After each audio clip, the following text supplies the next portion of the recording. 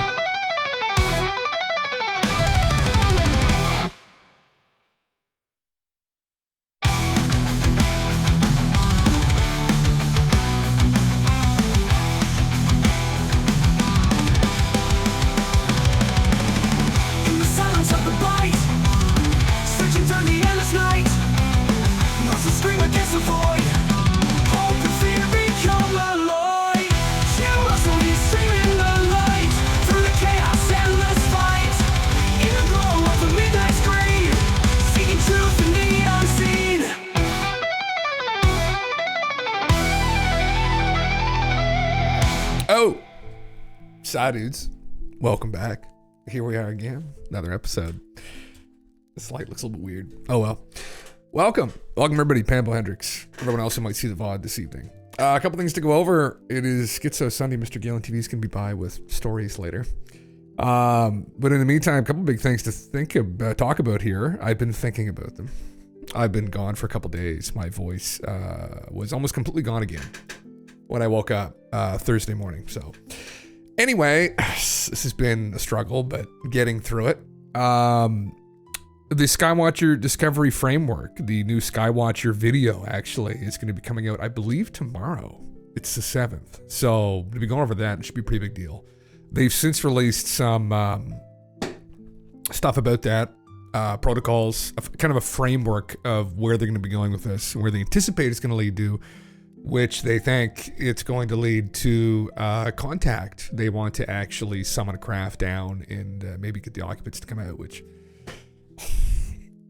we'll go over that. A new interview on the GALENTV anomalies that I think I'm just going to watch here this evening before Mr. GALENTV shows up. Big deal. Jay, is his name, from Project Unity, actually got an interview with the guys involved with the GALENTV project, the SAR technology that they used. They had Mr. Biondi on to explain his technique. So pretty big deal, actually. I mean, this is looking more and more like it might be something, well, it sounds crazy, but it might actually be something real. So yeah, Hendricks, welcome back. Yeah. Behind due to cat sitting duties, and they're going to show the UFO videos. I think I saw a mention of that somewhere. Prepare to be underwhelmed again. Yeah. I think that's supposedly they captured an object with data, Hendricks. He was on Jake Barber was on Ross Coulthard's program last week. We were watching that on Wednesday, I think, or Tuesday.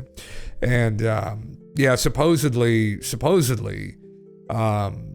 going to be some spicy stuff. But I mean, last time this was promised, not that it was promised from Jake, but from Ross, we got like the egg video. And Jake did talk about the first Skywatcher video was kind of like there wasn't really anything that happened. So we'll have to wait and see. We'll have to wait and see what happens. Yeah, I'm not really anticipating much. But then again, who knows, right? I had no idea that these guys were even doing what they're doing, let's say, with the SAR stuff for GALENTV. Who knows? I've been on here memeing about this, that potentially disclosure may not come from little gray people from Zeta Reticuli, but it might come from looking to the ancient past, that we're not alone. So, yeah. It's over for most of the year now, but now it's over. Cheers, brother. Cheers. I'm just getting on to probably a sober streak here. We actually were out last night at a nice Italian restaurant, and I did have a glass of wine. But, it's just one glass. No, I actually had 2 small glasses. I'm cutting it down. One of my goals here, I want to really get back into shape. I might even do some fitness stuff for the stream, because I saw some other streamers doing that there at the gym. And I said, you know what? I mean, if I want to do IRL stuff and I have this stupid fucking expensive phone I bought to do this, I might as well do something like that. So anyway, yeah. Fuck.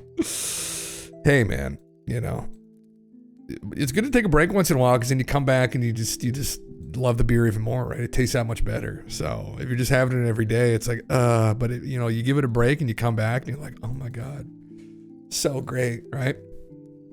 This is the guy actually I'm going to watch later, his interview with the 2 gentlemen that are involved with this whole GALENTV discovery that everybody's been talking about all over the internet.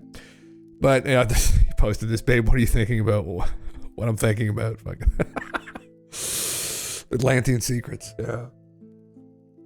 Which is literally the meme. And I think personally that's my bet as to where this is all probably going to go back to. But we'll get to that later. Yeah, what's in the fucking bag? Yeah. It's interesting though. It's interesting to watch this kind of unravel, because I'm someone that for, I don't know, when did Ancient Aliens come out? So this really got it picked up in popular culture. It was really due to Ancient Aliens, I think, as a meme. So that came out in 2009. So I mean, God, probably like almost 20 years I've been kind of following this, and watching it progress from straight up woo, like crystal people, like conferences, doing past life regressions to Atlantis, to the kind of the more academically inclined stuff around Plato, and then getting to the Ancient Alien meme and Sitchin and Von Daniken and those guys from the 60s and the 70s. And then watching this kind of come into the mainstream completely. It's good to see, because it's always been something that I've been kind of obsessed about on top of ufology. But this was always, there's something about this that I got onto and vibe with a little bit more. I don't know why, but Neil, what's up, dude? Yeah. Hey, man. Yeah, I'm getting there. Listen, my voice, I think, is back to normal, but I was saying that on last Thursday, I didn't stream. I woke up and my voice was like pretty much gone again, unfortunately. So, yeah, I got to remember, like, I always yell at the fucking microphone. Like, I just yell. I got to like stop, like chill. Like, it's hard. It's hard for me. It's my autism. I have to yell at the wall. Thank you, man. Yeah. Listen, I've just been working on myself, Yeah. Brother. Yeah. Listen, that's the goal, is we're going to try to get back to looking like maybe like $10. $10 would be nice, actually. 10 or 12 bucks at least. Yeah. We're a long way from $1 million, but hey, yeah. Yeah. It's rough, man. Yeah, your dollar bill. Listen, brother. Yeah, listen. Inflation, though, right? I mean, we might be deflated because of that, but it's coming. Our time's coming. All right. I think you're $1 American, though, aren't you, Meal? I'm fucking $10 Canadian, so we're probably pretty close, actually. We're not that far off, yeah. Considering what's been going on lately. Yeah, $1 Virginia dollar. Fuck, that's nothing to scoff at now. I saw this, actually, Will, I don't know if you're there or not, Will, posted this in the Discord, which was, I thought these are fucking real, man. This is the new ChatGPT image generation that they're using. look at this. I think it's finally got to the point now where some of this stuff's going to be discernible. I literally was ready to go fucking buy those on Amazon. Isn't that crazy? Oh, really? Of himself? Like, look at it's got history, it's got the logo, it's got Ancient Aliens, it's got Giorgio, everything's spelled correctly, everything's proportional. It literally looks like Giorgio could take that and literally go and get that manufactured and sell that. And there's Singer Alien with the fucking probe. Like, unfucking real, man. I saw this too that some guy made. I knew instantly it was from ChatGPT because people are complaining about Göbekli Tepe in Turkey that they planted fucking olive trees over the site that they've yet to excavate. And so it says Göbekli Tepe now with no olive trees, 12 plus, 804 pieces, Lego. This is not like it's just done. All of the fucking marketing people, like if you want to market a product now, boom, it's done.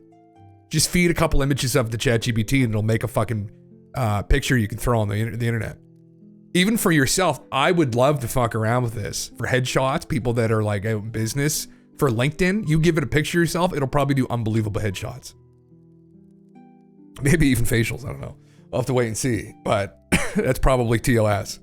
But man, this is fucking, I couldn't believe this. Man, I think we literally crossed the threshold here with this. And also the branding, man, like what they're gonna get a fucking lawsuit on that. Like, imagine what people are gonna start. You would be able to make something and then put the logo on it and then print it off. Like, there's gonna be so many issues to copyright with this. Like, anyway, even Giorgio, like, what the fuck, man. Anyway, for people that don't know, we crossed the threshold or the Rubicon or whatever, however you want to say it. Just what's happening. I noticed this with ChatGPT recently, and we can fuck around with this later because I accidentally took another payment out, so I'm still paying for it. But it's unfucking believable now. 2025 is the year. Yeah, my dumb opinion is it's fine and will disrupt industry that need to change anyways. I agree with that, man. Even music and shit and copyright, and listen, I was a musician, and not that I like did it really professionally or anything, but I intended to go out and do stuff, and I recorded EPs and shit, and it always kind of bothered me, the copyright around music to some degree. Now, I get it, but we're gonna get to that place again where, like, yeah, you can't control art, right? Advertising, marketing, music, movies were all headed south years before AI came out. Yeah, man, exactly. I think this is a new era. I think this is a new era. And I think it's probably for the best. I mean, people are going to have to learn to make money off of other things, or they're going to get UBI. I don't fucking know what, right? But artists may rely on just donations from people buying their music. I don't know. I mean, you won't be like multi-millionaires anymore. I don't know. Yeah, I'm kind of the same way, man. Yeah, copyright to me was always just disgusting as well. Just music's meant to be free, just share it, throw it out there. I remember the first EP I put out, actually, the first like single I put out with it, I just literally gave it to all these fucking radio stations. You want to play it. And it actually got quite a bit of, it played around quite a bit. It got played on got played on the radio station here. It got played on the radio station in Halifax. It was a late night show.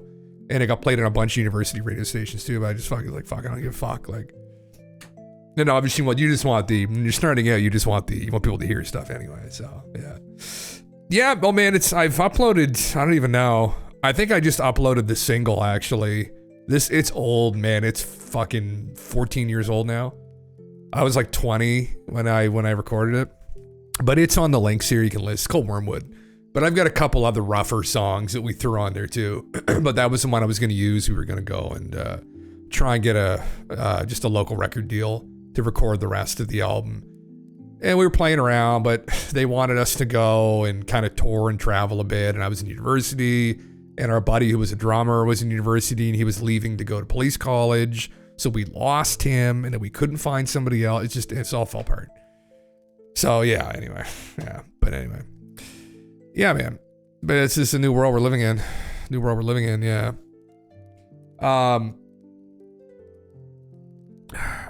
Artists survived MP3. They did, man. That's exactly it. That's exactly what they did. Yeah.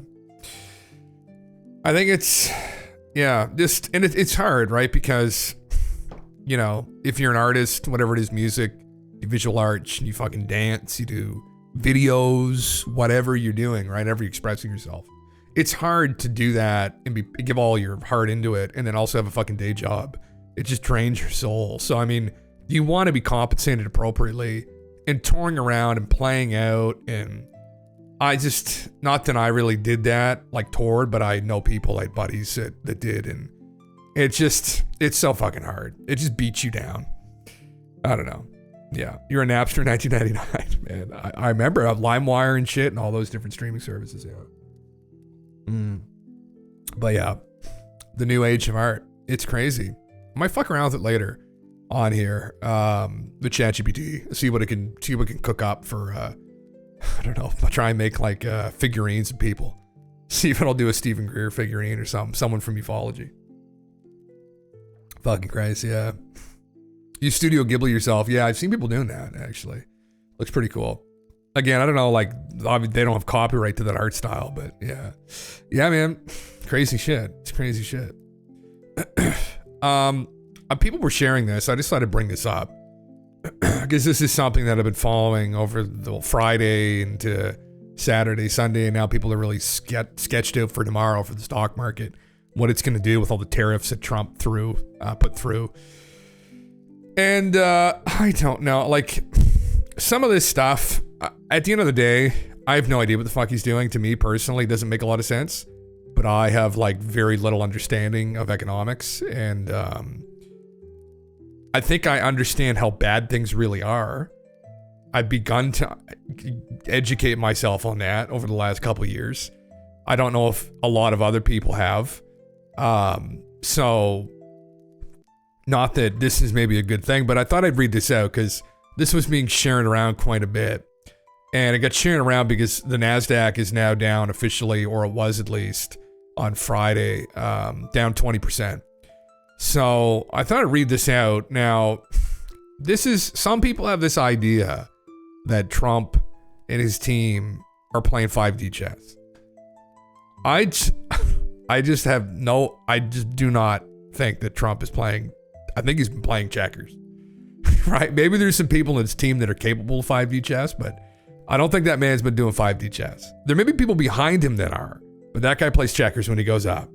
And sometimes he's not that great at bluffing even. So I'll just read this out quickly. Yeah. I've sold some stock last year top. I don't know what's going on either. Vibes of the signal chat did not scream 5D chess. Yeah, that's exactly it, man. I think that's a really good point. Yeah, that's it. It's just a bunch of checkers on a chessboard. Checkers on a chessboard. That's what it seemed like to me, which, you know, I was starting to get a little bit nervous. I was like, holy fuck. So this guy was saying, for the gentleman in the back, Trump is trying to crash the stock market at least 20%, causing a flight into treasuries. This will cause the Fed to slash interest rates so he can refinance a debt near 0%. It causes a deflationary spiral, which will lower the cost of everything. He also intends to use tariffs as an incentive for companies to build in the U.S. to avoid having to pay them. The tariffs and the resulting global trade war will also force American farmers to sell more of their goods in the U.S. due to the retaliatory trade measures by other countries, which will directly lower the price of groceries in the U.S. More than 94% of all stock is owned by just 8% of the U.S. population. Trump is literally taking money from the rich and giving it to the poor. This is why Trump is playing a game of hokey pokey with tariffs. One day he will have 25% tariffs on Mexico, the next he doesn't. This is to cause extreme volatility in the markets and a desperate need and demand to flee towards treasury bonds, which are much more stable but offer much lower potential return.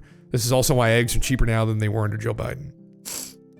This was posted March 11th, so a month ago. That's, well, man, same guys. Yeah, it's exactly the only thing I know too is that I know nothing, right? It's a Socratic meme. Malbo, what's up? So, I don't fucking know. Now, even if this is, because this is fucking 5D chess. If this turns out to be true, and this is then Jesus Christ, this was 5D chess.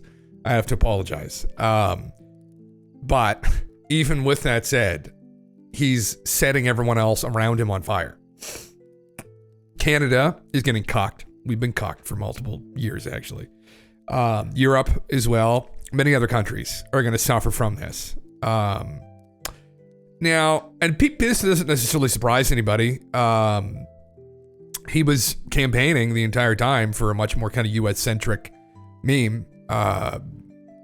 So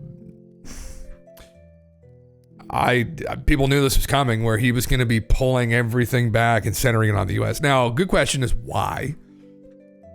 Well, I mean, you look where things are headed here globally. I mean, you look at their debt as well. I mean, they were getting to a point where they're just going to start defaulting on it, and they needed extreme measures. Now, I just don't know if, again, setting everyone else around you alight is a way to deal with the fire you've lit under your own ass, but with the people in government at least. But yeah.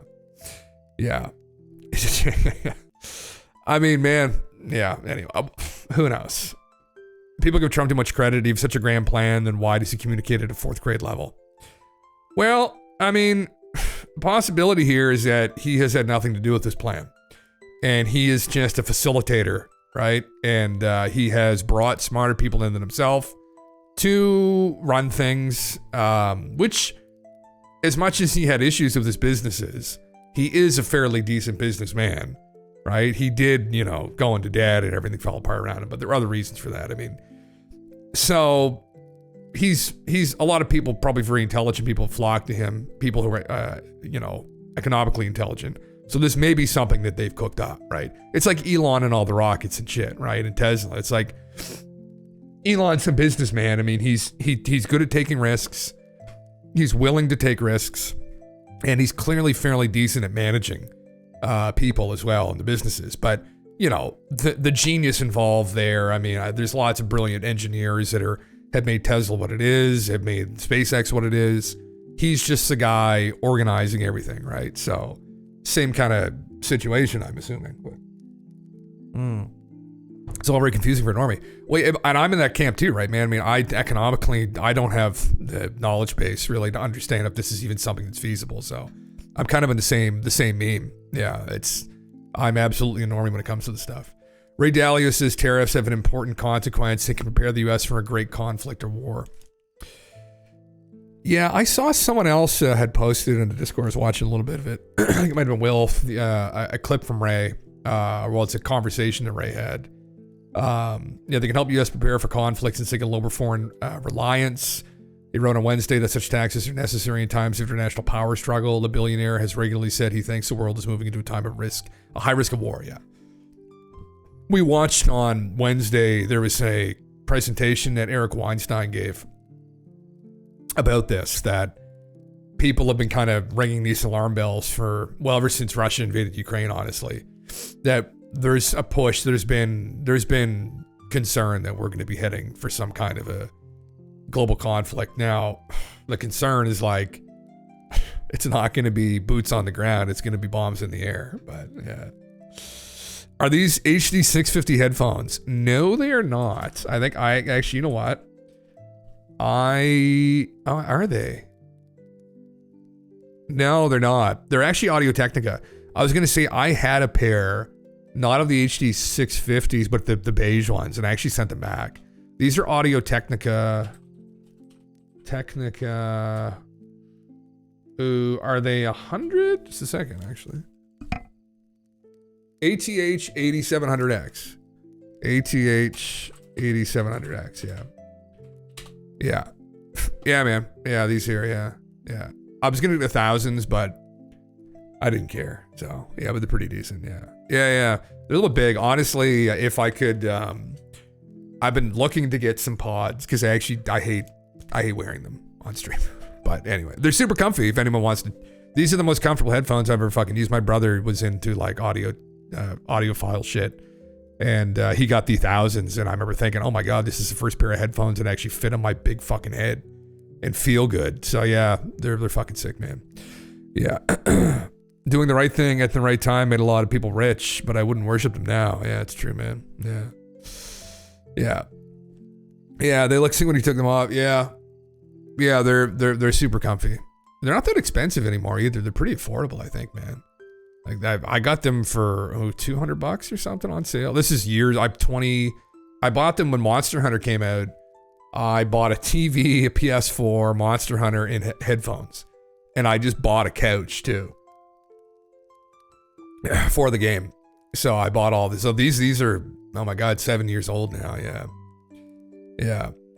You love the autofill shit since 2003. Oh fuck it, man. Yeah. Why are you wearing them while streaming at all? Secret voice directions. To hear my voice, man. Yeah. So one thing, well, a couple reasons. So I can hear stuff. So I can watch videos and stuff. I could get little speakers, but this mic doesn't work well with the speaker. And also to hear my voice, like when you're streaming or doing anything like this, like with a mic, I want to be able to hear myself in the microphone itself. So I need something to monitor. Yeah. It just helps me like gauge like where my voice is. Yeah. And like how it sounds. Cause I've done it before where I don't have anything on and I'm like this the whole fucking time. And some people are like, oh my fucking God. Or I'm like back here and you can't really hear me. So it allows you to like gauge how you sound. Yeah. That's why people do it. But I would love to just get a little pair of earbuds, because not that I really fucking care, honestly, but it usually messes my hair all the fucking, like, I'm just like, then I have to wear a hat, and it's like, fuck, but anyway. Yeah, used to buy Shure earbuds as a teenager and walk to school with a CD player in your pocket. Oh, fuck yeah, man. I love Shure stuff. Shure microphones, yeah. Yeah, I'm actually, well, I'm a guitar player mainly. I do sing, but mainly I'm a fucking guitar player. And I love amps and shit, like tube amps. Yeah, I've had a bunch of vintage fucking like tube amps and shit. I just had a little Fender Champ tube amp hand wired from some guy in California. I just sold it actually when we moved out 2 years ago into our last place. And I got another Friedman beside me here right now, which is a nice tube amp. So yeah, you get a PV 2x12 tube amp. Fuck man, classic 50. Oh fuck yeah, fuck yeah. Yeah, I would have liked to get a bigger amp. This is just a 20 watt, just a little 20 watt EL84 amp. Sounds pretty good though. It was just cheap. It's got a, you can plug it directly into a audio interface. So if I was out playing anywhere, I haven't actually brought it out yet, but if I could just, I wouldn't even need a cab. So I could just plug it directly into the PA system. But anyway, yeah. Yeah, I imagine it would be. Yeah. You've been touching guitars for 10 years. Holy fuck, man. Yeah. Well, I mean, I sold my guitar. I had to sell my guitar when we got our place there a couple years ago. I was ran out of money. I had to get rid of it. It was too expensive. It was a 58 reissue Les Paul that I got years ago. It's worth a lot of money. So I just I listed it, and literally within 2 minutes, I got a fucking call from a guy in Newfoundland because people collect them. And so I had to get rid of it. But so now I just got my childhood guitar that my buddy fucking fix up. And anyway, when I have some money, I'd love to buy another electric guitar. It sucks not having one, but yeah. To remember how many watts, I think I have both EL84 and 1286, but I don't remember. I have a 2001 American reverse headstock Strat 68 reissue. Fucking, oh hell man, that's nice. Hell yeah. Nice. Yeah, all the reissue shit's awesome, yeah. My Gibson SG Standard was around $1,200. I guess I get like $400 today. Yeah, it's hard to say, man. You probably get more than that. If it's in good condition, you probably get like $600-700, I think. The guitars are expensive now. I bought my reissue back in 2012 for $3,000. And brand new, they were $5,500. A guy had returned it because one of the 12th fret at the bottom of the fretboard was raised slightly. And so they got it returned. And so they gave me a crazy deal on it. It was worth with tax probably like $6,000. So I got it for like half price, almost brand new. And anyway, they're still worth a lot of money. But now, man, oh my God, those reissues now are worth like $8,000-9,000 or something fucking crazy. Like it doesn't make any fucking sense. And you know, they're not even like the Gibsons, at least they're a bit better now. But I remember I gave it to this luthier who is a guy that I know. He makes guitars, but he mainly just looks after guitars for people. And I remember I brought it to him and he looked at it and he's like, man, like I don't know what wood they use, but this thing is like not that great. Like it was all the wood was falling apart under the fucking the nut under the under the headstock there, and the truss rod, it was all fucked. I was like, oh my God. So my love for Gibson is faded, but yeah. I can play Hendrix, but the reverse headstock does indeed impart a cool talent. You can't play Hendrix. Oh, fuck yeah, man. Yeah. Yeah. They build these guitars every year, so why should 15-year-old guitars become expensive? If it's a good guitar, man, it's a good guitar. That's the thing. They hold their value, actually. Instruments do hold their value. Yeah.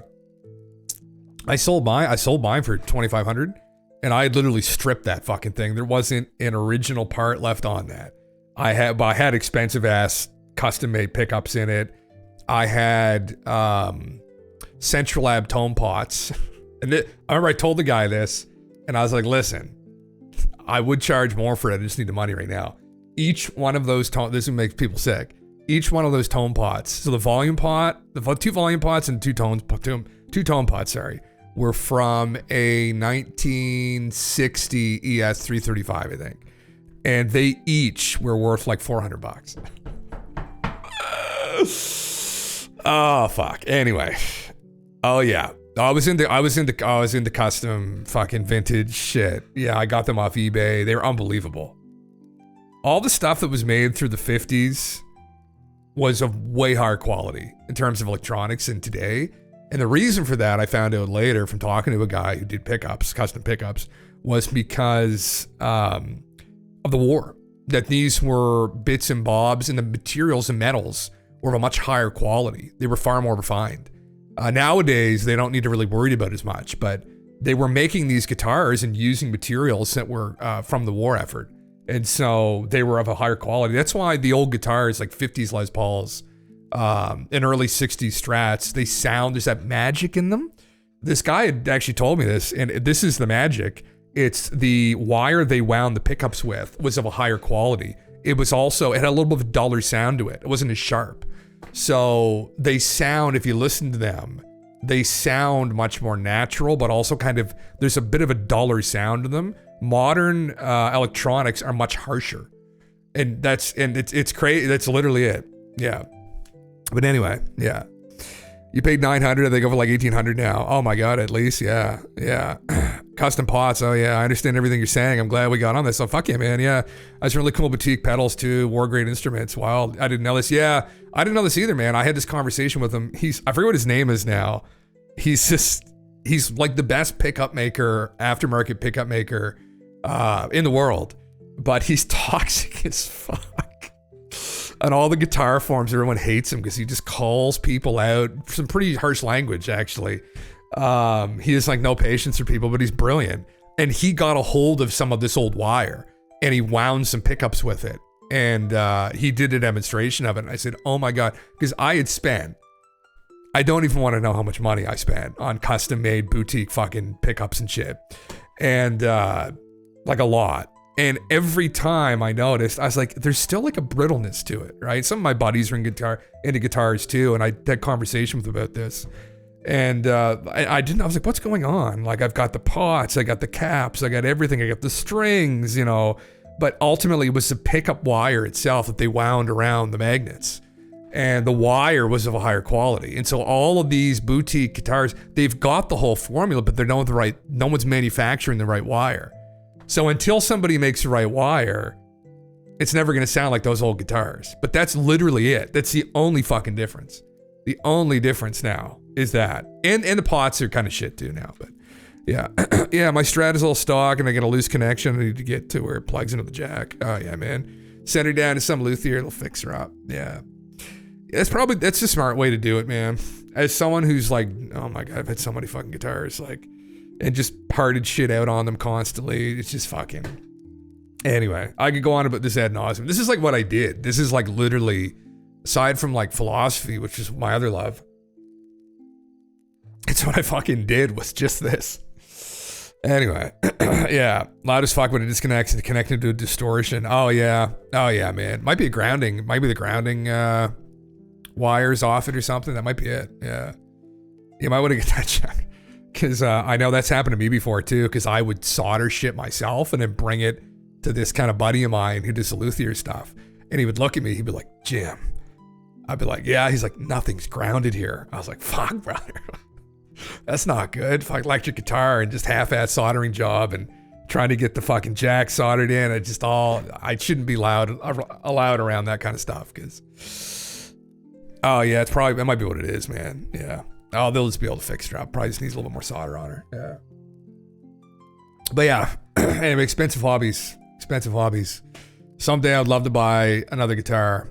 Actually, this is aside, but hold on. What's it called? Les Paul. Much as I was saying how much Gibson pissed me off, but it's Paul Junior double cut reissue. This is gonna be my next guitar. Where is it? No. It's a purple one. Oh, it's all back. Oh fuck! I get dark mode on, for fuck's sakes. I hate dark mode. Where is it? No, that's not it. Somebody did a custom order of these fucking things. And no, that's not it. Hold on. They did it in purple and silver. And oh my fucking God. No, that's not it. God damn it. Oh, I can't find it. Shit. Or is this it?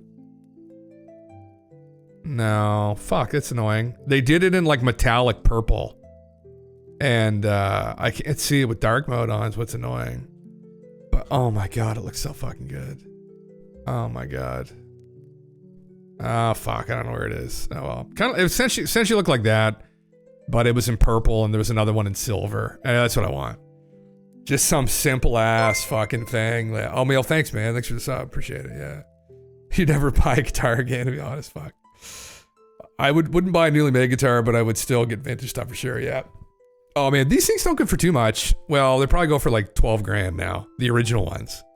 But these things, I don't know, they're still expensive. They probably wanted 6 grand for it, which is crazy because back in the day, these juniors were like meant for young people. So they're like, this was supposed to be the affordable option, right? For like kids or teenagers to learn on. And they became famous because they're just a really simple stripped instrument and it's kind of all you need, really. But now, because they became so popular, they did a reissue of one, another like 6-7 grand. I was like, guys, it's a fucking slab of wood with a pickup slapped onto it. I was like, and it's 6-7 grand. I'm like, get the fuck out of here. Christ. That's another thing that pisses me off about them, but anyway. Your custom tailor-made. Oh man, that'd be fucking sick, yeah. Taylor makes great acoustics, man. Yeah. Oh yeah, it's just a rabbit hole to go down when you get into these fucking things. That one's cool too, actually. All fucking relicked. Anyway, this is things. The reason I don't have money is if I did it, I'll be gone. Yeah. Fuck yeah, man. Fuck yeah. Oh hell yeah, hell yeah. Oh well, this is not good news. Anyway, what I wanted to play here actually was this trailer that I just saw for Bob Lazar, Bob Laser. We provided the DeLorean for this. Had an amazing time. DeLorean rentals. Interesting. There's a new trailer. There's a new Bob Lazar documentary. Yeah, I see the bot here. I could ban them. Whatever. Fuck it. Yeah. Man, yeah, I love Bob's shit, man. Like I've always been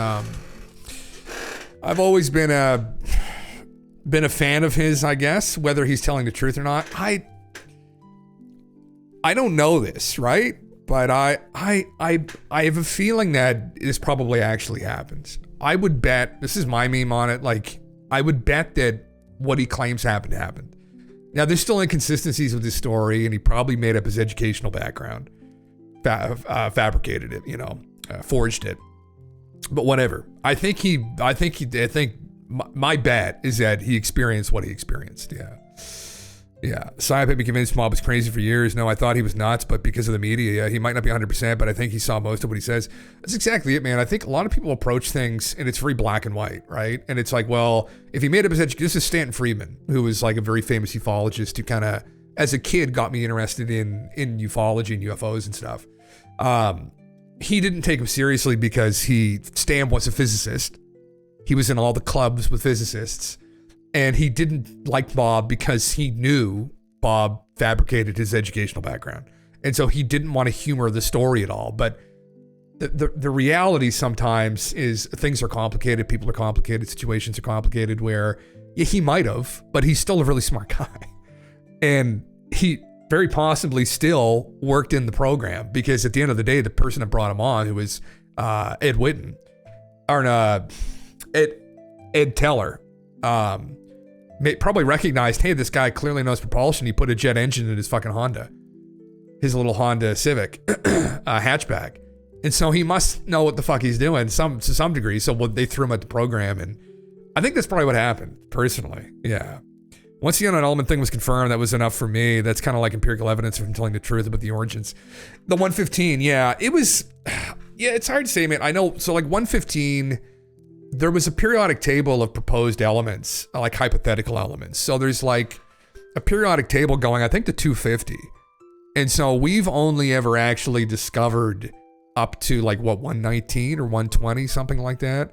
And so people had pushed back on that before, where back in the 70s, if you looked at these projections of these periodic tables, 115 was on there. The thing about it that's still, I think, a bit unknown is that they did it in Russia, I think in 2011 or 2008, but they were able to create like a tiny little bit of it. But it didn't have, we don't have enough of it to know if it has any kind of like inherent anti-gravitational properties to it and shit. Yeah. So it's hard to say. I mean, like for me, the thing that did it for Bob, the thing that did it for me about Bob's story was all of the independent corroboration from other people that were around him, where he had friends and family. He had John Lear and Gene Huff. There were a couple other people involved with him too, and they had it on video, but they were going out to Papoose Lake and they were videotaping this craft flying around, specifically the one he worked on. And they did it 3 times, and they had multiple witnesses, which is how George Knapp heard about it. So people could say what they want about his educational background, but I don't think those people all fabricated that scenario. It's just way too out there. And, you know, John Lear, before his death just a couple of years ago, kind of started talking shit about Bob. So if John was in on the gag there, that would have been the time to fucking maybe out him. But he never did. He was always adamant that he brought me out there and I saw a craft flying around. Like, I saw something zip around I can't explain. And then in the end, his explanation for Bob was that they used him as a psyop or something. Yeah. Yeah, I do an extra bit. It's still it's the idea of it's still impressive, where the element itself that he had I don't know, more isotopes on it or what, but it in the amount that they had some kind of inherent property to it, where, and this is all speculatory even in physics supposedly, that there's these 2 different types of gravity, where there's a gravity A and a gravity B, and that one gravity is from large quantities of mass, and the other is what holds all of these small particles together. And at this 115, its small gravity force extended beyond the parameters of the atom, right? And that people in physics, I've had a buddy of mine on here, Drunk Physics, who's a actual physicist. He's a theoretical physicist. And like, it's all kind of just woo to them, where they're like, yeah, they've heard it, but it's like, that it's not really a thing. It doesn't mean that it's objectively not a thing. It's just not something that I think people in mainstream vibe with. So that was another part of his explanation that makes sense to them. Maybe that's something that they've confirmed in these programs that hasn't gotten out to the general public. But anyway, yeah, it's interesting. Let me play the fucking trailer, because I want to kind of go through it again. I only watched it once. Hi, I'm Bob Lazar. In December of 1988, I was hired as a senior staff physicist by a U.S. defense contractor called EG&G Special Projects. I was told that I would be working on an advanced propulsion system out in a remote area of the Nevada test site, known as Area 51. Wanting to protect myself, I decided to go public and reveal the secrets of S4. Well, there's actually 9 flying saucers, flying discs that are out there of extraterrestrial origin. He is not your typical straight-laced science guy. If you This is a blueberry sparkling water, brother. Think out of the I wish box it was a Stella and help Artois. solve problems. Bob was probably the best person in the country at the time. He was perfect for it. People are catching on that what Bob said is true. Physical evidence now exists which proves that there is life elsewhere, and at least one form of that life has been here. Crazy shit. It was exactly like disarming a bomb every single day. He was targeted. And I saw the guy with the gun. I was willing to fire back. These briefings contained a wide spectrum of information, mostly relating to aliens and alien technology. The people that have been keeping these secrets for a long time are not going to give this stuff up. Fuck, man. Keep No one trying. has ever been able Don't to give show up. exactly Fuck. what I saw with my own eyes. Until now.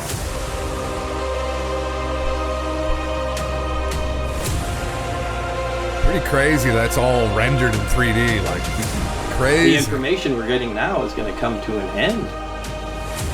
The slightest wrong move could release a tremendous amount of energy.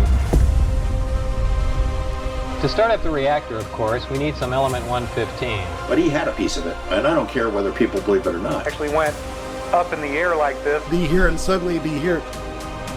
We don't know where they came from. Gene, oops. This is my husband, Bob. Gene was one of the guys that was there. That saw it moving around. He didn't believe in flying saucers. ALSAP becomes ATIP. ATIP gets on the front page of the New York Times. It leads to congressional hearings. It leads to Dave Grush. Pretty fucking All cool, the stuff man. that's unfolding right now traces back to Bob Lazar. Pretty crazy. It's gonna be pretty crazy. Like, man, when it fucking drops.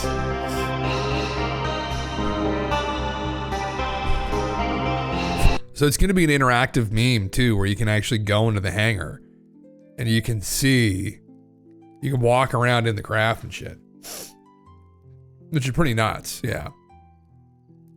Oh, MJ12 license plate. Yeah, I did see that. Yeah. Yeah, that, remember Bob said the mortal body is just a container. Yeah, that's, and well, he had said too that he saw, now this is the part, like, none of us know if this is actually objectively true or not, but he had read documents that when he was briefed into the program, and there was a folder on religion that was stupidly thick, and the start of the document, which I think he only read through the first page or something, had essentially stated that the ETs told them that they were involved in some of the prophets in planet Earth's history. So they were directly involved with some of the prophets to maintain the containers. Yeah, we know this meme. Yeah, and that's crazy. I mean, it gets so metaphysical. It gets pretty like woo. It gets out there, right? That they were working with people here to come and try and influence human culture. And they said three. So I mean, there's Jesus, Buddha. I don't know what the third one is. Maybe Muhammad. Who knows, right? But crazy shit. Archangels equal architects. Who knows, man? I mean, it's hard to say, right? Like, yeah, this is a celebration of Bob. Yeah, that's exactly what it is. Yeah, I just wish that maybe he would testify. That would be that's what I would really want. Maybe he thinks it would rock the boat too much for him, but I really wish that he would just testify. It's going to be so cool to be able to go walk around it though, because it's I think it's an interactive thing you can download. I think that's what they said. So yeah, maybe, man. I mean, that would be a fucking shocker. I mean, he supposedly got some of the 115 out too. So whether he still has that or it's gone or what, but I mean, if he got the 115 out, that would have been, maybe he'll just show up one day with it on him, and then we would know instantaneously once he pulls that out and we study it whether it's from Earth or not. I mean, if it does what he says it does, then it's probably not, right? It's almost certainly not. So yeah, I read the whole thing. This is Jesus, an architect, and decided this version of humanity shouldn't get wiped. So fuck, oh man, who knows, right? I mean, there's all kinds of wild stuff out there, right? You never know, right? I mean, and in ufology too, there's a lot of wild shit, right? All the claims in ufology and people channeling things, which is kind of the next thing I was going to pull up here. But this is something we have to contend with at some point, right? And this has been my meme on it for a long time, where, what a lot of people have done is they just ignored it all, right? Or this is what people would do traditionally, maybe like in academia, is if you're like kind of a hardline materialist type person, you just ignore all of this woo, right? None of it fits within this framework, and your explanation for it is that, well, people just make it all up. And that was always incredibly naive because some of it is just so prolific. There's no way anybody ever made it. No way people made it all up. Like, I just think that was an acceptable explanation. I think a better way of approaching it would be, we don't understand reality still. And this stuff over here is probably a symptom of that. It's a symptom of the system we don't understand, right? All of these anomalous things. Yeah. Yeah, man, absolutely. Yeah. It's just human code. That's exactly what it is, man. Yeah. Yeah. It was people just being, naive. And it's fine for people to say, I don't want to get into that. I'd rather stay with like more grounded in the data. But I mean, the problem with the last couple decades, really, when you get into things like quantum physics, or even if you want to go look at things like remote viewing, is there's data, hard data on those phenomena, suggesting that things are much weirder than we thought they were, right? And I really do think, and this has always been my meme with it, that we should be looking at this stuff much more honestly and openly. Yeah. And that might be ultimately one way to move us forward, right? And a lot of people are like, well, why would you spend your time even digesting all this stuff? And for me, now, if you were someone that was into like hard sciences, well, maybe it wouldn't be as valuable. But with philosophy, I mean, it is all about asking questions ultimately, right? I mean, you look at quantum physics, it started out as metaphysics. It started out as philosophers asking these fundamental questions about reality. And what some of this woo could do potentially is orient us in a way where we're asking the right questions. And if we can ask the right questions, we might start to unlock deeper portions of reality. And so contending with this stuff, I think, is therefore very important. And that's my reasoning for getting into it ultimately. Because I've had to think about this over the years and even recently in doing this, like, well, why would I or why should philosophies discipline contend with this stuff more than others? And it's for that very reason, I think, because it gets you in the right headspace. Because really, ultimately, moving us forward, it does all start with asking the right questions. So I think this stuff's kind of important. That goes all the way down to the line to people channeling fucking Skinny Bob, really. Because who knows? I think in the distant past, we were far more open to this type of stuff. In 2 years, we're going to be on the Normandy hitting the mass relay Russell fucking. Yeah, well, they kind of were, man. And I think it's because of the influence that some of these kind of more materialistic types had in academia and in the sciences. And they kind of washed over into a popular culture. And people became much more rational, but also dogmatic. And we're still kind of trying to shake that off a little bit. Yeah. But this is an effort, and this is very interesting. I mean, as much as it's memed on, or I've memed on, and other people fucking meme on it, the whole Skywatcher thing, which was set up by Jake Barber and some of his friends and colleagues, they're providing advanced aerial intelligence and protection systems founded by former military and intelligence professionals. Effectively, they are using people that are out in the woo, so people that would be considered psychics, who can connect with psychic phenomena, whatever the fuck that is, your dead grandpa, fucking Skinny Bob, whatever. They took those people and they said, okay, well, how do we reach out to these visitors? Because this is a problem, right?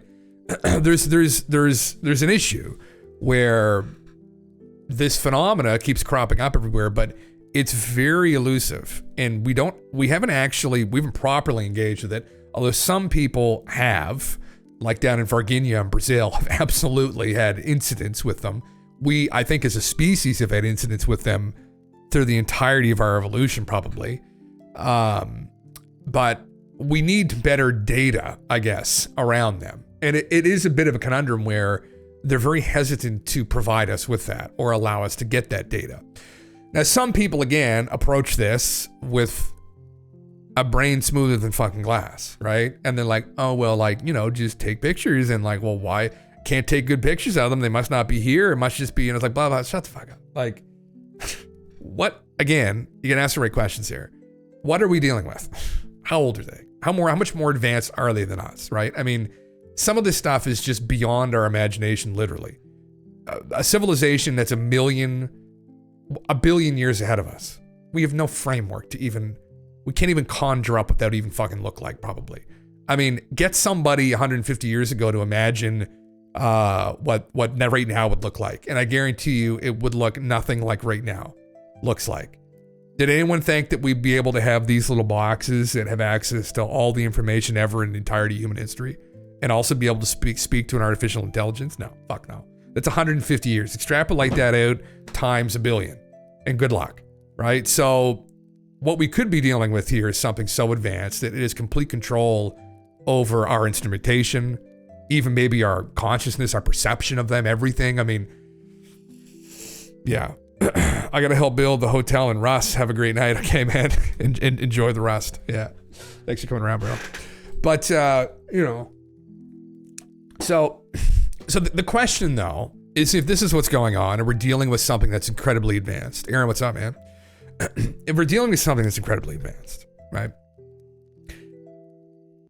How do we facilitate some kind of contact, right? How does that happen, right? How are we going to do this? That's really that's the question we should be asking. It's like, what do we need to do to facilitate some kind of a contact?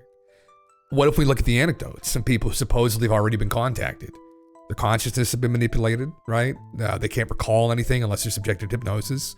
These memories, thanks to John Mack, who was the psychiatrist at Harvard, are relegated to the area of the brain usually dealing with childhood trauma.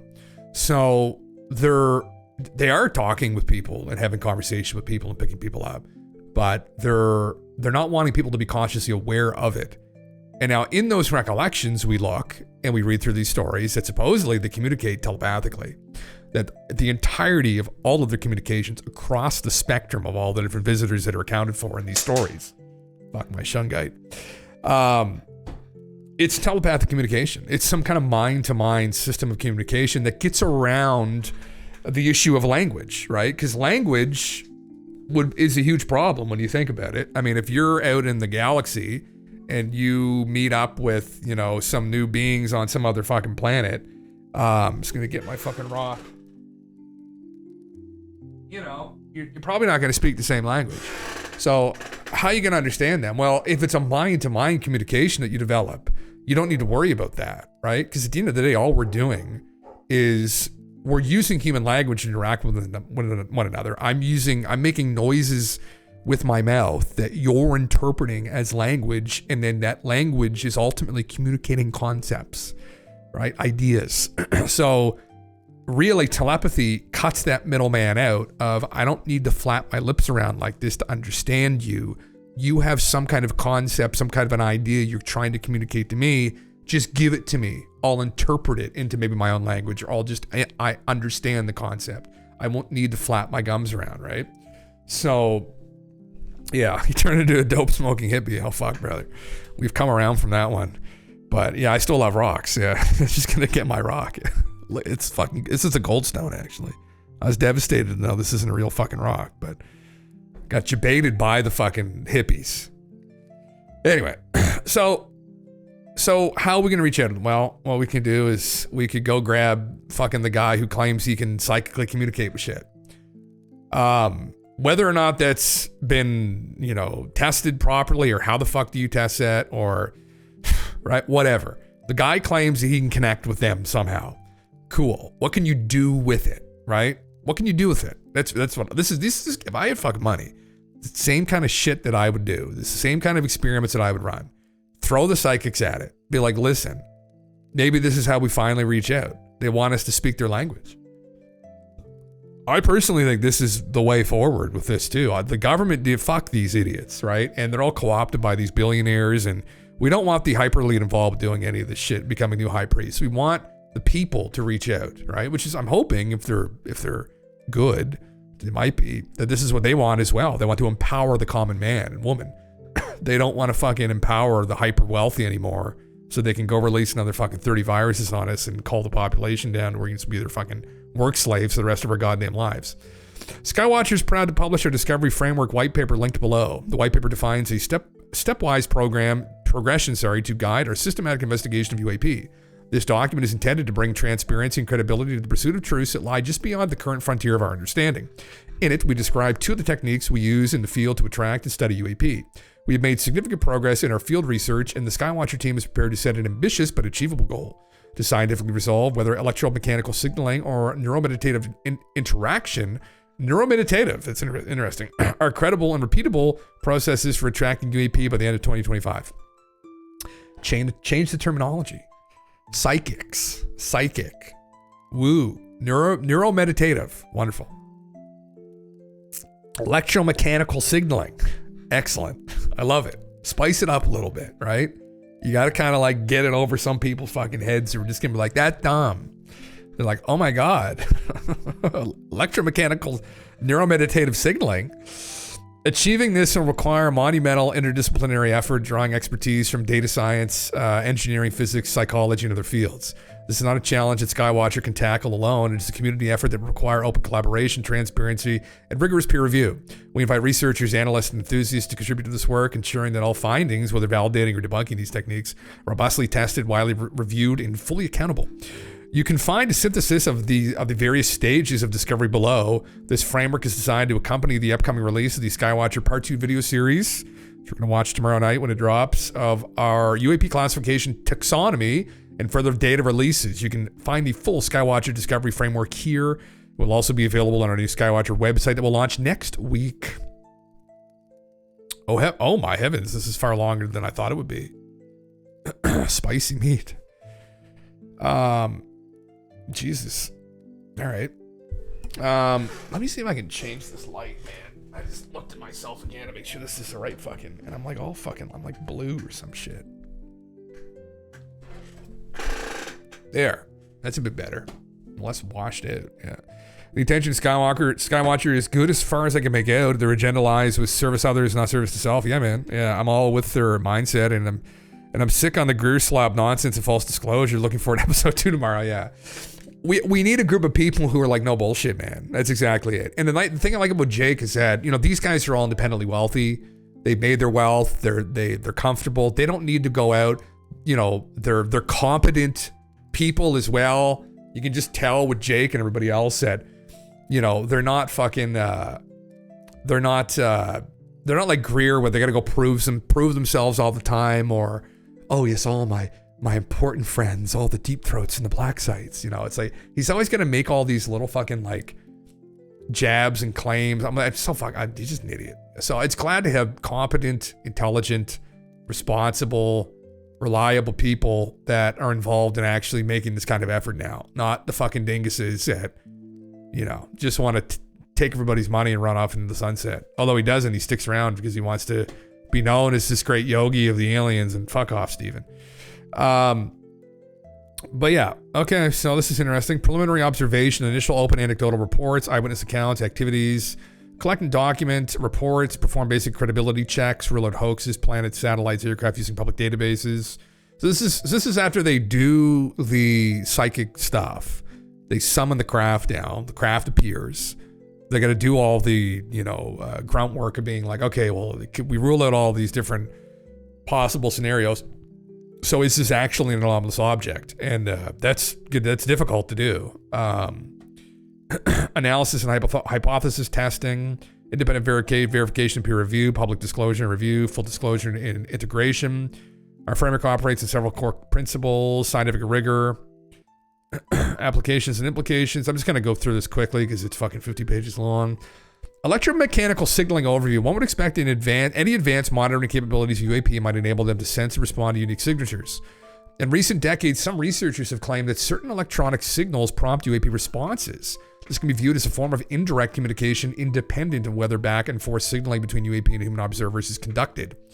Given this backdrop, Skywatchers has compiled and refined electronic signaling methods to attract UAPs. Preliminary results show repeatable success based on 5 years of rigorous experiments.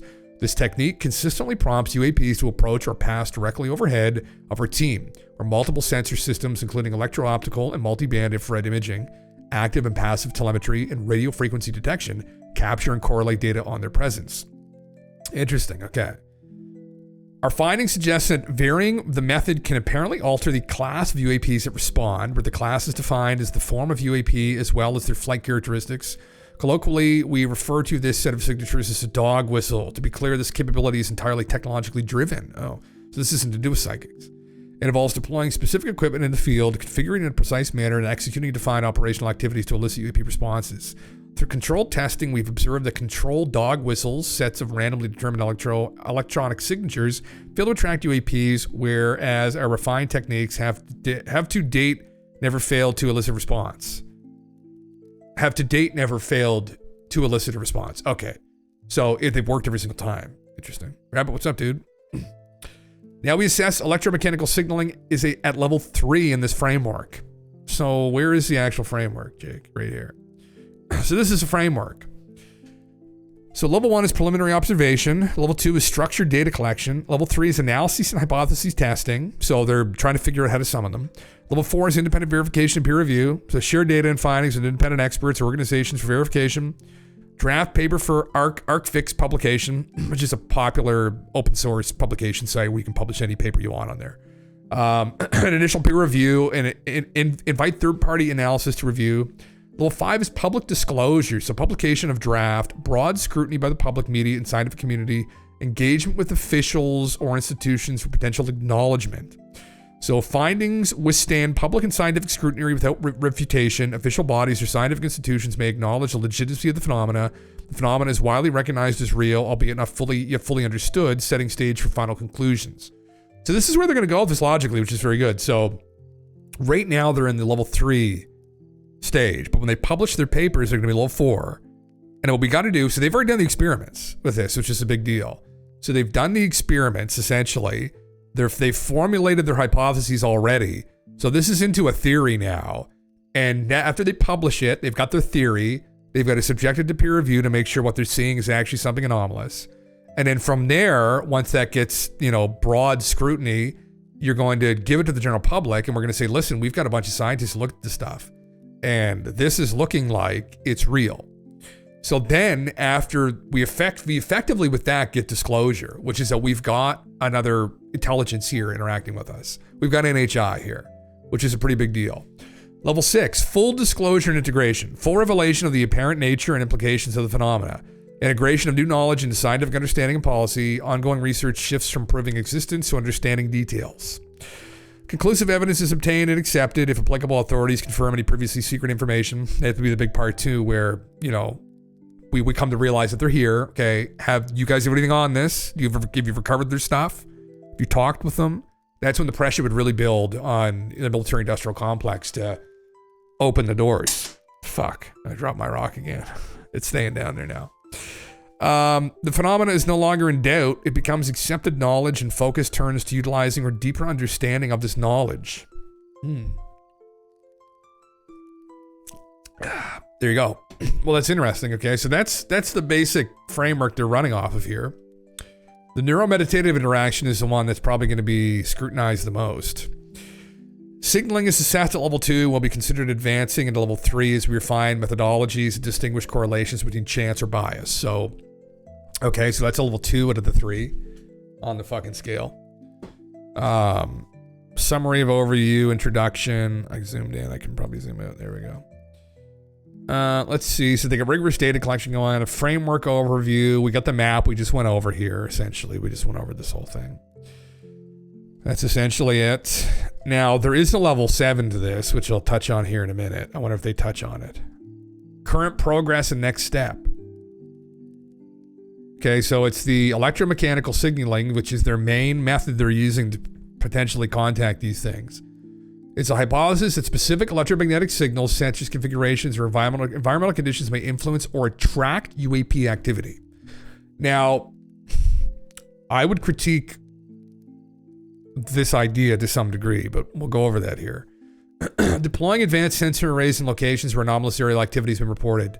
The results have been compelling enough to place electromechanical signaling at level 3 in the Skywatcher discovery framework, meaning we have gathered structured multi-instrumental instrument data that suggests an anomalous response, but we are not yet at the stage of independent verification. Okay, next coming months, you're going to go to level 4. So they're gonna put together a paper essentially and publish it with these results of the data. Now, they're functioning under this premise here right now because this is what they're observing, what they think they're seeing. So that this electromechanical signaling may influence or attract UAP activity, okay? So because there were claims from the psychics saying that they're influencing them, which is a hell of a claim. Even the attract. Now, again, we'll start this off by asking the right questions maybe. What the fuck is going on here, right? So, considering the mountain of anecdotal evidence when it comes to ufology, and that includes abduction phenomena, it seems like to me, possibly, that we are within a crib, right? The playpen hypothesis that I put forward before, that we're in a little playpen, right? And they may be interacting with Jake's team because this is some kind of an awakening that they want to help facilitate. So to think that we're influencing them may be a bit naive. It might be off base, honestly. This might just be a natural progression of things that's happened. We're getting competent people together that are actually trying to figure out a way to make contact. And I think it's always been there. It's always been something like this. It's always been this, how did they put it again? This what the fuck was it? A second here. How did they put it? Neuromeditative. It's always kind of been there that there's something to that idea going on. But people would just call it woo, and it is, but, you know.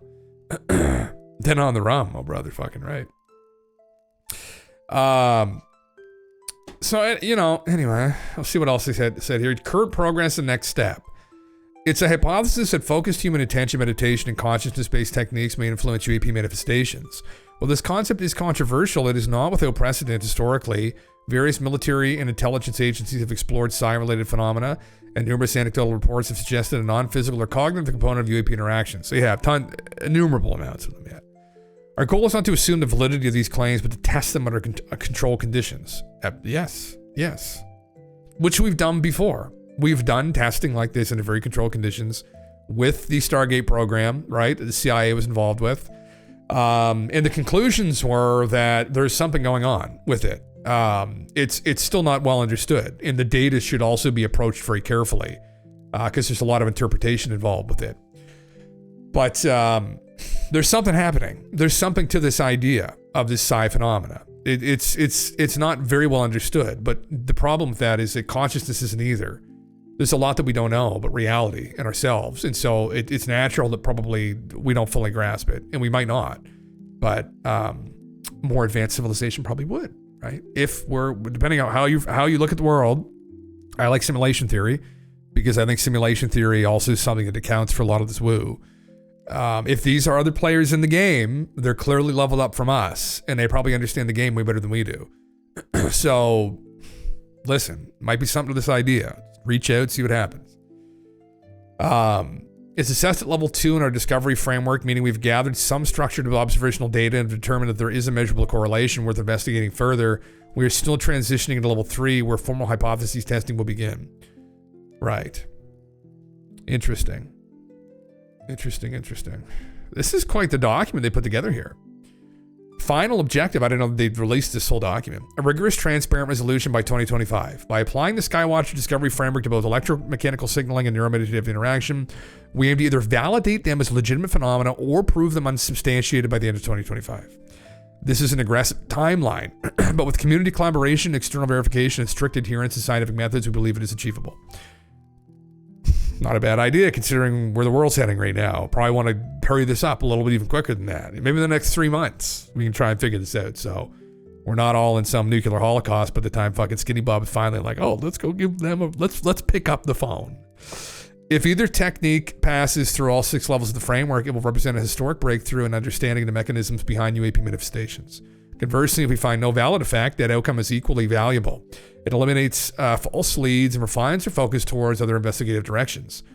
In the months ahead, we will be actively seeking community contributions, whether from engineers, data analysts, psychologists, physicists, or dedicated observers. If you have expertise in signal processing, psi research and practice, operational experimental design, statistical analysis, or any related domain, your insights could be instrumental in moving these projects forward. Intriguing. So they go in depth, I guess, on these different levels here. Okay, so they're in the level 3 to level 4 area. So they are working right now on a paper, I think. So for independent verification and peer review. So the video we're going to get tomorrow is, I'm assuming, going to be showing us some videos of some anomalous craft. And those craft were summoned to them through this, whatever the fuck they called it again. I keep forgetting. It's not the neuromeditative state. Oh my God, it's very long. Electromechanical signaling brought these crafts, is what we're going to assume tomorrow when we see this video, because they've already collected the data, supposing to them. The dog whistle, yeah, Aaron, thank you, yeah. So they've collected the data, so now we've got to, we'll see it, you know? There was one good thing about Nucor, won't last years. That's true, brother. It'll last fucking all of 30 seconds, won't it? Yeah. We'll be hearing off to the other side. What happened? Somebody pushed the red button. Fuck. Okay. So this one's now, this is, I'm just going to go over this. I'll kind of mention this here. So level 6 is full discovery and integration, the culmination of the Skywatcher discovery framework, the point at which the phenomena in question is fully disclosed, understood to the extent current knowledge allows, and begins to be integrated into our scientific and societal framework. Essentially, the subject graduates from being an unidentified or controversial phenomenon to being an accepted part of knowledge or reality, which is a big deal, especially if through neuromeditative methods we're able to get this stuff working. Because, I mean, for people maybe in different communities in philosophy, for instance, in consciousness research, man, this opens up like the can of worms, which remote viewing has kind of already started to do. But man, this will kick it right open, because, which is what some people suspected, right? And this will walk us right into things like simulation theory and 100%. Anyway, that's a little bit further down the road here, but. And it might not even, maybe they won't be through new neuromeditative or psychic phenomena we actually reach out. Maybe it will be through this dog whistle phenomena, right? These electromagnetic signals or whatever. Policy and response, ongoing validation, tone of communication, discovery process. Achieving level 6 means the goal of the discovery framework is met. What began as an unidentified, possibly dubious claim is now an openly recognized reality. The framework has provided a pathway to get there methodically. Jesus Christ, my brain. Methodically. We started with an observation, gathered solid evidence, analyzed it deeply, level 3, had others verify, level 4, shared it with the world, level 5, and finally reached full disclosure. I guess the question is, at that point, well, what happens, right? Because ultimately, although we would come to understand finally with conviction that we're not alone here, what we really want is for whoever's up there to want to come down and have conversation with us, right? And so it's not in our hands, really. What's in our hands is at least get to the point potentially where we can at least recognize that we're dealing with NHI. But we ultimately may not be able to facilitate that meeting. It might be beyond us to do, which would be kind of sad. But I would imagine if the general public came to understand this. Now, here's what I wanted to meme about. Here's takeaways, yes. Here's a couple memes. So this is something I brought up. Other people brought it up too, but I just meme on here about this, because this is a part of the phenomena a lot of people don't want to touch still, which is the abduction phenomenon, which I think is very real and has been very real, and touches on a very sensitive nerve for the general public. It will. So right now, there's something called the element of doubt that still exists out in the world for the general population about all of this, right? If they don't want to contend with this, then what they can do is they can tell themselves this is all crazy talk, and they can just turn the TV off or turn fucking Twitch off, shut me off, whatever. You don't need to hear about or listen to the phenomena. You can go about your life and not have to deal with it anymore. The issue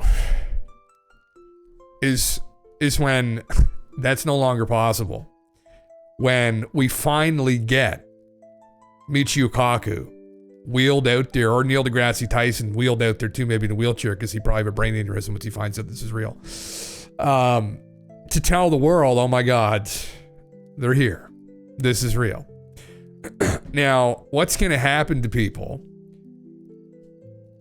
when we know that? Well, again, one of the first, the same scenario that's going to happen if the government came out and confirmed it. Yes, we recovered craft 80 years ago in the desert. Bodies, they're here. They've been here. Okay. Well, the first place they're going to go to is abduction phenomena. And that's the one that's going to get a little bit spicy for people. Because that's going to start to get people really nervous. Because UFOs and aliens and all this stuff have existed in this paranormal place. I mean, they were right up with fucking ghosts for the longest time. They still are to some degree, right? With spooky woo-woo stuff.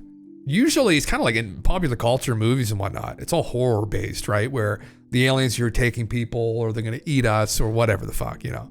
And so that's still out there for a lot of people that don't really think about this stuff at all.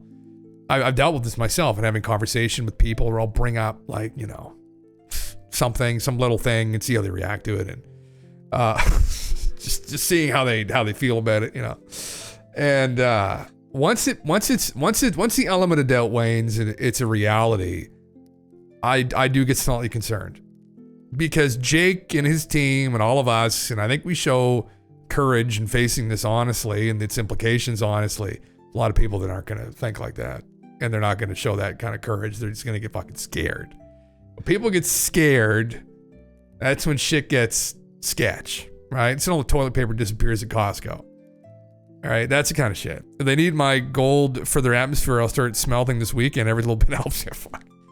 Well, that's what we're going to talk about in a little bit, which is probably even more disturbing part than fucking little gray man from Zeta Reticuli, right? But which might happen, we're going to talk about this here in a bit, which is the Giza pyramid discovery, which that's going to do the same fucking thing. But anyway, what's going to happen? And what the abduction phenomenon, when people start to recognize and hone in on that, I mean, they're going to run into a couple different cases, right? They're going to run into Betty and Barney Hill, which wasn't inherently negative, but the stress from that did probably fucking kill Barney. They're going to get up with John Mack, and it'll just really unnerve people. And that's when the government's going to start to get really concerned, because people are paying the government and the military industrial complex to keep them safe. And when people realize that we're fucking in a playpen or a zoo, and this idea that they can keep us safe from everything is just a fucking LARP and just a facade and just it's delusional. I mean, it's going to cause I think it might cause an issue. I mean, they could protect us from China and Russia, but like Skinny Bob, that's a whole different fucking deal, right? Aliens, it's a whole different fucking meme. And so, anyway, I think personally that there's enough out there right now, and there might be a way to do this. I think there may be enough to fucking collect enough data to where you could get people fairly convicted. I think if they can facilitate these summonings, or at least study the craft enough and get them on camera, I mean, we could maybe get there. And so this could be coming. There could be a panic. And I mean, it's no surprise, and it's no meme that there were all this talk of using like a fake alien invasion to freak the public out, because I really do think they get fucked up off of it. So anyway, the other thing about this he was going to mention is part 7, which is what Jake was talking about with Ross Coulthart recently. So level 6 is full discovery and integration.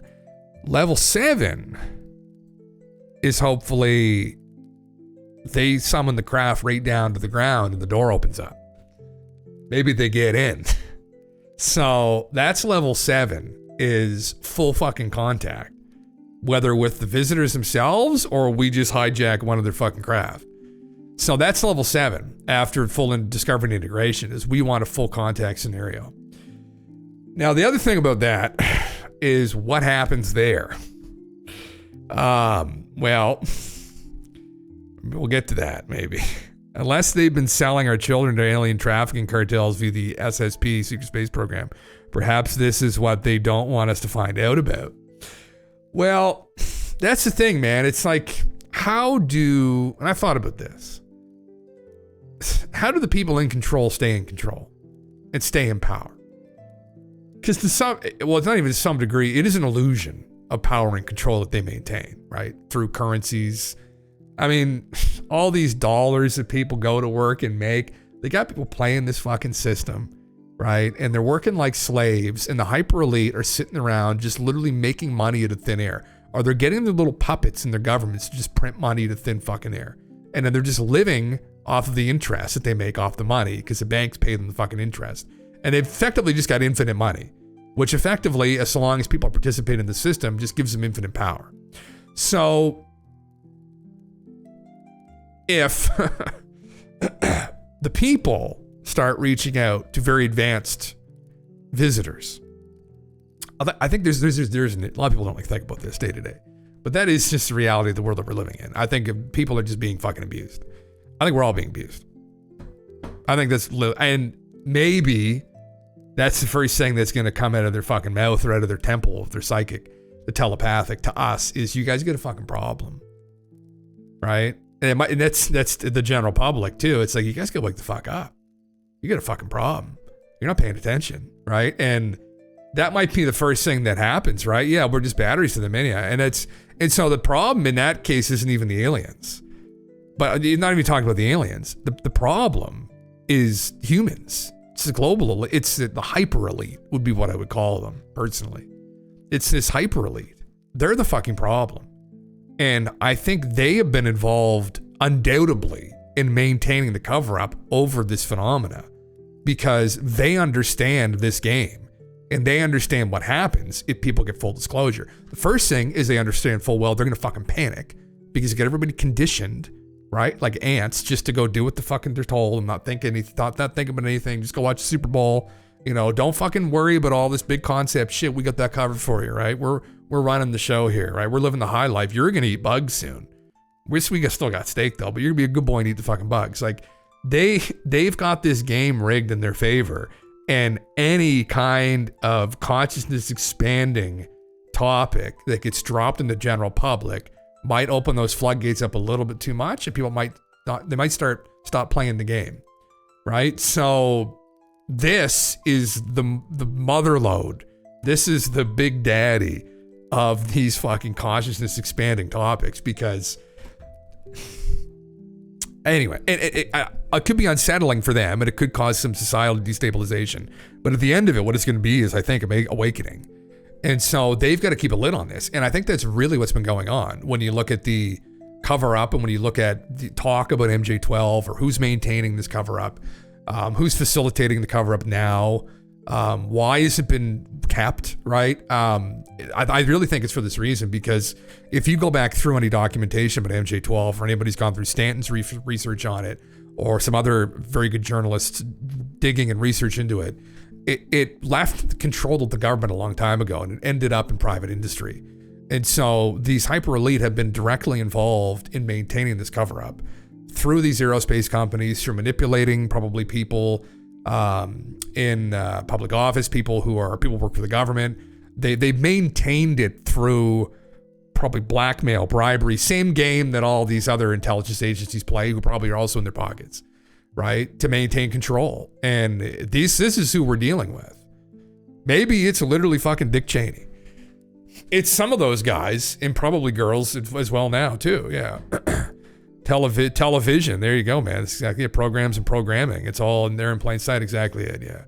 Soft disclosure via movies and books. Yeah. To just kind of get people acclimated enough on the off chance it happens. But we were talking recently about this, that old conspiracy that they're going to use Project Blue Beam, right? Not Blue Book, but Beam, where they're going to create some kind of holographic invasion to freak people out, and that'll be used to consolidate power again. But they be careful playing with that one, because again, that's presuming that whoever's actually flying around up there isn't just going to actually come down, right? So this is probably what terrifies them. I would bet, personally, this is what terrifies them. because they know with conviction, and we don't really. And they know that at any moment the gig might be up for them. And it might just be through a rule of non-interference or something, that they're not interacting with people directly. Maybe there's rules in place out in the galaxy that doesn't allow them to interfere. And this is how the hyper elite here are just allowed to maintain power, where they're like, yeah, we know you. Yeah, you can't. No. You can't come down and expose us. We know the rules. And so they may be playing that game, but who knows how long that lasts for. I mean, if we got people actively going out and trying to facilitate contact like Jake and co, that could what do we need to do to have contact? What needs to happen? So what I'm trying to say too is Jake and everybody, no one's going to see this because 14 people watching, but like, what? You might be careful. He is the boogeyman, right? He's the black belt BJJ and the special operator, but man, I think these people might be getting real fucking nervous at the top of the pyramid right now when this stuff's going on, because unfucking-doubtably they're paying attention to all this, in my opinion. Yeah, their intention is reached via putting it out there. It only works if they tell us their intention and we lap it up. Yeah. Hey man, yeah,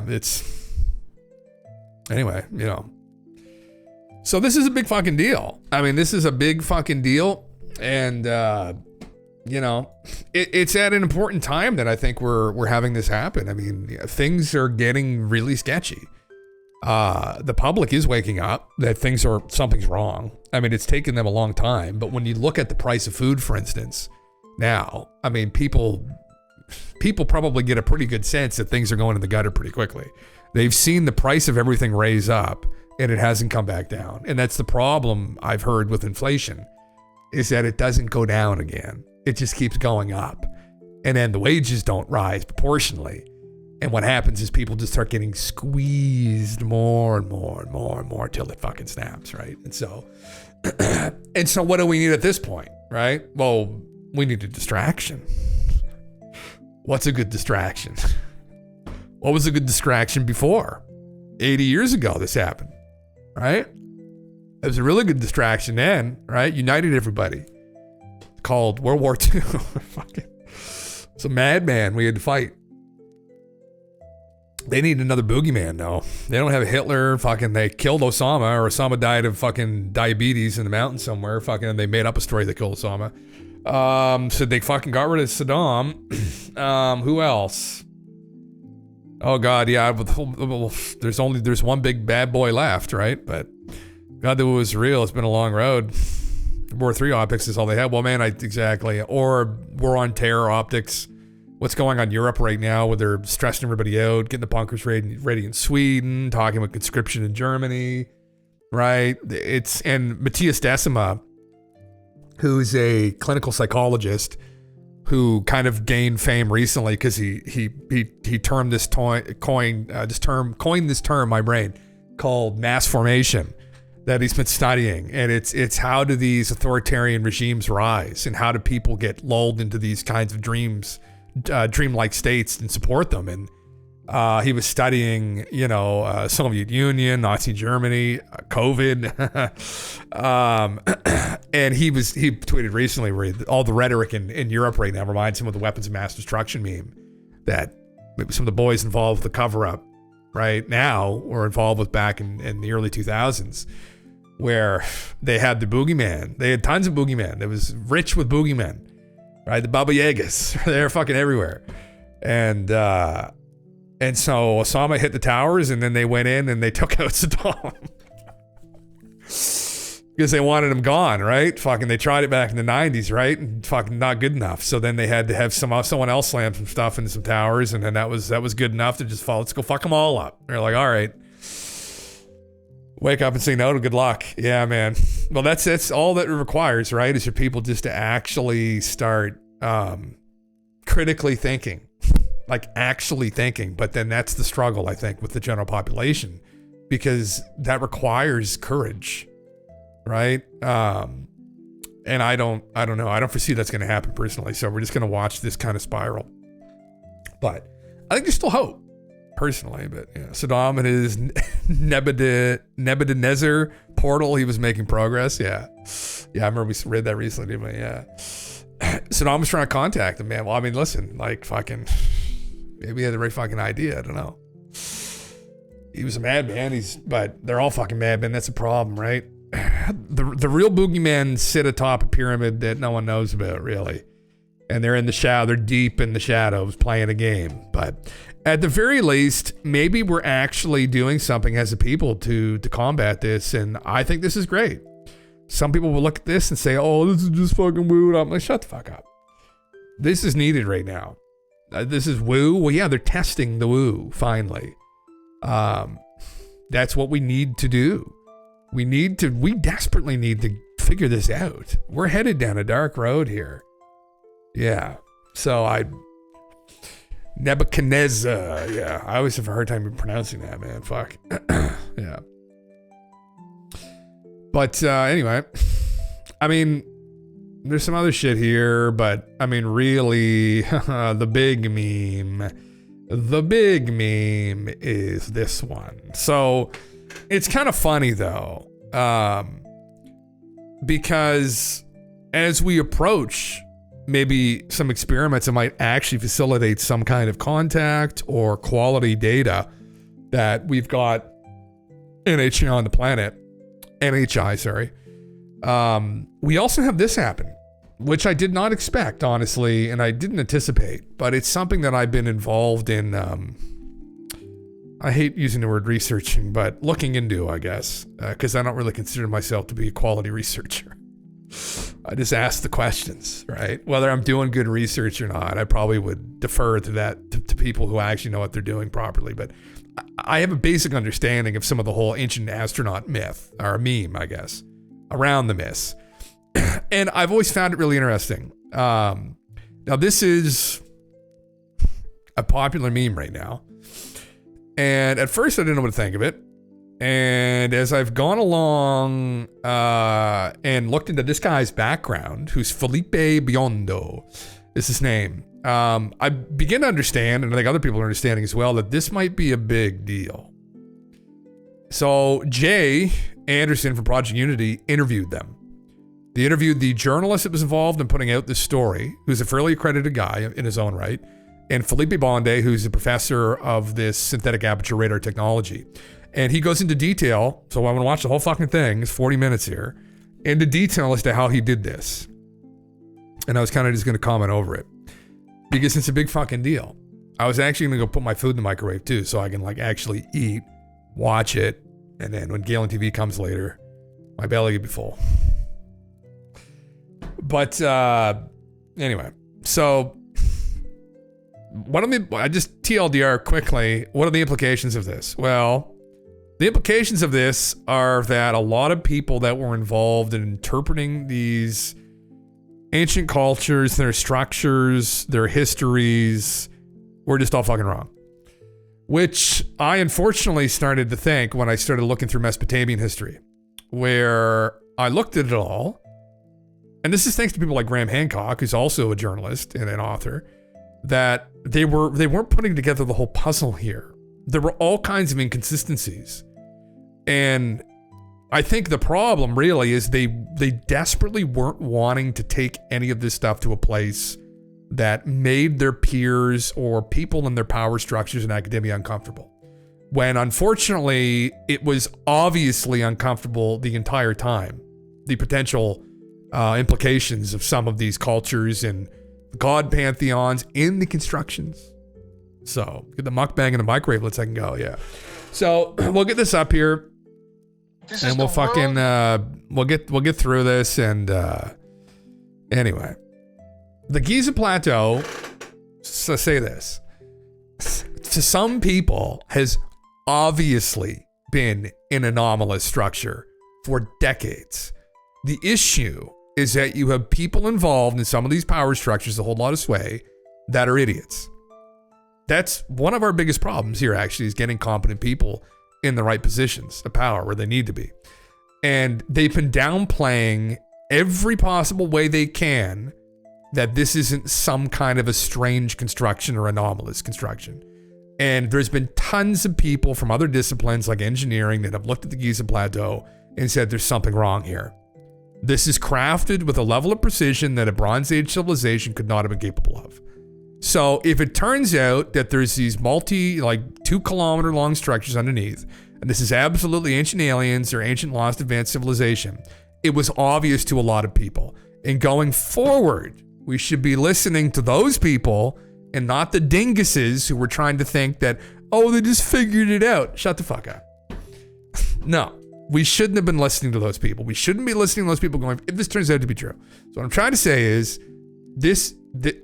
give it more peer review, but if it turns out to be true, it's not really that fucking surprising. Because when you look at the level of precision involved at Giza Plateau and Khufu's pyramid, right? Or fucking, it wasn't Khufu's pyramid is what it turns out to be. Then it's not surprising this is from somebody else. Yeah. He is a wanker. They're just imbecilic. I mean, I think that's really it. And they're dogmatic, and they're what's wrong with a lot of the world to some degree. Because time and again, we go through these cycles of stupidity, and here's another one, but this is a big one because this opens up a whole other fucking kettle of fish, right? So, but anyway, we'll get into it. Let me go throw my food in the microwave. I'll be right back.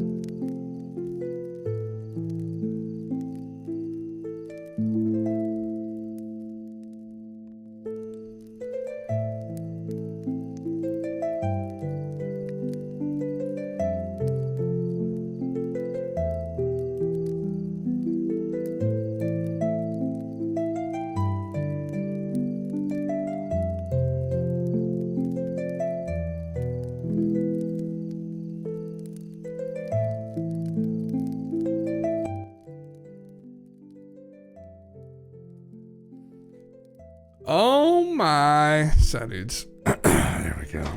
Oh my God. Okay. Mukbang. What do I got today? Ooh, there's a bunch of. Can you see it? Oh yeah. There's like that appetizing there. Chicken I did in the barbecue. I used. I'm trying to go for my health, so I did some chicken. I flayed it, and I put a tiny bit of olive oil. I put spices. Spice your meat. Season your meat. That's not bad. I had a curry spice, and I had like a curry spice mix, and I just did some garlic powder and salt, and did some sushi rice. If no one's ever tried sushi rice, holy fuck, you gotta try sushi rice. Oh my God, it upgrades rice so well. Essentially, you just cook it like it's short grain regular rice, and then you mix in rice wine vinegar, a little bit of sugar and salt. Holy fuck, it's good. Oh my God, then let's get some veg, but it's the meme. It's the main meme. All right, I'll shut up and fucking watch this. And it's a pretty big deal, honestly.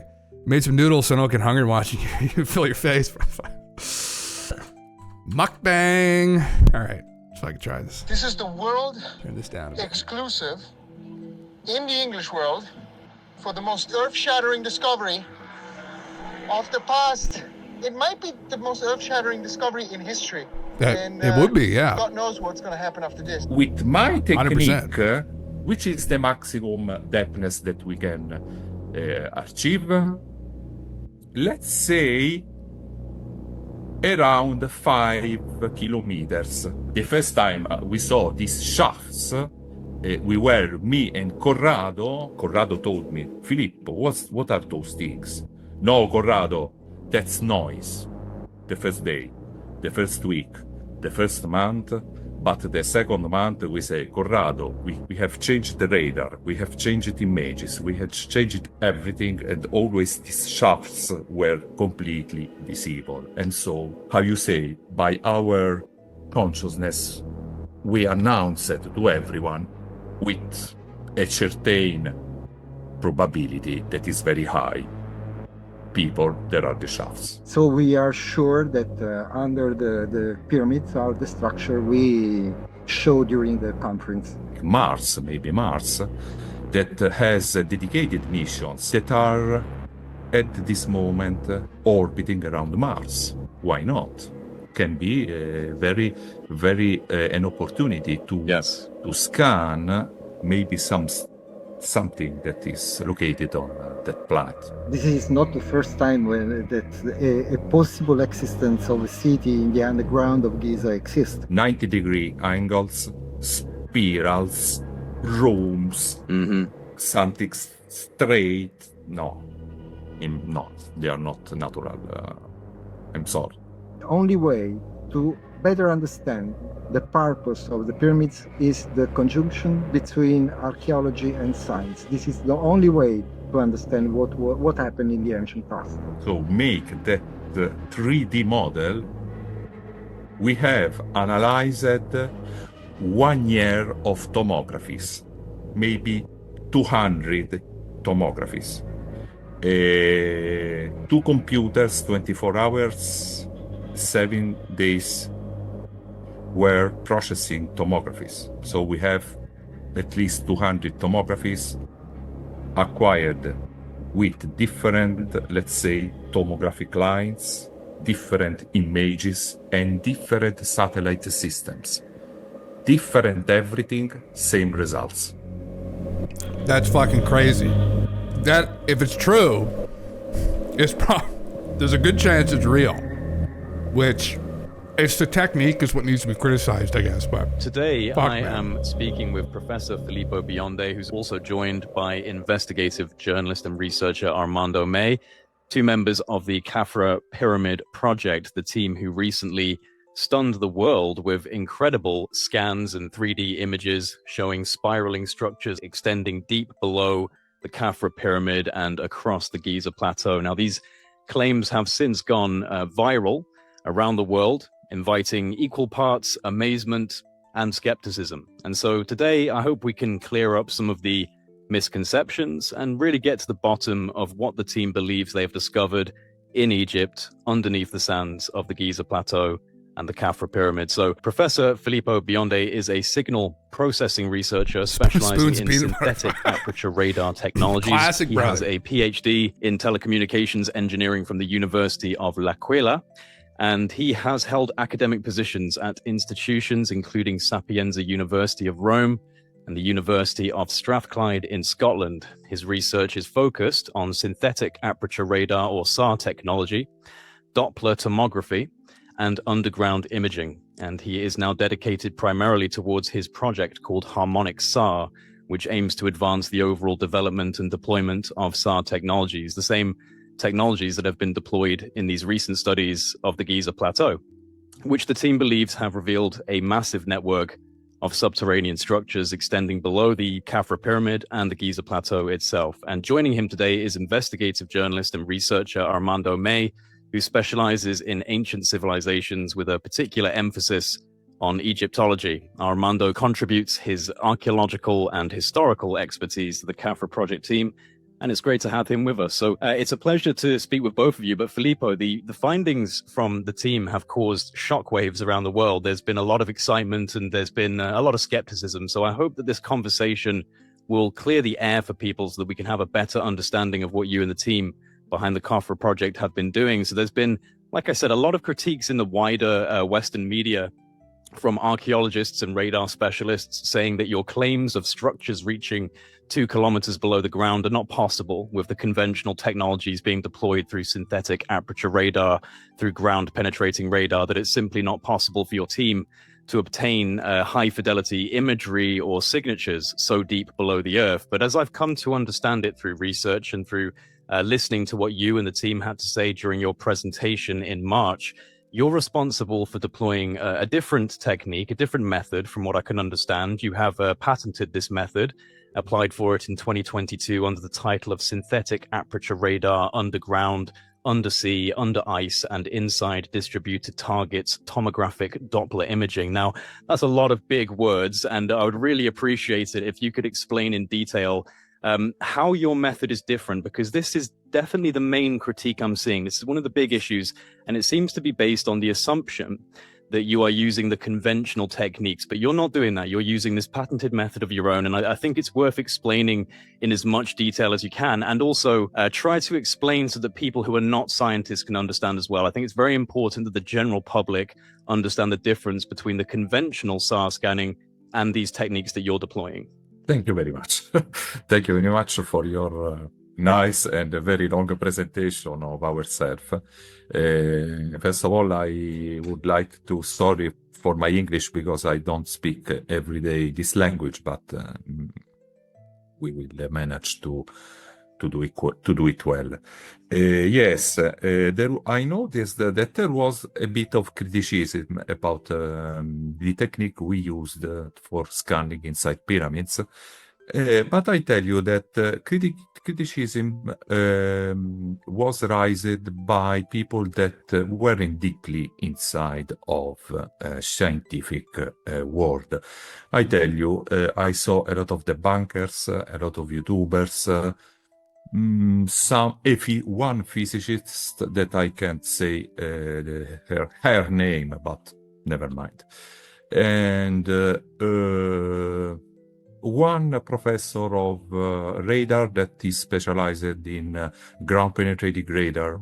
We are a community of about 200 or 300 guys, people. We are a restricted community, yes, but nobody told me anything about my technique, so that's good in my personal opinion.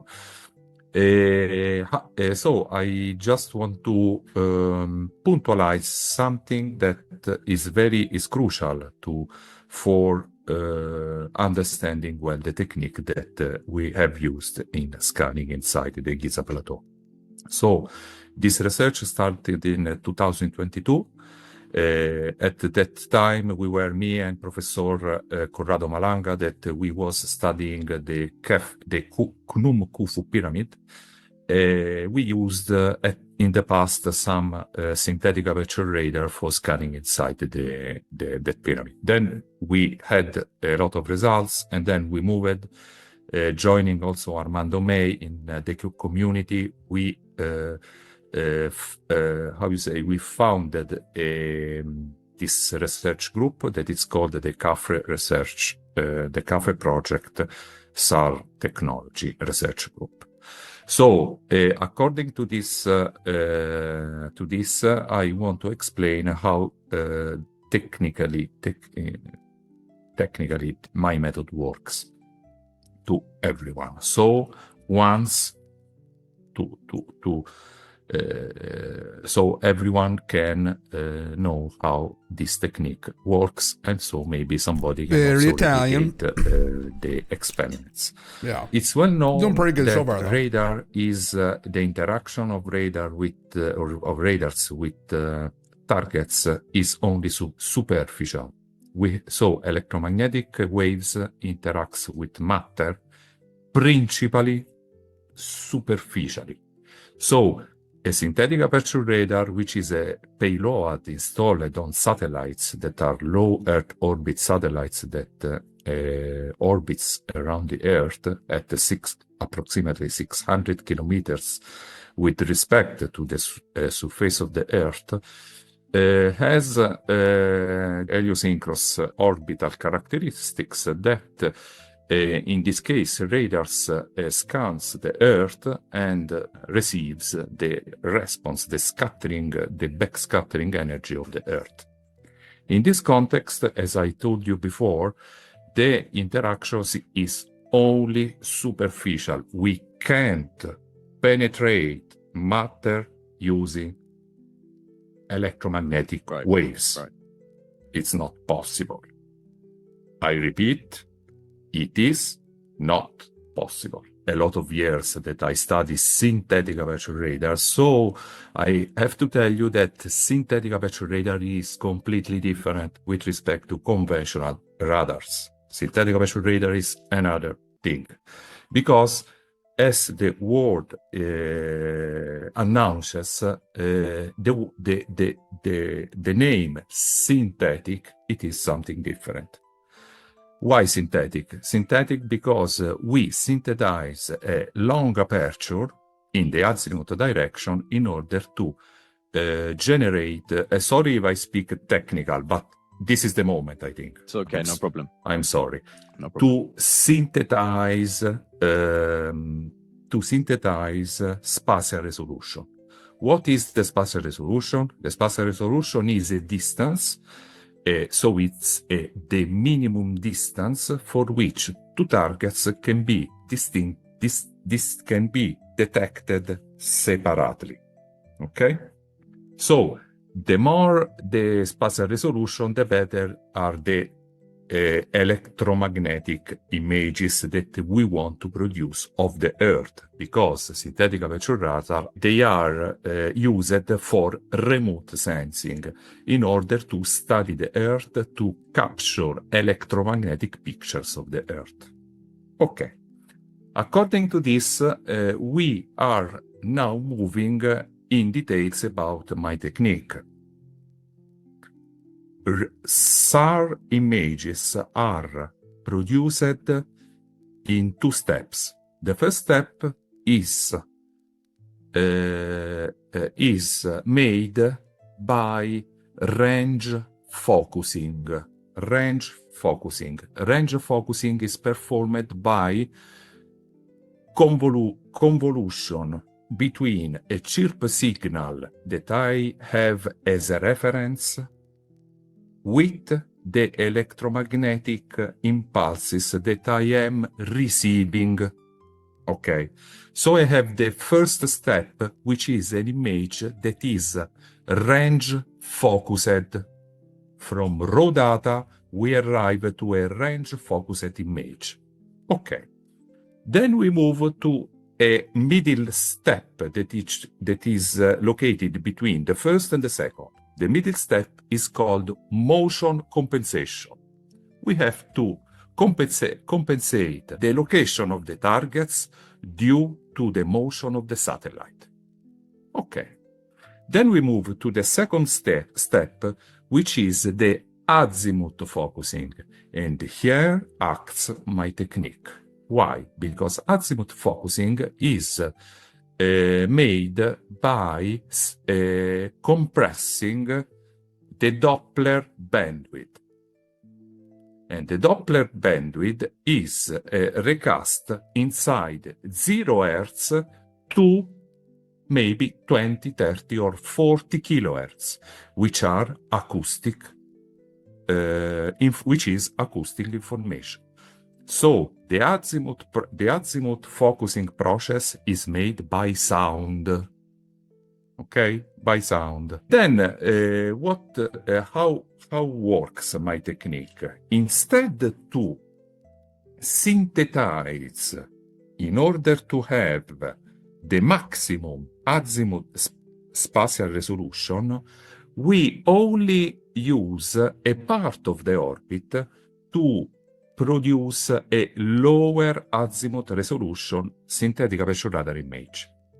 But the rest of the orbit, we use the rest of the orbit in order to extrapolate, to grab from the Earth, from the Earth surface, the sound, in order to utilize the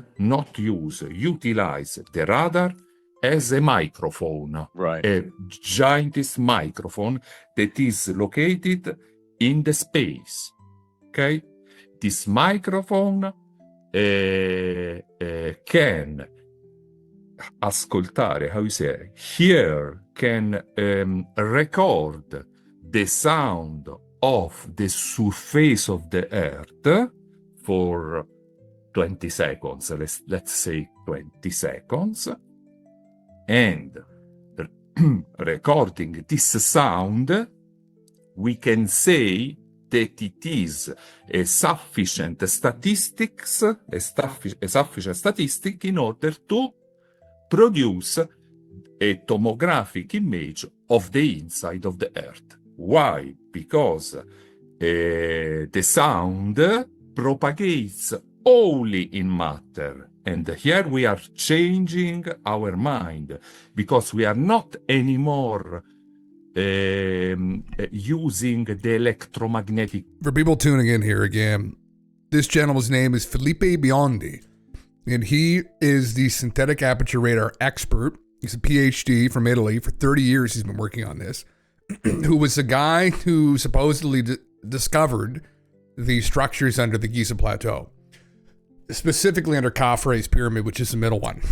Now, I didn't know that he has supposedly done 200 rounds of this. So when he releases his paper, this might just kick everybody in the nuts here on planet Earth who thought that there wasn't anything weird about the Giza Plateau. To commemorate that. Oh, fuck. A little bit fucking. It's a little sit. Oh, hold on now.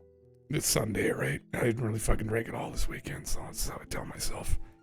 Oh, that's a little bit too much, but all right. This is a big deal. So, yeah. Cheers, everybody. So, I mean, fuck. Anyway, I'll continue playing it, but this is a big deal. This is a preview of what Jay got here, what he's going to release in his paper. If he has 200 fucking captures of this site, and every single time it shows the same structure, what would really be necessary, they would need to subject it to peer review. You'd have to have other independent teams use the satellite, collect the same data, come to the same result. But if he's done this 200 times, anyway, waves, but we move to another point of view in order to process the sound information. And the sound information propagates only inside the Earth. And the sound interacts only with matter.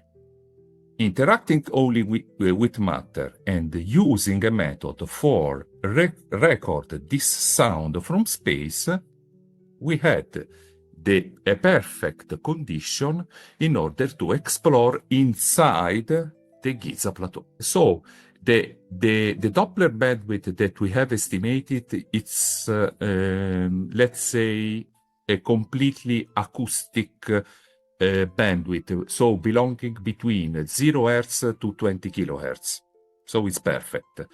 We used the technique we used to invert the model. So once we have recorded 20 seconds of acoustic information of the Earth, of the surface of the Earth, we have used the so-called tomographic inversion in order to retrieve the acoustic photos, focused photos of the internal of the Earth. This technique, first of all, was before to use this technique on the Giza Plateau, I made a lot of experiments. This technique born for performing the infrastructure monitoring of large bridges, right, in order to retrieve principal component analysis of vibrations of the bridge. In this context, we made a very interesting project in collaboration with European Space Agency in order to analyze this issue. And then you can see, if you go on the web, you can read my papers about the bridge monitoring. Am I correct that you also use this for the Gran Sasso National Laboratory and the Mosul Dam as well in Iraq? Yes. I used the same technique. You can find the results on my website, www.harmonicsat.com. And cool, okay. Where I didn't notice that when I watched it the first time. The inside scanning of the Gran Sasso. The Gran Sasso is a huge mountain where I born in L'Aquila, Italy, central part of Italy, where inside in the 80s, thanks to our professor Zikiki, who is a physicist, decided to build up a huge laboratory inside the Gran Sasso. Why? Because it was an optimal environment to study so-called muons or neutrinos. It is very interesting. Once I went to visit the laboratory, and the principal project that they are working for is called the GERDA project, seeking the Majorana particle. Right. It's very, very interesting. I think it's important, and by all means, Armando, you can weigh in on this as well. But I highlighted this in a recent video. I think it's important. So what he said, I guess, or people probably heard it, but he's tested this already. Now, the question I would ask him, I would say, well, how far down did you go in those studies? Because the laboratories under that, the structures underneath the laboratory in Italy don't go down 2 kilometers. I don't think. They go down probably a couple 100 feet, maybe at most. But 2 kilometers is quite a depth. But I guess what he's saying is that if the technique works, it works down to as far as the resonance ends up going. And because these structures were under the Giza Plateau, they resonated. And that's what allowed them to show up. So, yeah, important to prove they can use this to see inside a mountain. Amazing. Yeah, and he supposedly already did it. Which is fucking crazy. And we were memeing about this, but like the European Space Agency is going to be taking a look inside fucking China, inside their deep underground military bases. I mean, if this stuff actually fucking works. Now, anyway. So there's been a precedent set already with some of his work. So important to talk about the material composition of the Giza Plateau and the pyramids themselves. And it's my opinion, and perhaps you'll agree with me here, that the Giza Plateau's limestone composition and the pyramid itself, with the inclusion of rose quartz granite, might be creating, you could say, like an energetic coupling between the acoustic amplification of limestone, which obviously would create this mechanical stress, the piezoelectric effects of granite. Could this coupling effect of limestone and granite be assisting the amount of subsurface vibration that your team is discovering? Is the material composition of Giza unique for this type of study? First of all, I beg your pardon for my English because, as Filippo said, it's not our first language. So people will forgive you and understand, and they will appreciate that you're both making the effort to do this. So do not worry. Okay, thank you. My first approach to the Giza Plateau, and particularly to the pyramids, start from the particular features of the monuments because they are very, very intriguing and, in my opinion, are not compatible with the tools and skills of the Egyptians during the Fourth Dynasty, and particularly during the ancient and Old Kingdom and the Fourth Dynasty. That is why I approach the study of the monuments from a different point of view, because I believe that monuments don't belong to the Egyptian civilization. But we also must better analyze these monuments from a scientific point of view, because all around the world everyone says something about it. There are lots of theories about the pyramids, who built them, how the pyramids were built, but no one has a precise idea of what those monuments are. Pyramids of Cheops, for example, that is composed by sandstone from the great part, and the granite for the inside chambers, the chamber of the king, for example, and also by limestone.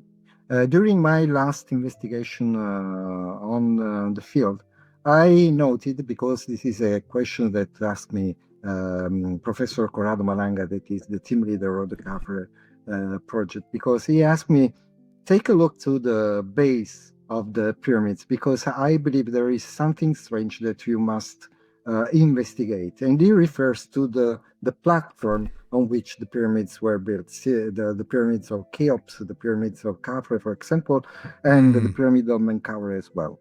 Because all the three pyramids are based on slabs of limestone that penetrate the ground for at almost 6 meters in 16 meters under the surface. And we noted that exploring the underground of Giza using the saw.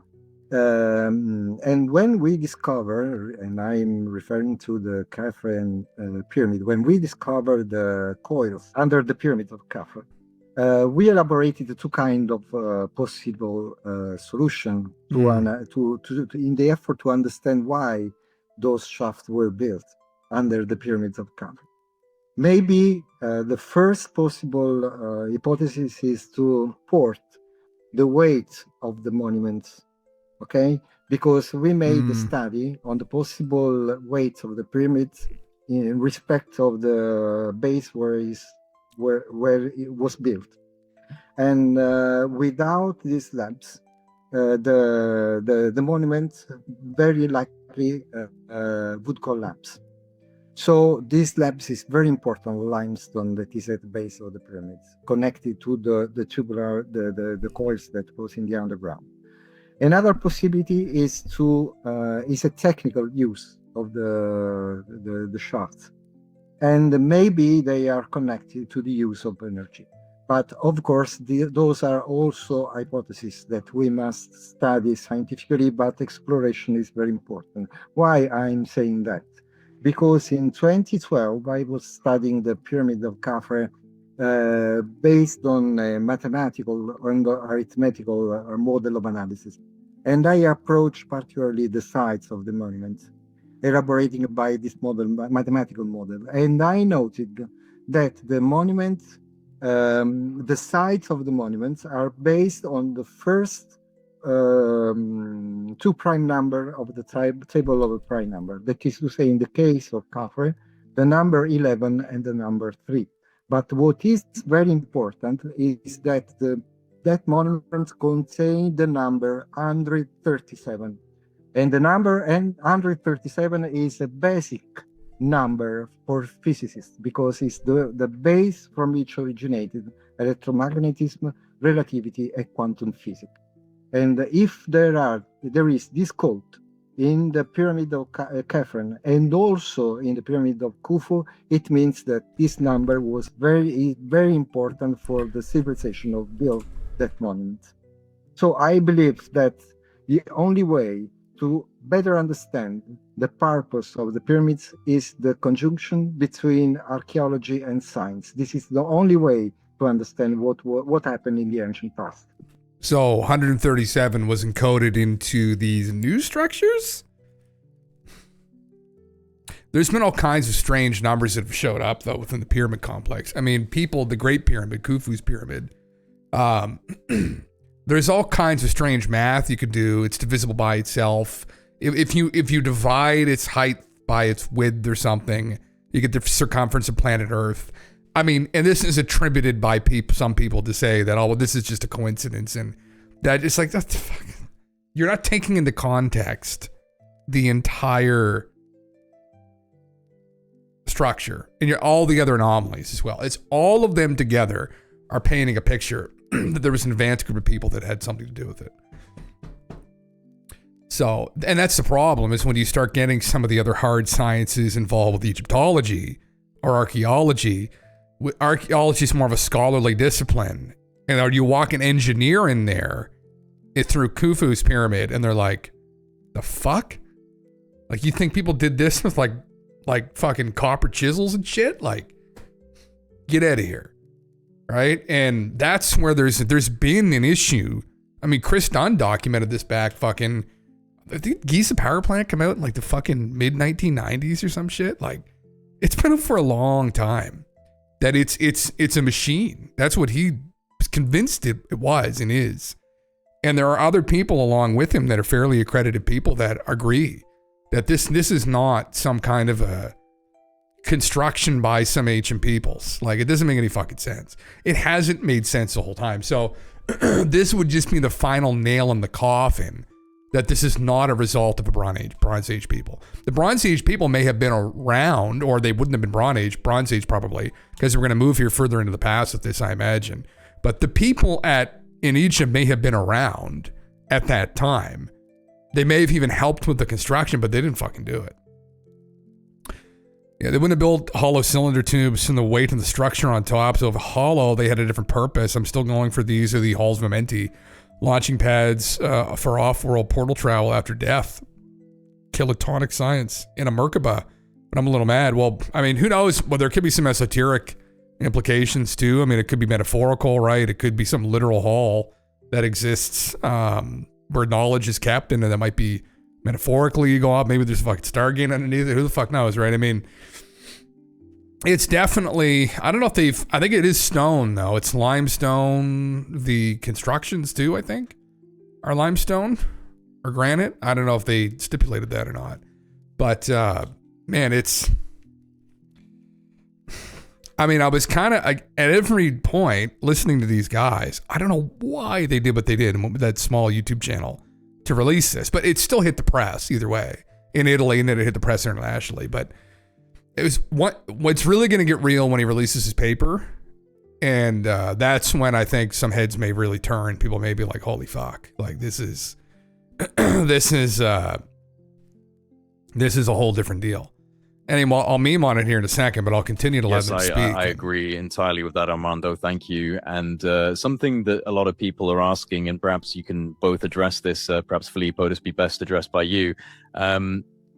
The 2022 study on the Great Pyramid of Giza, this previous study, different to the one that was done on the Khafre Pyramid.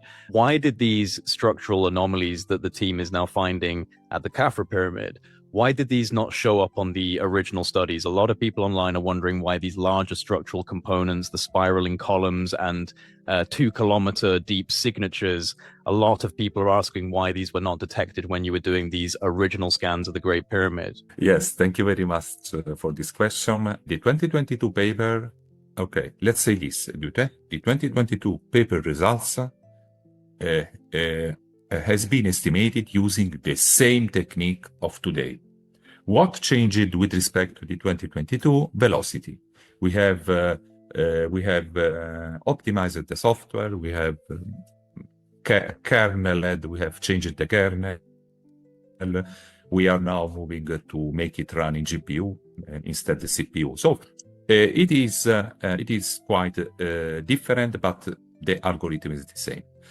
Just to tell you, John, the software is... Oh, by the way, just real quick, I'm using my friend's Zoom. My name's Jay Anderson. John Major, he wouldn't say it's okay. John Majorowski's a friend. Thank you for letting me use your Zoom today. But yeah, it's very confusing, but my name is Jay. No, that's not your fault. I should have explained at the beginning.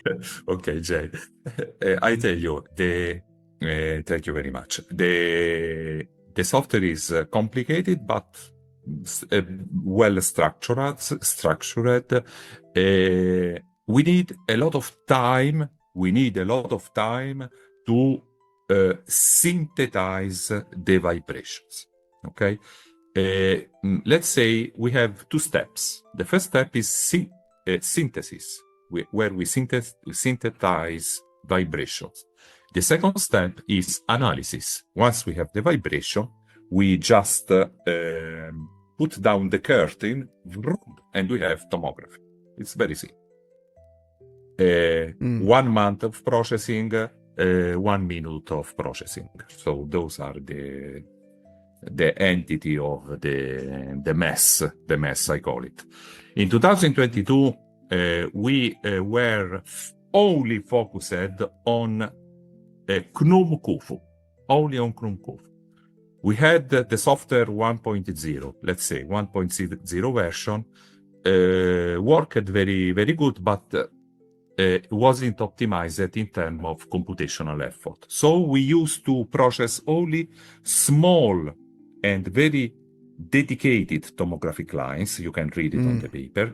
So in some tomographies, we are looking a bit down. There are some coils like that, but we didn't have an open mind, let's say like that, to say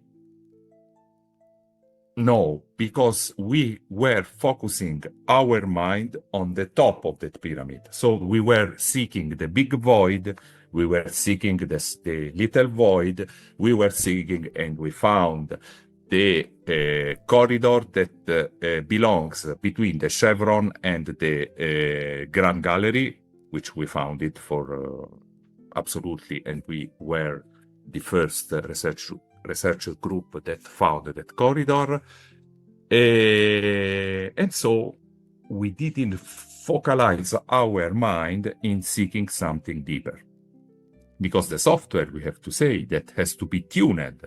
Okay, find things that are a bit on the top and find things that are deeply located on the ground. So also that, no, we have to say. Now, that today, because we have shifted our mind in scanning all the Giza plateau, we tuned the software to say, okay, software, go where you can arrive, deep where you can, and so things change it. So they let it loose. I have to ask you this because people will ask you, and will ask you these questions. And to clarify this thing to everyone, which is the maximum deepness that a synthetic aperture radar, in terms of vibrational analysis, can investigate below the maximum deepness? I give you the answer. 0, because from the space, the power density is very, very little. And so if you use the energy transmitted from something that is 600 kilometers far away, it's not good. If you use a ground penetrating radar, which is a radar that is on the soil, on the earth, on the surface of the earth, and you scan like that manually, then you can arrive maybe 15 meters. But that's not the synthetic aperture. Right. We are speaking about radars that are located in space, which is another academy. It's completely different with respect to conventional radar. It's different, as I told you before. Right, and that was some of the critique from like the Flint Dibble, the Dinguses, who were kind of coming out and saying, well, that's not possible. We've done ground penetrating radar there. We know what's underneath there. This is different. Again, it's this will have to be subjected to other people for peer review that are experts in this area. He's unfortunately one of probably the preeminent experts, it seems, with this technique. It's his fucking technique. So, you know, this is a new meme. But I think he's got 200 instances of this technique being applied at the Giza Plateau. And each time it brought back the same results. So, I mean, unless there's something wrong with how he's collecting this data, but he's already shown, I think those other papers are already out and have already had peer review, that it's worked on the bridges and on the underground lab in Italy. So, I mean, the problem is this is a spicier one because this is going to set alight a lot of people's research, actually. If this is true, yeah, fuck the Dibbler, yeah. The Dibbler, God. That's what happens when you act like a dank, though, on the internet, is you get the nickname like the Dibbler. God damn. This is just gonna... There's gonna be so many people that just have a fucking brain aneurysm over this. Like, Zawe Hawass is gonna have a fucking brain aneurysm. Because this is just... poof. Right? Like, this... It's not that it has nothing to do with the Egyptian people.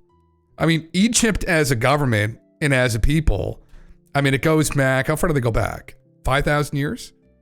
I mean, they could have still been there and aided with it. It's just nobody in that civilization fucking did this.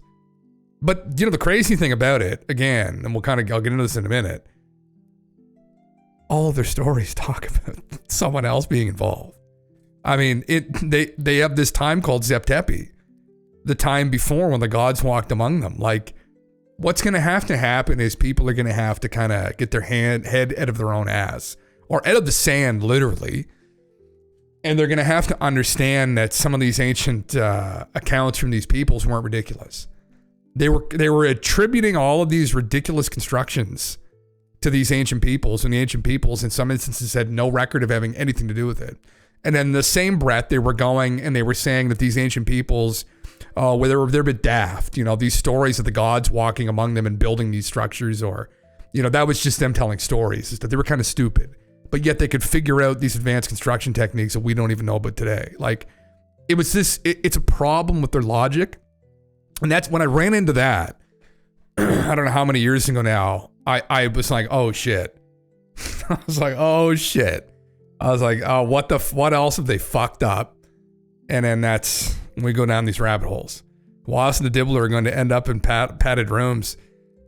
I mean, they're just going to become irrelevant, I think, man. That's what really is going to happen, right? Like, they just kind of poof. They're just, no one remembers their name. But it's just the way it goes, right? I mean, they had no intuition. Like, all of it was there the entire time. You know, the entirety of all of the Egyptian civilization, all the stories, everything pointing towards this, and they just ignored it because they wanted to go with the more comfortable explanation, right? It is what it is, but history remembers. That's the sad part. This time, at least, it will, hopefully. So, with my technique, that is the, let's call it modified synthetic aperture radar, Doppler tomography, which is the maximum depthness that we can achieve. Let's say around 5 kilometers, like that.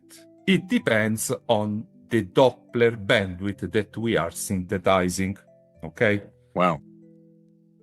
About 5 kilometers below. So we have tuned 2 or 3 kilometers, and we found these shafts that are very visible. And the first time we saw these shafts, me and Corrado told me, Filippo, what are those things? No, Corrado, that's noise. The first day, the first week, the first month, But the second month, we say, Corrado, we have changed the radar, we have changed images, we have changed everything, and always these shafts were completely visible. And so, how you say, by our consciousness, we announce it to everyone with a certain probability that is very high. People, there are the shafts. This guy's dying on this fucking hill. I mean, and you know, he makes I'll keep playing it, but they say a quote here at the end of the day. They're not really concerned with Hawass. They said, you know, and that's the thing when you're dealing with these hard scientists, they're like, you can talk all you want. Like, it doesn't mean anything. All we care about is the fucking data. Like, that's all we care about. We care about the data. Where's your data saying that this is conventionally made by the Egyptians? Zero. Nothing. Zero proof. No proof whatsoever. No proof how they made it. No proof that their tools could even cut fucking granite. Nothing. It's just all been an illusion. So cutting through all this shit finally. I mean, that's really what we've had to do. Yeah. Yeah. He's been put in charge of the pyramids out of all Tepes, Carlson. Yeah, holy fuck. My dream. So, ahead of time, you released before that presentation in March, there was a series of abstracts and 3D graphics that were released. How confident are you that the 3D renderings, the 3D images of the pyramid structures that were released in the abstract, how confident are you that these images represent what is below the Khafra pyramid? Because there have been, again, critiques online saying that this is artistic representation. So how confident? We thank people that critique, because critique is, in my personal opinion, always constructive. That's good. I give you the answer. I can tell you 90% why, so very high. Why? Because in order to perform, so draw, so make that 3D model, we have analyzed 1 year of tomographies, maybe 200 tomographies. 2 computers, 24 hours, 7 days were processing tomographies. So we have at least 200 tomographies acquired with different, let's say, tomographic lines, different images, and different satellite systems. Different everything, same results. Wow. There have been comments from some researchers. Oh, fuck. I didn't realize it's a different satellite system, too. Man, if he can show this definitively in these papers, this might be GG. Anyway. Oh, man. It's funny because, God, I didn't anticipate this would happen. I was wondering, though, at some point, if someone would find something in one of the tombs, if they'd find one of these giant bodies, if they'd find some metallurgy on them, if they'd find a star map, or if they'd find maybe some of their tech, if they haven't already found it, like the Vajras, that would just literally, because again, there's been a lot of evidence that's already piled up that these are anomalous constructions, and not just these, but others. Pumapunku, right? There's Machu Picchu, there's Teotihuacan, there's an endless Gunam Padang, there's an endless amount of structures on the globe. Don't make any fucking sense. Pumapunku is probably one of the better examples of one of these constructions other than the Giza Plateau that is completely anomalous. There's no way ancient peoples, made those structures. Those were 100% made by an advanced group of people. End of story.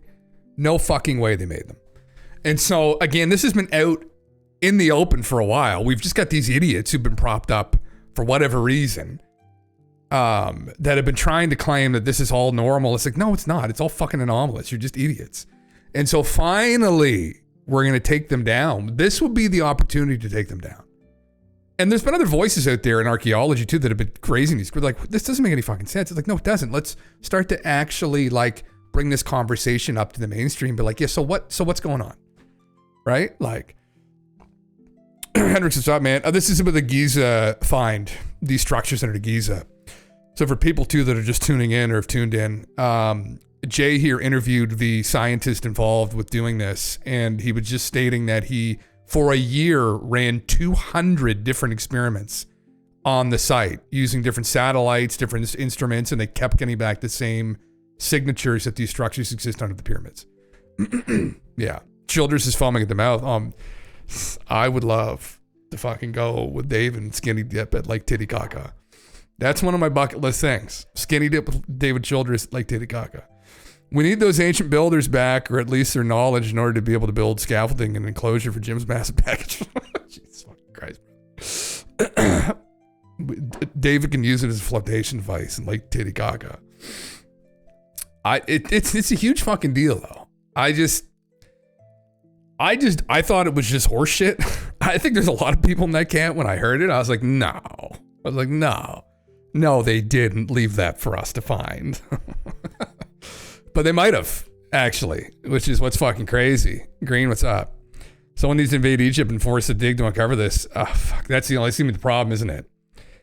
Is getting these idiots to fucking dig it up. These might not be structural elements, but void spaces that we're seeing, maybe even filled with water. Out, you know? What do you think about these ideas that they're not structures, but might be spaces or gaps which have been dug down into deliberately, or connected into the water table and are filled with water? How do you address those claims? Caduceus on his arm, I see. In my personal, but in the opinion of the research group, are not natural voids, but artificial voids, because we have found the typical fingerprint of anthropic structures. So 90-degree angles, spirals, rooms, something straight. No, no, they are not natural. I'm sorry. I have to reject, but I thank always people that make critiques. I thank them because are always constructive, but I have to. No, sometimes they're fucking idiots, bro. Sometimes they're dumb too. There's that meme like there's no such thing as a dumb question. And this in what context, I guess? In this context, yeah, there is such a thing as a dumb fucking question. There's dumb explanations from people that have no fucking background in this tech. That's the problem. If you want to play this game of, at the end of the day, I'm the archaeologist here, so this interpretation's probably correct. It's like, he's an engineer and you're not. So what does that fucking mean, brother? Like, want to play that fucking game. This is what's interesting, is that, I mean, they're going to have man, there's going to be a meltdown here. I watched this morning because I know it was posted a couple days ago. I just watched it this morning. And I just was like, fuck, man. This is, we're going to that crazy place that I pulled up some of the images here. I mean, I'm not that I'm the one that discovered any of this. This is Von Daniken. This is Sitchin. These guys are fucking right. Decades ago, they were right. How? I don't know, but reject them. Thank you. Now, Armando, maybe you can touch on this, because the history of Egypt and the history of the Giza Plateau, the claims of subterranean structures, underground labyrinths, this is not a new claim. This is not alone in a vacuum. This is quite a historically recognized, going significantly far back in time, from explorers and Egyptologists and archaeologists and scholars who have claimed this. So what would you say about the historical evidence regarding subterranean structures and sacred halls in Giza? In fact, I have to say that I confirm that this is not the first time when a possible existence. I see Jay had posted this before, but inscriptions which the ancients asserted were engraved on the walls of certain underground galleries and passages were constructed deep in the dark interior to preserve ancient wisdom from being lost in the flood. Aminius Marcellinus, 4th century BC. So, yeah. I mean, again, this shouldn't necessarily, from here on out, this is kind of the end of their presentation, but I'll continue it just for some of the comments that they make. But we've gone over this here before, where in Athens, in ancient Greece, this meme had floated around from this gentleman named Solon, who was Plato's great uncle, that he had went to Egypt and he had spoken with the Egyptian priests there. Mind you, this is before the Library of Alexandria, and all of their knowledge was kind of destroyed. They still had these papyruses, and they had told Solon that they knew about this civilization that went back thousands of years before them, 9,000 years before their time, because that civilization has something to do with them. So they were and are to some degree an offshoot of this civilization that was destroyed to some degree, is what's assumed from the conversation that's carried through by Plato. And this isn't just a myth that Plato pulled out of his ass. I mean, this was something that was talked about in ancient Greece. Solon was known about. And this sojourn he went to Egypt was known about as well, though Plato went into great detail on it. But they talked about all kinds of crazy shit. They talk about this in the Timaeus. In this conversation, I forget what the priest's name is, that speaks with Solon, talks about periodic catastrophes, right? From a celestial object, which, you know, they talk about this lost civilization that he called in that book Atlantis, that went under the waves 9,000 years before their time, which is around 11,000 years ago. So there's been tidbits of this everywhere for a long time. And really, the big tidbit is how advanced were they? Now, in Solon's works, or in Plato's works, in the Critias and the Timaeus, they're a seafaring civilization. They're not crazy advanced, but there's a conundrum because we can't find, although it would be hard to find remnants of a civilization that old, to be honest. We don't find a lot of their stuff kicking around, is one of the issues. And it might be one of the red flags that they may have been a little more advanced than some people are comfortable to go talk about. And when you look at some of these megalithic constructions, and when you listen to the stories from the peoples there, hint at these people being more advanced. Like, we're talking like as advanced as we are or more advanced, which again starts to get really uncomfortable. So who the fuck were they really? Where were they from? Were they from here? Like, what are we dealing with here? They were definitely people. They were humans because they interbred with us in all of these creation myths and stories. But where are their origins ultimately? And then that gets more strange too. We talked about that in Mesopotamia. They weren't fucking from here. The Mesopotamian stories assert that the god pantheon that's likely the same pantheon that's mentioned all across the globe wasn't from here. They were from somewhere else. They were from some kind of a comet.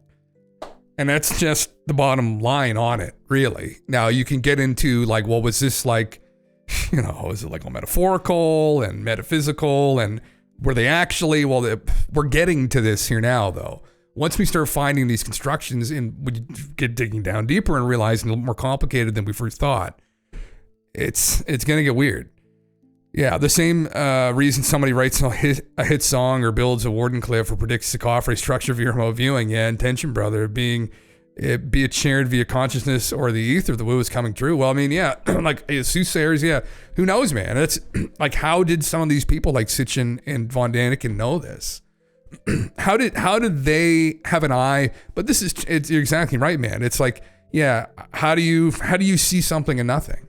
Like, how do you see potential in a song? How do you make beautiful art? I mean, what is that really, right? What facilitates that? It's maybe something to do with consciousness, maybe, right? It's seeing the potential in something that other people couldn't see. Maybe the player, and maybe their player was more advanced than ours, where they recognized something. No, this isn't correct. This is wrong. And after you go through them, I feel, you know, looking through some of the stuff in Mesopotamia, although Sitchin for the most part, Zechariah Sitchin, people that don't know, the Nibiru guy, although he was off on some points, generally speaking, I think he was correct. I really do think he was right, that there's something weird about this god pantheon, the Anunnaki, and the stories. It doesn't fit. There's something wrong. And there's something that we've missed and we've been, I think, blind to, but it isn't really blind. It's that people didn't want to go there. But this is what this really represents, is this is an avenue for us to go there, because this absolutely wasn't the the ancient Egyptians, the pre-dynastic Egyptians, were absolutely not involved in this level of construction. Like, yeah, Sitchinpilled and Von Danikenpilled. I mean, literally, check it out. Chariots of the Gods was Von Daniken's first work. Here's the second book that he worked with some Indian scholars on. I forget what it's called, but he's not really a joke himself either. I mean, he became a meme. Same with Sitchin. I mean, yeah, Sitchin wrote some dumb books like the book Enki, which is essentially just fiction. But, the 12th Planet and the Earth Chronicle series for people to read through it. I mean, when you listen to him at conferences, that's the thing, is he's kind of got this reputation now among some academics and scholars that he was an idiot. But no. If you listen to some of his talks, he was very, very knowledgeable when it came to the Bible, like biblical scholarship. He can read, write like Old Hebrew, and he claims he could write and read cuneiform, which he could to some degree, and he did that by himself, which is impressive in and of itself. So, anyway, yeah, very articulated. He was a smart guy. He just wasn't really great at citing there wasn't a lot of citation in his books, but it was all his interpretation of things. He's pretty clear about that. And he got the idea of Nibiru from a dream. So there's some woo mixed in, right? But at the end of the day, it's like, if it turns out to be true, it is what it is, right? Like, so the city in the underground of Giza exists. Because, for example, in 1930, an Egyptian Egyptologist, Salim Hassan, stated in his work, Discovered Structures Beneath the Pyramids, he notes the possible existence of a hidden city under the pyramid. But also all these tunnels, corridors that originated from the surface of Giza, it goes in the underground. Where we have discovered a subway used by the ancient Egyptians 5,000 years ago. It passes beneath the causeway leading between the second pyramid and the Sphinx. Provides a means of passing under the causeway from the Cheops pyramid to the pyramid of Khephren. From this subway, we have unearthed a series of shafts leading down more than 125 feet with roomy courts and side chambers. Well, this is way beyond that, bro. This is 2 kilometers down. I mean, again, GALENTV, welcome. This is like, I mean, where's the fucking thing at here? Do I have it up here? Well, that's kind of it. But I mean, this is full-blown ancient aliens. Although who knows if they were aliens or not, but this is where this is going. And then the next place we're going to go after this is fucking Mars. That's where we're going to probably, and he mentions this. I'm just going to finish this GALENTV and we'll bring you on here, yeah. Man. Explored in past by Hakim Abdullawian, for example, that explored the tunnels. Also Andrew Collins, that explored the tunnels originated from the NC2 tomb of the birds. So there are lots of study and research along the last century that could prove the existence of something in the underground of Giza. So we started from all these studies, and we approach a new model of analysis that lead us to discover these structures that are unbelievable. Because Filippo is correct, because when we first saw what were the results of the detection of the star, we believed it's impossible. This is impossible, but we analyzed the subsurface for different points with different satellites, as Filippo told, and the results is always the same. So we are sure that under the pyramids are the structure we showed during the conference of March 16. Well, it's just phenomenal. I mean, this is the most significant discovery in human history regarding our own story, where we came from, what were we capable of in the distant past. This is obviously meeting significant scrutiny in the mainstream world because of the models and frameworks that have been developed over time. This contradicts those models, this contradicts those frameworks, and it's going... We don't know if that has anything to do with us, is the problem. ...to make some people very angry. Sorry. In fact, how would you both respond to individuals such as Zahi Hawass, the former minister for the Department of Antiquities in Egypt, who's been pretty critical of the findings? He does not believe it to be true, and many of the archaeologists who are in the more traditional side are falling in alignment with that position. So how do you respond to those who are dismissing all of this and encouraging people, I would say, from what I've seen, to laugh at the very idea of this being possible? What would you say to those people? We usually respond with data coming from scientific models, applying to our studies. We know with the announcement without any scientific value.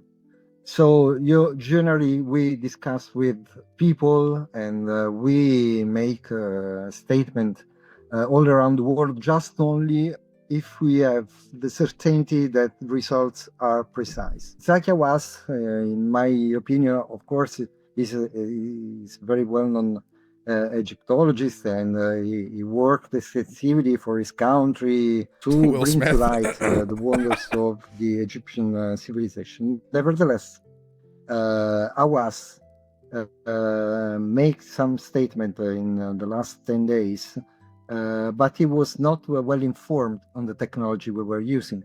I suggest him to learn before to say something that is not correct.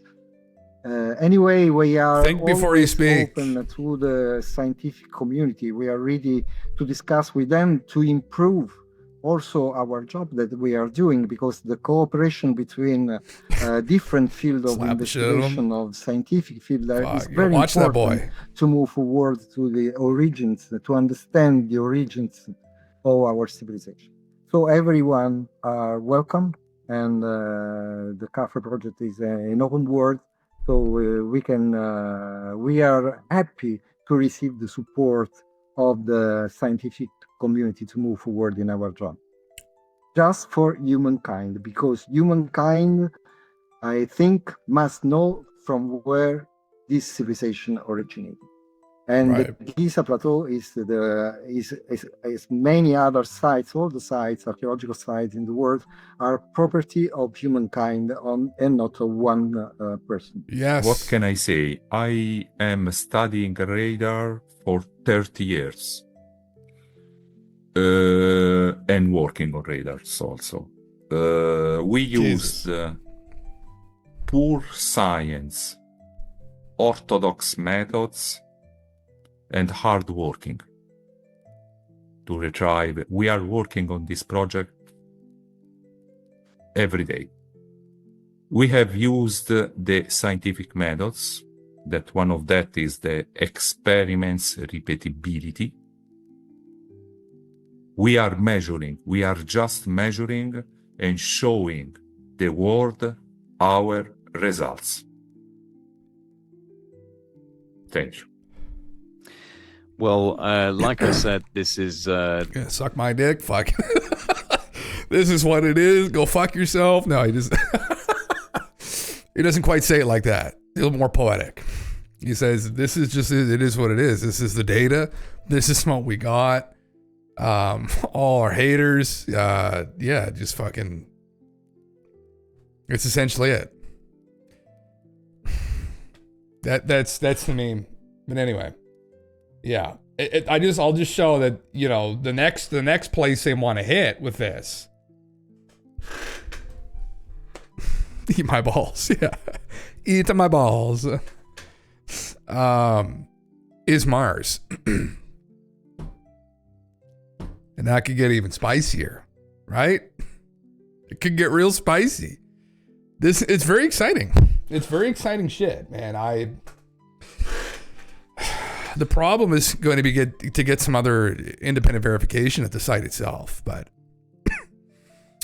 I would love if they went after some other sites like Teotihuacan would be one that I would go and hit, because it literally, from the locals there, we got this from the Spanish explorers, was built by the gods who descended in a flint knife, 1,600 of them, came down, flew down in a flint knife, got out and built Teotihuacan. According to the locals, they had nothing to do with it. They said, no, we have nothing to do with this. Gods came, flew down in this ship and built it. I mean, this is the kind of shit that has been known about for centuries. And it isn't until more recently now that people are starting to be like, oh, shit. These stories, they may have been more than just stories, right? So, yeah. Maybe the first Elmo, yeah. I mean, you know, we might not even need to go there if this stuff works, right? Because they got satellites flying around. I think they can do this instead of the capture radar. So, GALENTV can't possibly top that unless he was abducted by the big bird. GALENTV, you do have, let's get in here then. Just a second. Sir, welcome. Yeah, hello. Welcome.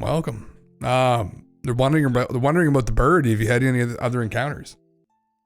No, I forgot to watch that movie. I just remembered it like 30 minutes ago that I meant to watch that movie, The Attack of the Birds. Fuck. It's an Alfred Hitchcock movie, so it might actually be pretty good. Supposedly, our guy Harry Calvarium talks about Alfred Hitchcock as being like a very good movie director. Interesting. But yeah. I was listening to you kind of going over what's going on with Giza, but I was looking at some stuff that might be fun to kind of talk about for tonight too. I got a lot of memes that I kind of have to explain a little bit that are kind of funny that may or may not hit. But hey, listen, just throw them out, right? Yeah. What's I mean? That was peeking off tea, and you said something to me about that, and I imagine this is what's going to happen. We're going to go over to your house one night, you said for a barbecue, and then I'm going to be accusing you of this. Oh, fuck. Yeah, let me open the link here. Yeah, my mic cut out there momentarily. Oh, fucking stupid thing. Hold on. How do you... Oh, you do this. There we go. Yeah. Oh, brother. Gonna give you the fucking bones treatment there. Oh! Yep. What the fuck? Everything just closed. Hold on. I fucking hate computers. Hold on. Oh, jeez. We had the vitamin into your PC. we just fucking injected her straight in the fucking vein there, bud.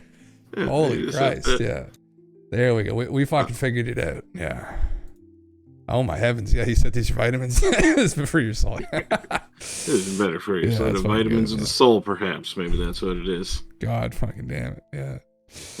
It's another thing that I just came across here. I have no idea how old this is or really even if this is real, but this kind of segues a little bit into some other things.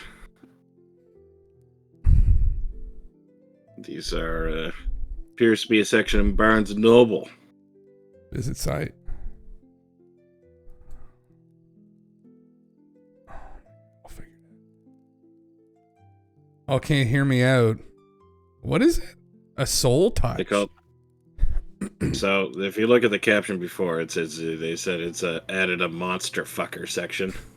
Oh, Jesus. Is what it's called.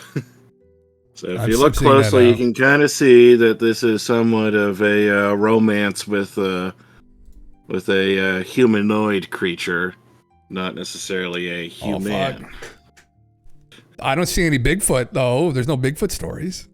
That was the most romantic thing I ever heard. Bottom right, just above her soul. Oh my God! It is. It is. Yeah, there's a Bigfoot there. That is a Bigfoot right there. Oh my God! It is. Okay. Wow. I think that's what's that called? Dragon's Bride. It's called the Dragon's Bride. Yeah. Why it's got a big fucking Bigfoot on it? Interesting. It's a shield. Takes her from the dragon. Oh my heavens! That's pretty hot. I mean, wow. Well, that segues a little bit into something. I don't know if you're aware of this, but I found this out this week. Yeah. I learned from this as I was listening to a different show from time to time. Mm. Turns out that this was like somewhat common practice that Viagra was actually used as a performance-enhancing drug, and I'm not talking about just sex. Yes. I'm just talking about just as a. Did you know about this? Oh yeah, guys take it for the pump at the gym. Yeah. Okay. Oh, yeah. I was wondering if whether or not you knew about that, but there were a couple NFL players said they would take like half a tablet and something else, and I guess it's very good for like blood flow. Oh yeah. And this study, they found a study by the NCBI or the NIH that confirmed this. They said that sildenafil or Viagra, 25 milligram a day orally, increases muscle protein synthesis to a similar magnitude of 100 to 200 milligram a week of testosterone injection. It reduces muscle fatigue in healthy males. What are you trying to say with this? You want to add this to the routine, brother? I didn't know you could go to the gym on 3 legs, all right? I didn't know that was, that was what was going on. Listen, we'll be at the fucking dumbbell section, just, fucking giving it, you know. I see my partner commented, and that's my type of book collection. I came in at the right time. Yes, Madam Misery. She loves the Real 34 monster fucking stories. Yeah. Favorite. Is it we don't have Barnes and Nobles here, but it might be at like I think our equivalent around here is like Kohl's or something. Maybe Indigo. Do we? Yeah, it's Barnes and Nobles. Yeah, it's like it's Indigo chapters. It's kind of it's the American version. Yeah. Anyway, that was another thing that I found. I didn't know that.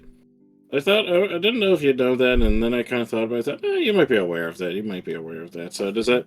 I also found out that it's goddamn expensive for them. Just what I heard. I'm not looking. Just myself. The books aren't fucking cheap, brother. Look, here's one right here. I meant the Viagra pills. Oh, the Viagra pills. Oh yeah, well you can get some knockoff ones. Oh, it is a dragon. It isn't a Bigfoot. It's like a man dragon. Dragon's bride. Yeah, look at that. It is like a dragon. He kind of has a Bigfoot build though. Yeah, it does. The orc wife, the Titan. The orc wife.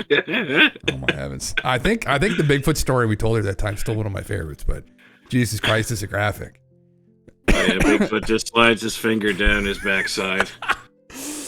Oh, he started taking his shit. He slides his fingers in. Oh fuck. Anyway, Dragon Lizard on Kobo. They're even cheaper. There's a whole section for Sasquatch. I think you told me that, Madam Misery. Yeah, that's your whole Kobo is filled with that, isn't it? It's all Sasquatch smut. Yeah, it's Sasquatch smut. It's a lit RPG. Yeah, he drags his dick through the woods. Fucking the fantasy. Fuck. Is Bigfoot, and he's got 3 of them. Bigfoot, that's literally he's got 3 of them. Literally, yeah. You could find the audiobooks around. Holy fuck, brother! Could you get me some of those audiobooks? Actually, well, we're at the gym, fucking on the treadmill. I might be interested in. You're talking a little bit about sources. I heard that's one thing I heard when you're going over the little GALENTV video there, and I thought this was relevant. You've probably seen this one before. This meme there. Yeah, I've seen the meme. I haven't seen this one in particular. Yeah. So there's one source is that and since books are made to be read and not as a consultant, I have rejected the scholarly tradition of specifying pages and footnotes. Another one, then the next one is, therefore, I give no sources because it is indifferent to me whether or not I have thought what I have thought has already been thought before by another. Followed by the famous, it was once revealed to me in a dream. This is fun. Yeah. That's the greatest one. Next one was it? Stalin haters won't believe any source. Holy fuck. Oh my goodness. And finally, I was there. I remember it. It was reincarnation. Is his picture Master Chief, or is that fuck? I'm just trying to see. That would tie it all together so nicely. I can't. No, it wasn't. Okay. No, I think it's a guy. I think it's just standing like a guy looking off to the side. It does look like Master Chief from a distance. Yeah, that's what I thought. The This Was Once Revealed to Me in a Dream is always my favorite. I always love that. Yeah, that was fucking me. I saw it in a dream. It's like, oh, brother. Fucking Christ. Imagine erotica, but werewolves, except it's other were creatures, were giraffes, were bowling balls. Oh my fuck that. Were giraffe would be pretty fucking terrifying when you think about it. Be like fucking like 30 feet tall, for Christ's sake. Like imagine that thing on 2 legs. The were furry erotica is going on. Is all the anthropomorphic goddamn wares. Yeah, I don't get the furry thing, but you know, whatever. To each his own. Adults, they want to fucking do that. You know what? If that's what they want to do, well, here's to them. You know? Yeah, exactly. I actually saw somebody around where we live. It was it was actually a few years ago. There was a guy walking, and he was with one would presume the girlfriend, but it could be like a friend zone thing, just because it was kind of like a dorky looking guy. And this girl, she was walking by. She had like the cat ears, and then I kid you not, she had the cat tail. Cat tail coming right out from the back. Underneath whatever it was that she was wearing. She's wearing some kind of like tutu or something. Jesus. I kid you not. Walking it was just out in the public. Oh my fucking God. Out in the public. God damn. That's brave, all right. Well, good for him though, right? See, this fucking you find someone, you'll find someone. That's just that people say that like little fucking, you know, guy, you're like, oh, maybe, but who knows, right? He found some eccentric girl that likes cats. Is a cat. Right? Yeah, so but you never know. Might not have found him, you know. Well, that's you might not have found him if you know what I mean. Yeah. You know what I mean. I have a client who thinks he's a skunk and carries around a litter box to pee in. Oh Jesus! Well, I mean that's just common sense if you're a skunk. I mean. Why a skunk though? Does he stink? Like, does he stink? You should ask him if he can spray. Ask him if he can fucking spray. Can you imagine that fella? He's just gonna go and say, "Hold on, I have to release my stink gland." Just drops his pants and just sprays his stream. Just sprays his stream. I wouldn't even want to questions you don't want fucking answered. Number fucking 35 here. Yeah. Where's skunk? Yeah, fuck. Yeah, I got another one for you here. I thought this one was kind of funny. This is actually from 12 years ago. Oh, sorry. So I wonder where this guy's at now. Here, I'll pull it up. I've asked if he could be an office pet. I told him animals can't collect social insurance. Oh, fuck. That's a good one, actually. He changed his tune pretty quick there, wouldn't he? Yeah. You have a friend whose nickname was Skunk because he farted 24/7 when you're younger. Oh, God. What the fuck is this? Yeah, so this is some guy. This is a guy with a higher IQ than Einstein, supposedly. This guy says that the caption, or the statement, or rather the caption is, this 15-year-old master's student, Jake Barnett, is currently the youngest astrophysicist in the world. Now, this is from 2013, so he might be, he's like 26, 27 now. This super savant has an IQ, has 170 plus, double plus, an IQ, and is the world's youngest astrophysicist. I would say that's pretty insane. I bet we talk about him in 200 years as the king of science. What records do you hold, fellow scientists? So this is from the science board on the particular website. Smart guys. Smart guys. And so the first reply was, writing on a fucking window. I'll see you on the unemployment line, buddy. To which he says, were you jealous? What have you done in your life? And he says, well, I bought a whiteboard, so I'm already smarter than him. Oh, God. Got him. Right in the fucking nuts there on that one, isn't it? Yeah. Holy fuck. Yeah, it's kind of a meme. Poor kid. Poor kid. I wonder what that guy's up to now. Garrett Tucker Tree Fucker. Maybe this would be this guy's nickname. Yeah, who knows? Garrett Tucker. Garrett Tree Tucker. Fucker. Tree Fucker. Good That's Lord. great, actually. Yeah, fuck. I mean, there's tons of people who are like, what's that fucking guy's name who's like, oh, I have an IQ of 200. He's on all these fucking podcasts and shit. And I don't know, like, has he written any papers? Like, has he contributed anything? Has he? I mean, there's more to it than just IQ. It's the problem, right? It's like, what is it? I think it's called the MacArthur Grant. That's if you can prove, I think it's only, I don't know if it's restricted to the United States, but if you could prove that you in fact are a genius or have a genius IQ, they will give you like $500,000. Well, but this is the thing about genius too, where I think genius stipulates that you've contributed something important to the field that has changed the field that you're working within. So, like, just having a high IQ in and of itself doesn't necessarily mean you're a genius. Because I've heard it before, like... They changed the field in unemployment. That's what they did. Yeah, there you go. You're still on the unemployment line, yeah. Yeah. Fucking Christ, anyway, yeah. Speaking of geniuses, here's a little excerpt I found from a book by one of our guys, Ludwig Wittgenstein. Oh, yeah, Wittgenstein. I love Wittgenstein. I'll let you read this caption. It is recently discovered secret diaries. Wittgenstein reports that while masturbating at the front during World War I, he was thinking about mathematical problems. And it is also the same in reality with so-called something sex. It also needs some phantasmatic screen. Any contact with a real flesh and blood other, any sexual pleasure that we find in touching another human being, it's not something evident, but something inherently traumatic. And can be sustained only for Jesus Christ. Yeah, it kind of cuts it off, but yeah, I could see him doing that. I think it was more the caption of just masturbating on the front in World War I. Oh yeah. But then also thinking about mathematical problems again in the context of you're in the trenches in World War I. Can you imagine you were down there with him, saw him doing that, and he survived, and then later in life you realized who he was, and you're like, fuck. You just saw him there, just beating the shit out of his dick while there's fucking, mortar fire going off. Gas, fucking mustard gas. Like, that's what you have to pick a time to do that. It's then maybe. He's not the only guy that has used sex as an outlet to solve math. A famous mathematician, it was a Swedish guy by the name of Euler, who he contributed a lot to math. I'll spare you from a lot of it. And I guess he had something like 10 or like 12 kids or something. Oh, wow, like every time he got stumped, he'd be like, "All right, dear, I gotta solve this problem." Time to clear my head. Yeah, it's not a bad strategy, I guess.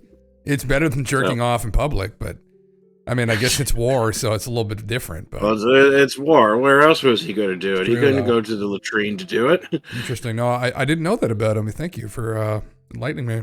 I thought you might enjoy that excerpt from old Wittgenstein. He was a wild man. Most of his, he had a bunch of brothers. They're all super wealthy for people that don't know. Even who he is, maybe you can Google him. But he had a bunch of brothers that were very wealthy. And he grew up very wealthy, privileged family, but they're all very mentally ill. And I think every one of his brothers, he had multiple, all killed themselves. So, yeah, anyway. Oh, yeah, that's right. Yeah, he was, there was definitely some screws loose up there, but in the right ways, yeah. Speaking of Euler, I've got another thing here for you. It's a math meme. Yep. You'll look at it and you're just going to say, well, what are these runes? So E is often noted as Euler's number. And after the little bit of education that I do have on it, it may in fact be one of the most important, if not the most important number. Equals MC squared, right? E as an energy, or this is a different... No, the E is an Euler's number. So it's Euler's number is different then, okay. Yeah, it's like 2.7. Well, it's what you call a irrational number. Yeah. That you can't divide it through by anything. So it has repeating digits on it. I see. I don't know. Let's spray from that. So this is called Euler's identity. Now, you may or may not remember all the way back from high school that when you try to find the square root of something, yes, and you put it in the calculator, if you put a negative sign under there, it says system error, cannot compute, can't do it. Nope, can't do it. Well, that's because that gets into the realm of what you call complex numbers. And this is the identity that Euler has, is that it was e to the power of I pi, and then plus 1 gives you 0. So what it simplifies down into is that you have some number I squared equals negative 1. But you can't have a number that's squared equal negative 1. Anyway, if you can tell me what the problem with this solution here is, that'd be good. I can't. All right, they effectively just like cheated. So they say since pi is approximately 3 and e is approximately 3, which is not the case, and the order of operations on it is just, I don't know. It's just, I looked at that and I thought it was it's pretty fucking funny. Equals. Yeah. It's just like you can't, it doesn't go that way. That's not how you do it anyway. The extent of my calculator fucking ability was 8008135. That was the extent of my calculator abilities. Yeah. They didn't even simplify that to 80085. You could do that, but that's not as exciting. Yeah, you can do that. It's not as like, whoa, you can actually do that. You're like, hey, fuck, but look at that. So I don't know anything about the Pythagorean theorem or whatnot, but I can do this on the calculator. So isn't that fun? Yeah. Supposedly Pythagorean got his Pythagorean theorem from the aliens, so I don't know if he isn't pissing himself right now. No, he got him from the Egyptians and then tried to pass it off like he figured it himself, like the cock that he is. Oh, well, they got it from the aliens then. Here's one that you'll like more, though. This one you'll have a much better time with. Oh, fuck Christ. I mean, you don't even have to read it. You'll just look at it and you'll have it's my favorite Wojak, the fucking idiot Wojak. Yeah. The underguy category theorist. Holy fucking Christ. There you go. Yeah. Superiority complex despite nothing to show for it. Burned out mathematical beauty receptors. Not even interested in the fields of category theory was invented to deal with. No free will, slave to abstraction. Warped in the sense what a mathematics is. This is another mathematic meme, but no longer creative, just thinks about categories 95% of the time. That was a math thing. I actually just read undergrad theorist superiority complex despite nothing to show for it, and then I saw the cum brain. And I said, all right, we'll share it. I remember I was kind of arguing with one of the guys who was looking for Planet 9 on Twitter years ago. Back, one of those obnoxious anonymous Twitter accounts, right? Just like trolling people. I understand the meme, it's fun. And I remember I just replied to him in the end with this meme. Just Buddy tried to put the square in the circle, and I just always wondered what he thought. He probably just looked at it. It's like, what the fucking Christ? It just ended there. It just ended the conversation. I was like, that's a good way to end the conversation, all right? That's a good way to end it. I always like the ones you see, like the like circle go into the like square slot, and then they're trying to force like the square into like the triangle or the the circle, and it just doesn't work. It's just so fucking. These are artworks that, listen, in the future, these will be true relics, like true fucking artifacts. There's one that's kind of, I can't solve a basic integral. That's kind of funny. There'd be people that would forget how to. Anyway, we'll move on. Fuck. This is there are two other like math ones, but they're not that funny. This is another one that we can kind of talk about. This will have some conversation here, so I'm gonna link this one to you. So this is the caption on it is that 45% of men aged 18 to 25 have never asked a woman out in person. To which the further reply is that one of my best friends has gone skydiving twice, but has told me he has never approached a woman. Really? This is a good conversational topic. Yeah. It's hard fucking thing to do though. I mean, that's no joke. I mean, I could kind of get that. Like, that's the thing with it's an intimidating thing. I think I could totally understand that. Yeah. Do you know what the deal with the skydiving though is with that? Like, no. Why skydiving in particular? So the thought is that if you're looking to meet somebody, you go skydiving because it's like one of those experiences that you get like an insane like a euphoric rush from. Okay, yeah. And the idea is that when everybody gets onto the ground and you go like, "Woo, we did it!" You know, and everybody's all hyped up and they have those endorphins just firing. You could just ask them to do like anything. You'd be like, "Do you want to go on a date?" "Yeah, totally." Because part of it is the thrill of that, like you survived falling from like, however many kilometers in the sky. So that's it. That's like the idea with it is that you go do something like exhilarating, heart racing, exhilarating, that just gets those endorphins just like, firing every which way in your body. And that people would, ideally it's supposed to be like the best time to ask somebody out on a date or to meet somebody. God damn. Aaron, yeah, but skydiving will never say no to your actual face. that fucking shame, be like, no.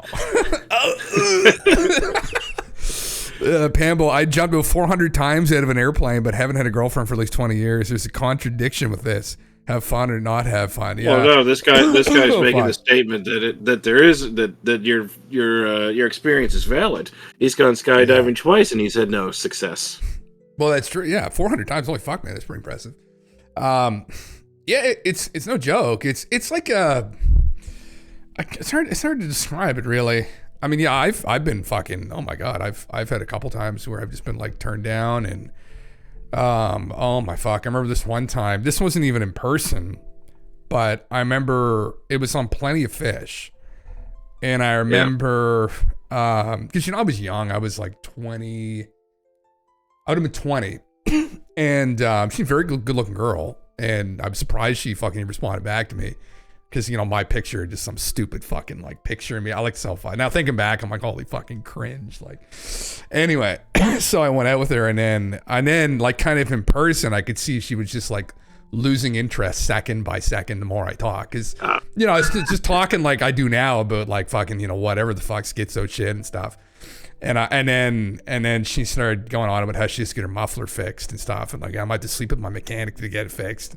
And I was like, okay, this is just a cue for all right then. All right. She's like, oh, you're not fucking interested in this conversation, but yeah, Well, actually, my current partner, I went right up to her actually and talked to her. That was in healthcare ethics. That was, oh my God, that would have been about almost 15 years ago now when I first met her, and I went up to her and I recognized her from high school, and they said, oh hi, and it's one of those things. It's like, not that I'm like fucking big player or anything. That was never really my focus in my life personally. But like, it's just like, it's like talking to anybody else. I think it's because, I've some guy friends over the years that like overthinking and stuff, and they go up and they get really nervous. And it's more like, probably the best advice I ever got was, just like treat like women or just like anybody else. They're other like, people. It's like if you're going up and talking to like another guy. Yeah. I mean, it's obviously a bit different than talking to a guy. I'm like, bro, what's up, bro? You have to like, but even in some instances, it might not be a whole lot different than that, where it's just, just treat them like another person. And and it doesn't need to even be like you go up and you try and fucking like impress them or do something cringe. You can even just like introduce yourself and be like, hey, like if, for instance, when my partner now and I just literally went up to her and introduced myself, but like, hey, my name's Sean. I think we went to school together, and we were waiting in line to go to healthcare ethics, actually, a philosophy class back in university. And I just said, oh, you're in this class too, and that's just how we started talking, and then we kind of hit it off. And then she did name. Well, and then she blew me off for some other guy that she was seeing, and I said, "Come fuck yourself." And then I went and dated somebody else for a long time, and then years later we reconnected, and that's now we're together now. So. There you go. So if you didn't take that risk, you might not be where you are now. Well, but that's how we got to know each other. I kind of became friendly with her, and we didn't like date, but we kind of became friends. Like a couple years after that, we had other classes together, but we were both with different people. And then our other relationships down the road, we were both single at one point or whatever, and then now we're together. So you never know, right? I mean, how that works out. But why did you lie to her and not tell her your real name, Jim? That's fucking. I should actually. Jim Russell. Yeah. You dropped the government name during that. Oh, did I actually? Yeah. You used the government name. Oh, did I? Oh, sorry. Yeah. Yeah. Oh well, I'll tell. I got one. I'm going to tell one. This is embarrassing. I'm going to tell one though. I'm going to tell one. Mm-hmm. So this is like my first year at university. You kind of look around. You're kind of just like, all right, maybe we'll see if we can make something happen here. And there was remember it was one of the intro economics classes I had.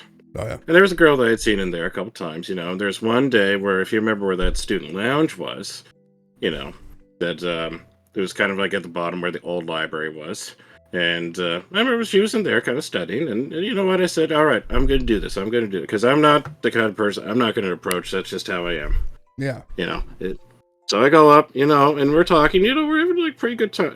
I thought the conversation was going pretty good. I thought everything was going good. I was trying to be affable, and whatnot. And then after a little bit, we kind of part ways and whatnot.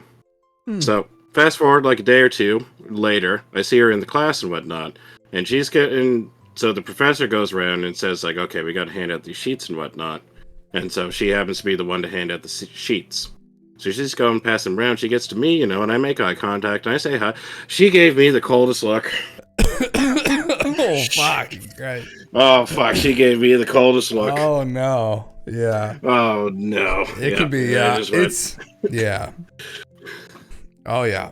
Oh, there's definitely some fucking, That was devastating. Oh, yeah. I remember a couple times, I would walk up to, this would be in university, too, and I'd be beginning to approach somebody, and they just kind of would just turn away, walk away. I'd be like, "Oh, you motherfucker, fuck you, like fuck you." I'm like, "Holy fuck!" I think it's more. You don't know though. Maybe they're already in a relationship. They can tell that you were looking at them, and they're kind of like, oh, "I don't want to deal with him." Like, I'm just gonna leave. I totally get it. I get it now, but it's in the moment. Like you just feel like hurt. You're like, oh, like. Well, it's kind of like here's what it is. You're thinking, like, I don't want to be like one of those guys. Yeah. This just kind of has that perception of, like, I don't want to talk to him. And then it turns out you are one of those guys. And you go, oh, fuck. Yeah. It's like, all right. Yeah. The worst you can say is no. And then they're like, ew. It's like, fuck. That used to be the case. That used to be the case, but it's like kind of a little bit different now. It's like there's even worse than just no now. Oh, they spread rumors. That's a terrible thing about women sometimes is no offense to any ladies who might be watching, but you probably know this, but it's like the guys are more physical violence, but ladies can sometimes be more about rumors and spreading rumors, and that's kind of their way to kind of like, get at somebody, and you start spreading rumors about somebody, and it can get pretty bad. Or you go through a breakup and then your ex starts spreading rumors about you, how you're a fucking sociopath and a psychopath, and you're like, oh, that's not who I am at all. But then what can you do about it? And then people think you're like that, or you're some complete asshole, and you're like, no, nothing you can do about it. It's dirty. Yeah. HFX Pin's mom and I were in grade school primary together. I never saw her again until she took over a courier job at my law firm 20 years ago. Isn't that funny, man? It's funny though how we were just saying that the other day, me and my partner, about how funny it is that we ended up to where we are now, where it's all those years ago. Like, you never really know, but it's hard to say. It's like sometimes you get an inkling and you think maybe, but it's yeah, no strings a bit, but dust yourself off and go again. Yeah, that's exactly it, man. You can't stop at that one. You just got to keep fucking going, right? You got to take like a handful of darts and just throw them at the board, and one will fucking hit. That's the thing, right? That's all you can fucking do is just keep going and just keep doing it until that one dart ricochets off and just hits you right back in the eye. Ooh, yeah, and takes you out for a bit, and then it takes you out a bit. And next thing you know, it's fucking Cat Boys or some shit, fucking. You ricochet hard enough, you end up in fucking Catboy territory. You're like, where did I go with this now? Man, I forgot about that. I forgot about the cat girl that I saw like walking down that street until we right, cat girl, yeah. Man, I forgot about that. Holy fuck. Fuck, so you never know. Yeah, holy shit, I couldn't imagine walking down the street that would hurt, honestly. Not that that's something that I ever do, but just imagining that it would hurt, like walking down the street with that in, that would be. I don't know if it was the butt plug tail, but it was definitely coming from her backside. Oh, it's almost certainly that's a fucking meme. I don't know. It might have been just like attached around the waist and then go, because it didn't look like it was coming directly out from like the butt plug. I was gonna say that would be. Oh god, I don't want to think about it honestly. Fucking falling out. Anyway, autisms. I got another one here. This may be perhaps this is a complete 180 from what we were just talking about. Oh, that's fine, this is a little excerpt from or a snippet from a book that's called Consciousness and Reality. Oh, okay. And the snippet was coming from. So, what was the origin of this? Oh yeah, it came from that one post of Euler's Identity where he said this is the most profound thing I've seen. Where it's e to the pi. Or to the pi times I plus 1 is equal to 0, but anyway, I don't need to go about that. So this is the excerpt from that. We can take just a little look at that, see what this is all about. Oh. So what might be a little mathy. It might be a little mathy if it is. Let's see what this is. Hyper numbers beyond. Okay. Let's see here. So use epsilon enters quantum physics not by anyone's choice, but by observational necessity. True. See addendum to this section in the appendix. The Pauli spin operators, the Dirac spinors, the projection operators, the neutrino operators, and the proper square roots of zero used in Dirac's quantum field theory, in all of which epsilon appears disguised in matrix forms. In all these categories, the basic building blocks are the mutually associative but non-commutative members epsilon 1, epsilon 2, epsilon 3, first three hyperforms of the square root of positive 1, from which all other hyperforms of the square root of positive 1 appearing in quantum physics are derived. The numbers a and b are non-commutative if the product of a by b differs from the product of b by a, and a, b, and c are associative.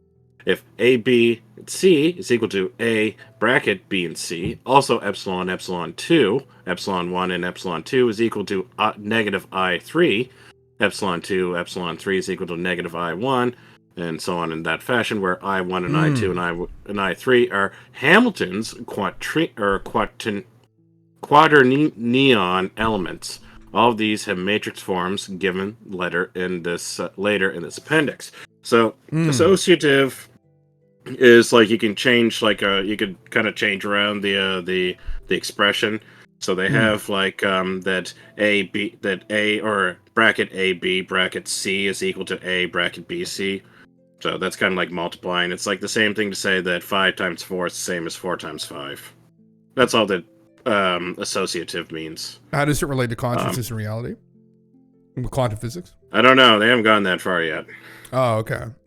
Well, let's see here. So calling the unit plus or minus 1 of the ordinary or real number axis R, or U1, that is first kind of unit, we can term that the square root of negative 1, or U2, or I, and the proper of the square root of positive 1, U3, or epsilon. We are now in a position to ask how much further we may go in this way. At the end of this chapter, the addendum, number, fauna, and flora, a table of hypernumbers, their orbits, and their behavior will be found. It is clear that what we are doing is elaborating the very core of mathematics itself, since every kind of number brings with it another species of arithmetic, and hence of algebra and function theory.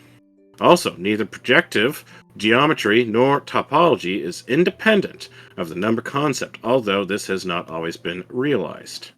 Already, Cayley, following the lead of Poncelet, was able to show the projection geometry was immediate or intimately bound up with the arithmetic and algebra of U2 is the equivalent of the square root of negative 1. And topology requires numbers to specify its basic concept of genus, as well as that other topological concept dimension. To specify the units of, what's that, negative dimension, we require the square root of negative 1, as Hermann Weyl showed earlier this century. We have found that epsilon, as well as I, enters into the concept of a fractional dimension, which is no more a broken dimension than a half-formed baby is a baby cut in half. The geometry of fractional dimensions involves, we also found, very fascinating wave and frequency forms. It shows that all geometrics are geometries of interdimensional geometry. Geometries and arithmetic. Integer dimension possess a wave-like microstructure. Oh, you still there? GALENTV? Okay, yeah. Yeah, I'm still there. I don't know about you, but I'm trying to wrap my head around this, and I probably have to read this a few more times to kind of get it. Aaron says, to be honest, I much prefer the giant bird story and all the math. Well, I mean, this one is this is tough. Kind of what the square root of negative 1 is that's like that would be what I is, because I squared, or the complex numbers, is just negative 1. So the square root of I squared is I. which then would be -1, or square root of -1, which, again, you put that in the calculator, it says can't do it. Nope, can't do it. Oh, fuck. So that's what those are what you call the complex numbers. So kind of give you an idea, there's like what you call like sets. So the first set that we'd have is like the natural number, so that's just 1, 2, 3, 4, and so on. Yeah. And then you've got then someone came along, some smart caveman came along and just said, started to understand the concept of 0. And then that became the whole numbers. That's the difference between the two. The whole numbers include 0. And then someone said, well, what if you start going backwards from 0? You go -1, -2, -3, and that's called the integers. Right. Then you say, like, well, what about fractions of numbers? Fractions of numbers would be like you get halves, or thirds, or quarters, and so on. And those are called the rational numbers. Well, turns out that some numbers can't be expressed as a fraction, and those are called the irrational numbers. And then finally, there are numbers even beyond that are called the real numbers. And that's generally what you deal with when you're on the calculator, is the real numbers. Right. And then the complex numbers exist outside of that. I see. It does explain it here as to what he's getting to. He says, as Chapter 9 has already made clear, the factor of consciousness enters fundamentally into the most recent physics. The physical world seems to be a sort of iceberg, the vast hidden portion of which involves the nature of consciousness. It is not surprising, therefore, that as we proceed up the ladder of the hypernumbers, we should find that more and more we are enunciating the mathematical representation of the operations of the mind. Some of these interrelations the reader will find mentioned in Chapter 8, where we noted that mathematics maps not only the nature of the physical cosmos, but of the inextricably related biopsychic cosmos as well. Hypernumbers beyond, what is it? What's again? Euler? What's E stand for in U3? Euler. Euler in U3. It's Swedish. It's Swedish. Swedish. Devolve almost wholly on the latter. We use the word cosmology. I see Pamela was talking about this too here in the deepened and very modern scientific sense. This is not the occasion for more details, and the interested reader will find some of the appendix. Suffice it to say, it appears that the fourth form of numbers is able to map the nature of attention, focus, and intensity. Okay, so I see what they're getting at. I mean, interesting. Okay, yeah. Oh, yeah, because I kind of see they would have like a subset of numbers. You have U1, U2, U3, and then U4 must be like another set. And that might be where like consciousness lies. Yeah, and it's kind of that's what they're getting to. Platonic idea too, where Plato thought that mathematics was one of these ways to understand or get to the realm of the forms, and that it was this sacred thing. Mathematics was a sacred thing, and he was very right. You think about that 2,400 years ago, he thought that, you know, all the secrets of the universe kind of also ultimately laid hidden behind mathematics. And we think of what we've been able to do with mathematics in creating atomic weapons and shit, and the power we've unleashed with understanding math and physics. And it's kind of crazy, but he was right, literally, that through mathematics and the very basic form of math that they were engaged with back then, where it's gotten to, he's literally right. It's unlocked the power of God, really, in some ways. So it has gotten us closer to that realm. But yeah, it's intriguing. Yeah, it's just algorithms and function when you break it down. Knowing when and where to use it is the thing. Yeah, I wasn't really familiar with Euler stuff. I mean, I really should be more knowledgeable in mathematics if I follow Euler stuff. Euler. You can't help it, because I thought it was Euler's. We had a high school teacher that always called it Euler's number. Yeah, which is, thinking back, is a little shocking, because I think the teacher had a master's degree in math, and I didn't know it was Euler's until a couple years ago. And it's pronounced Oilers because it was a Swedish guy. Okay, interesting. But it's spelled Euler. And I called it Euler for the longest time until I found out about it like a little bit ago, and that's what he said. He said it was pronounced Euler. It's Euler's number. Yeah, it talks about quantum physics here too. Okay, may very well be the most important number that we've.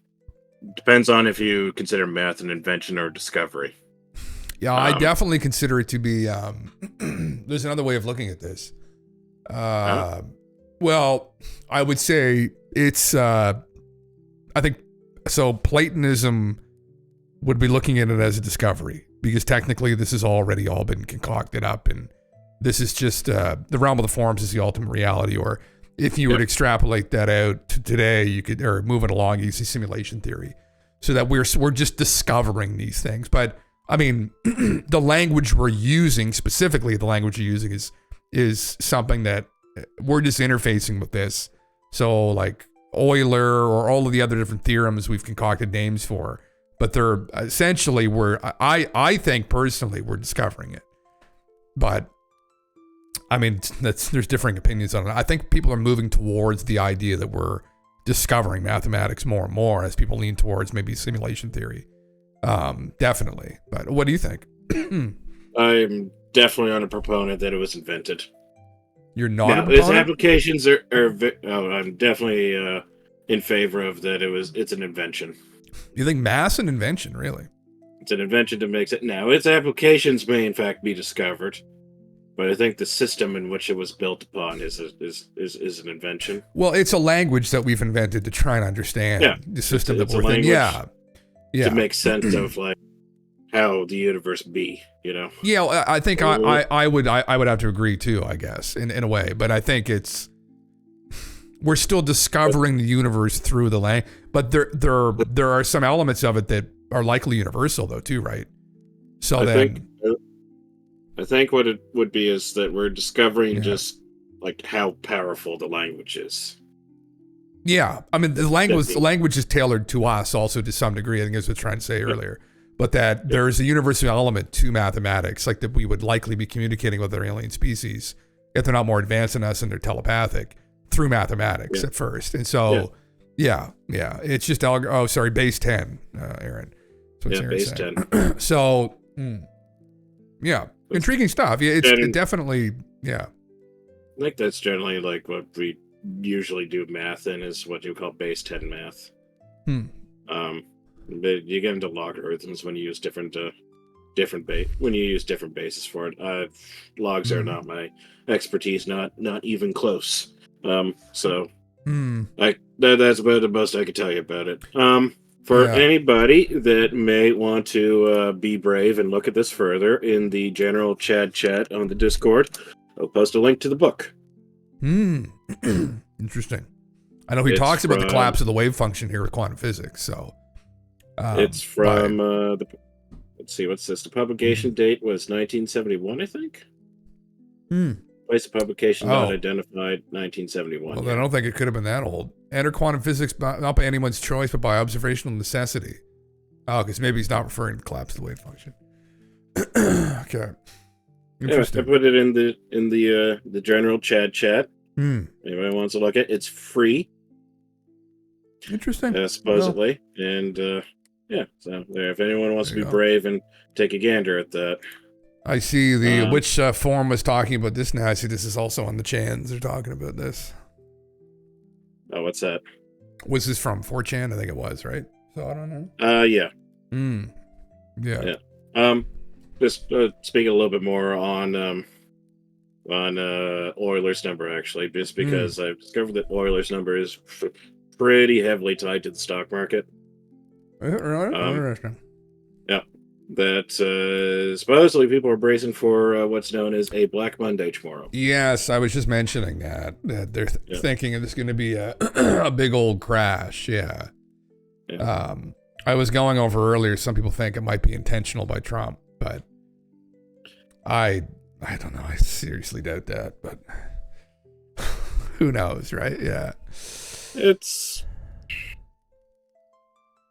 I mean, I guess the people are terrified of the notion of recession or no growth, but given that you can't have infinite growth in a world of finite resources, so it'll be very tough in like the immediate future, but maybe long term it might not be. It might be better, but I mean, I'm not an expert on that, so I can't really say.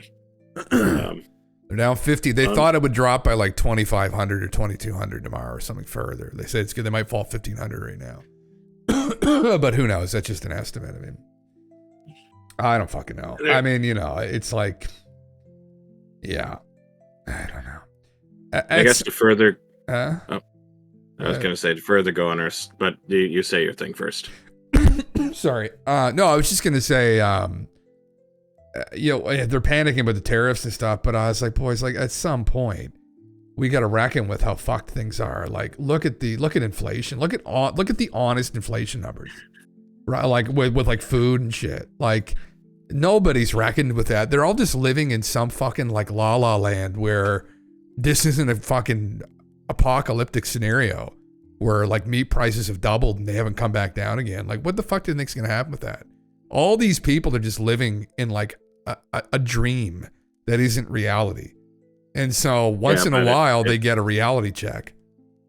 Yeah, it's got to not happen during their lifetime, though. It's got to not happen? Yeah. Yeah, that's what they're saying. It's got just not during my lifetime. You know, once I'm dead, it could crash. I don't care. Not while I'm alive. Yeah, that's exactly it. They can go fuck themselves. Which is a there is a notion with a lot of the indigenous communities in the area. So in a course that I took last fall, one of the questions that we had to talk about in our exam was that we had to we were given a link to a CBC article, and at least I think it was a CBC article. I could probably even find it for you if you give me a second here. You give me a second. I'll see if I can actually find it. But but what happened in the article was that there was a purchase of like a area to build a I don't know if it was a hydroelectric dam or if it was like they're trying to build some kind of industry, and they were going to use a river that was used by this indigenous group for like generations and generations, and that's where they would get their livelihood. You know, they would fish, they would get the water from the river and whatnot to live off. They were living off the river, and what happened was this company won this contract for the land, and they were going to just begin development some like 3 years later or something. However, the year after they won the bid, before they began construction, there was a change to the recognition of like the indigenous people's rights to or claims to some of the land. And what happened was the ickiness of it was that this company already had a contract drawn up, but what had happened was the parameters changed from the contract. So the question was, do they have the right to the land now? Because they did purchase the rights for it, that was when that's when it was the government's land. It wasn't the government's land anymore. Right. So the idea was the thought was that how would one go about kind of rectifying this? Because the problem was that it was going to cause pollution in the river, which would then affect the livelihood. So given it was an economics class, what we had to do is you kind of have to figure out, I can't remember the method that you do, but there's effectively a quote-unquote optimal amount of pollution to produce, and that was that effectively the company has to do at least enough to clean up some of it, and the people on the land kind of have to live with like the little bit that wasn't based on like what was considered beneficial, or what was considered like it was better to clean up like a little bit of the pollution, or like eat the cost to clean up all of it.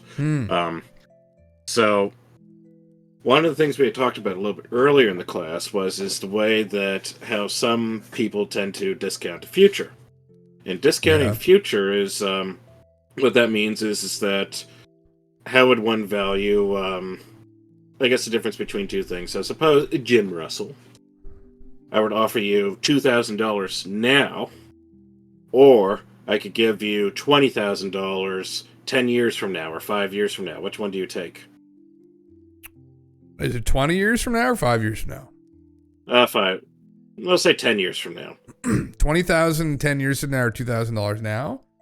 Yeah. Oh, $2,000 now. So that's it. Is that you're discounting the future based on that you can make more, you could do more with the $2,000 now than you could with 10 times that much 10 years from now. Because effectively you could say that you're still getting the $2,000 payments each year for the next 10 years. It's just that you don't actually get it. You get it in a lump sum 10 years from now. Yeah, assuming that $20,000 isn't going to be worth fucking $5,000, well, $3,000. Is that you discount it based on like interest rates or inflation rates. Yeah. So that would be one reason to discount it is that perhaps the equivalent of $20,000 10 years from now is really like $2 now, right? Yeah. So what's happening is that a lot of people tend to that's generally like the mentality that human beings think of, or at least like in Western culture. We tend to value rewards now over rewards later. Yeah. So one of the things that some of these indigenous groups would do is that they would think about it, that when they think about doing something that might cause an effect to the environment, they say, we're not going to think about what are the effects 1 year, 6 months, 2 years, 10 years from now. You want to say, how will the children's, you know, how are they going to live in the world? Or in other words, they were thinking 7 generations ahead. So their discount of the future was not nearly as much as what we would think of now, which is perhaps how one could argue we kind of got into this mess that we're in right now. Is that kind of come? We'll say the 1970s had a lot of inflation, and the 1980s had some inflation too. But what happened was that productivity went up quite a lot during the 1980s, but the wages didn't really increase to mirror the increase in productivity. So what's happening with that is that you say like, okay, well, is this going to be a problem later? And you go like, that's 20 years from now. Who cares? Yeah. You know, so that's that would be just what you would call discounting the future. So I'm going to see if I can find that article. Let's see here. It might be on the I might not have access to it. Let's I've got something else up here actually for the time being. I've actually got some new stuff. I saw it Digi posted. There's a UFO here. I thought this is fucking interesting. I thought I'd just play this in the background for people to see. This guy was captured in the Milky Way and he caught some kind of an object zipping around. Very interesting. Oh, I found it. So I'll send that to you. We'll watch a video and then we'll. Okay. Spit up 10 times. I see it there. Oh, yeah. Definitely not a bug because it went behind the clothesline in the distance. Sped up 10 times. Still sped up 10 times. Okay, the whole thing's just sped up. Intriguing.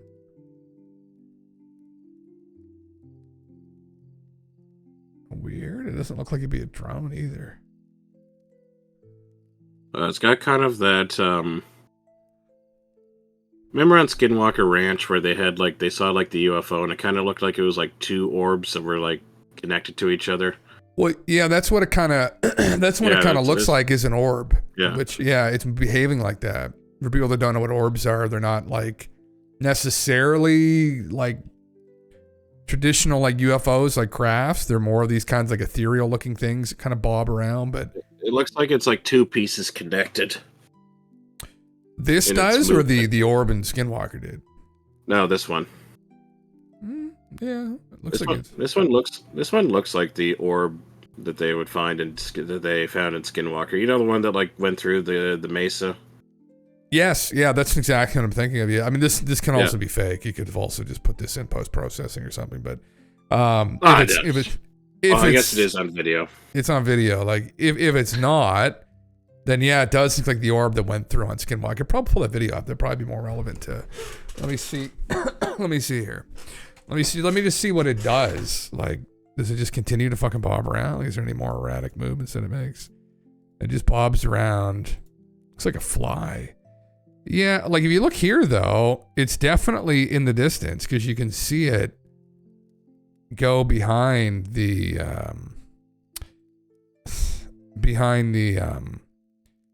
clothesline there. So it looks like it's out at a distance. That's kind of how it's behaving now. Well, one of the things move in front of the trees, so they're not up in the sky. They're moving around like an ant or a bug would do while walking. Maybe, I don't know. It's hard to say. It's a flying bug or aliens. You can see it stops and moves with the stars in the background. You can see it while playing the title bar. Who knows? Who knows? It did go behind the fucking clothesline. So he said it goes behind the tree at some point. I don't think I saw that. Oh yeah, I think it does. Oh yeah, it's behind the tree. Let's see.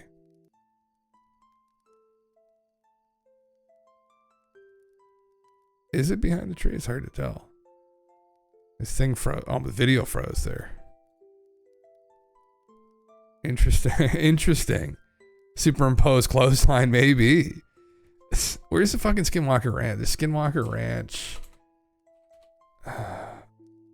These idiots are like flagging all the VODs now when you use their stuff. Skinwalker Ranch. Orb.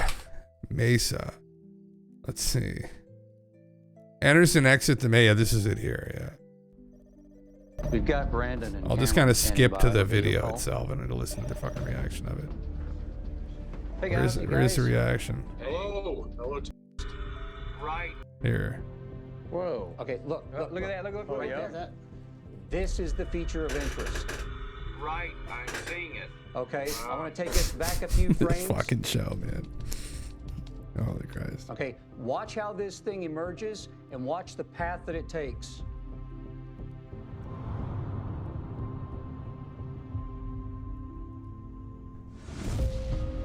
Went behind the mesa. Where'd it go? Where'd it Go right behind the mesa? Yes. And on closer inspection, it appears as if there's a corresponding light and illuminated area on the mesa itself in what I interpret to be directly below this thing. There it is. Right there. There it is. Okay, do you see that? I don't know if they ever got any more information on this. Yes, like, I did see it. Yeah, back it up a few frames, Eric. I don't think they did. Oh my gosh. Yeah, so you're talking about this flash right here, correct? Okay. Yes.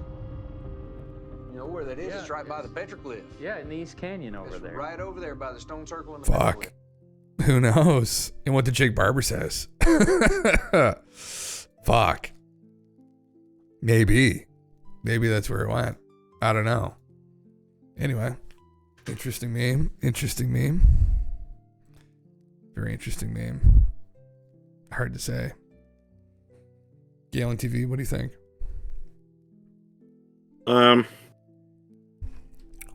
I sure hope they've got another season of Skinwalker Ranch. I think they do. I haven't even checked. I don't think it's going to be out for a while.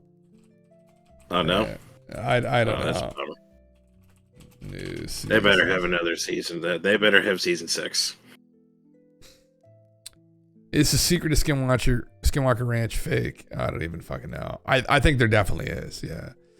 Season 6 set to air in 2025 some point, yeah. They didn't really stipulate when. Just at some point, yeah. 6.5 out of 10 on IMDb. We've watched up to, I don't know if we finished season 6 or not. I can't remember. But I just got tired of like the rockets. It's like every fucking episode, like, all right there, y'all, we're gonna fire another rocket, y'all, through up in the sky to the portal and the fucking over the triangle, y'all. I'm like, all right, I'm just kidding. I've seen the rockets are an integral part. Yeah. The integral part of the show. Yeah. Because you need just that fucking guy with 2 brain cells that's watching it, just like half drunk, half asleep, just be like, there's a rocket. Those are cool, man. Let them rip. Yeah, I think what they really need to do is get more metaphysical. Yeah, it's like Oak Island, man. That's exactly it. Like, they're just gonna fucking milk it. Like, yeah, they need to get Oak Island's been going on for what, like 15 years now? Oh my fucking god, that's just another ridiculous show. Like, the only interesting thing that they did on Skinwalker Ranch, or one of the only interesting things, was they brought out. I remember it was, I guess I was fucking laughing. There's this rabbi that's always on Ancient Aliens. And he interprets like all of the Hebrew texts favorably for maybe like with Moses, maybe there was aliens talking to him that gave him the fucking 10 Commandments. And he came out and did some kind of a ceremony or ritual, And then they got all these weird readings on the ranch, supposedly. It was some like wacky episode. I was like, oh, I really like this. This is fun. They should do more like woo-woo fucking like metaphysical shit like that. Did you see like when they tried to set up I think they had like 1,000 drones there, and like half of them just died like while they're in the sky. Yeah, that was one of the recent episodes. Yeah. Yeah, that was one of the recent ones. I like that they found like the supposed like cone or like the they kind of think it might be like a wormhole, kind of like over around like on top of the triangle area. It's in the triangle. Yeah. Well, they did get probably the best evidence they've gotten was, I think, in the last season, not the most recent one, but the one before that, where they set off a rocket and they took an image right as one of these rockets was going through the triangle, and they got some kind of an object. So supposedly in the photo, and I mean, they have experts on site. Travis Taylor is an expert when it comes to imaging, and he has some kind of background, and he's in engineering and also in physics, but laser physics, but also in optical. And so supposedly there is a very strange anomaly that they got above this triangle. It looked like an object that was there, but it wasn't completely material. And it scared the shit out of them. And I guess that's one of the better pieces. That with the orbs. There was another video they got, not the one we just saw, but there was like a trail cam where they got a very strange orb like bobbing around. And that was another really weird one supposedly they captured. But like, you know, the stories of Skinwalker Ranch that I grew up reading in Above Top Secret, where like George Knapp and people recounting all the horror stories, was like giant werewolves, giant wolves attacking cattle, really strange stuff, like that story where the woman's groceries all ended up back in her bags after she went into the shower and came back out, cows being topped and stacked on top of one another, you know, like really obviously weird shit. Nothing like that has happened.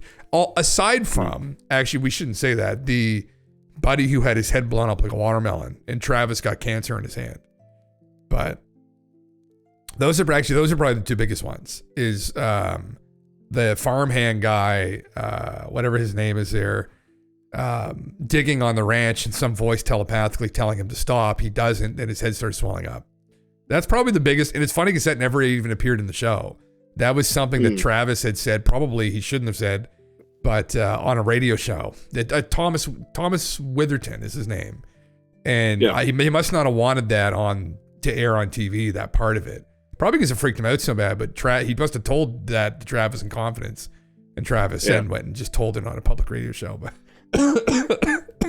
But that was the most fascinating anecdote I think I've heard on there, where there was absolutely an intelligence that told him to stop, and then they literally blew his head up. Like his head, it was in between his scalp and his skull, started just filling with fluid, and they couldn't get it to stop. And his head like swelled right up to the point he almost died. And they rushed him to the ER, and it scared the shit out of him. And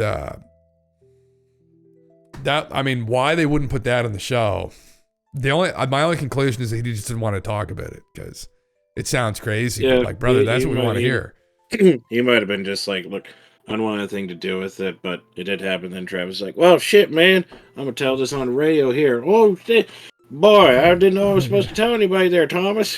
Sorry about that, dude.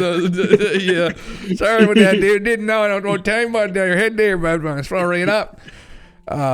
Thomas, yeah, I mean, like, anyway, I mean but that's the kind of shit that I tune in for. Like, someone's head gets swelled up like a watermelon for fucking aliens, brother. That's why I'm fucking here. That's sketch, but like, come on now. We don't care about them doing like some experiment with like some LiDAR gun. We want to see like the Skinwalker come into their bedroom and just be like, leave this property. Peel the skin off of a dragon's face. Fucking just wake up. There's no skin. You're like, what the fuck? Like, just dark, horrendous shit. But those are the stories that I remember hearing about Skinwalker. That it's the only place on planet Earth you could go to, and 100% you'd see aliens. But obviously that's not quite true, right? But it's still fucking the show is just a meme. This would be my idea. This is my idea I put forward.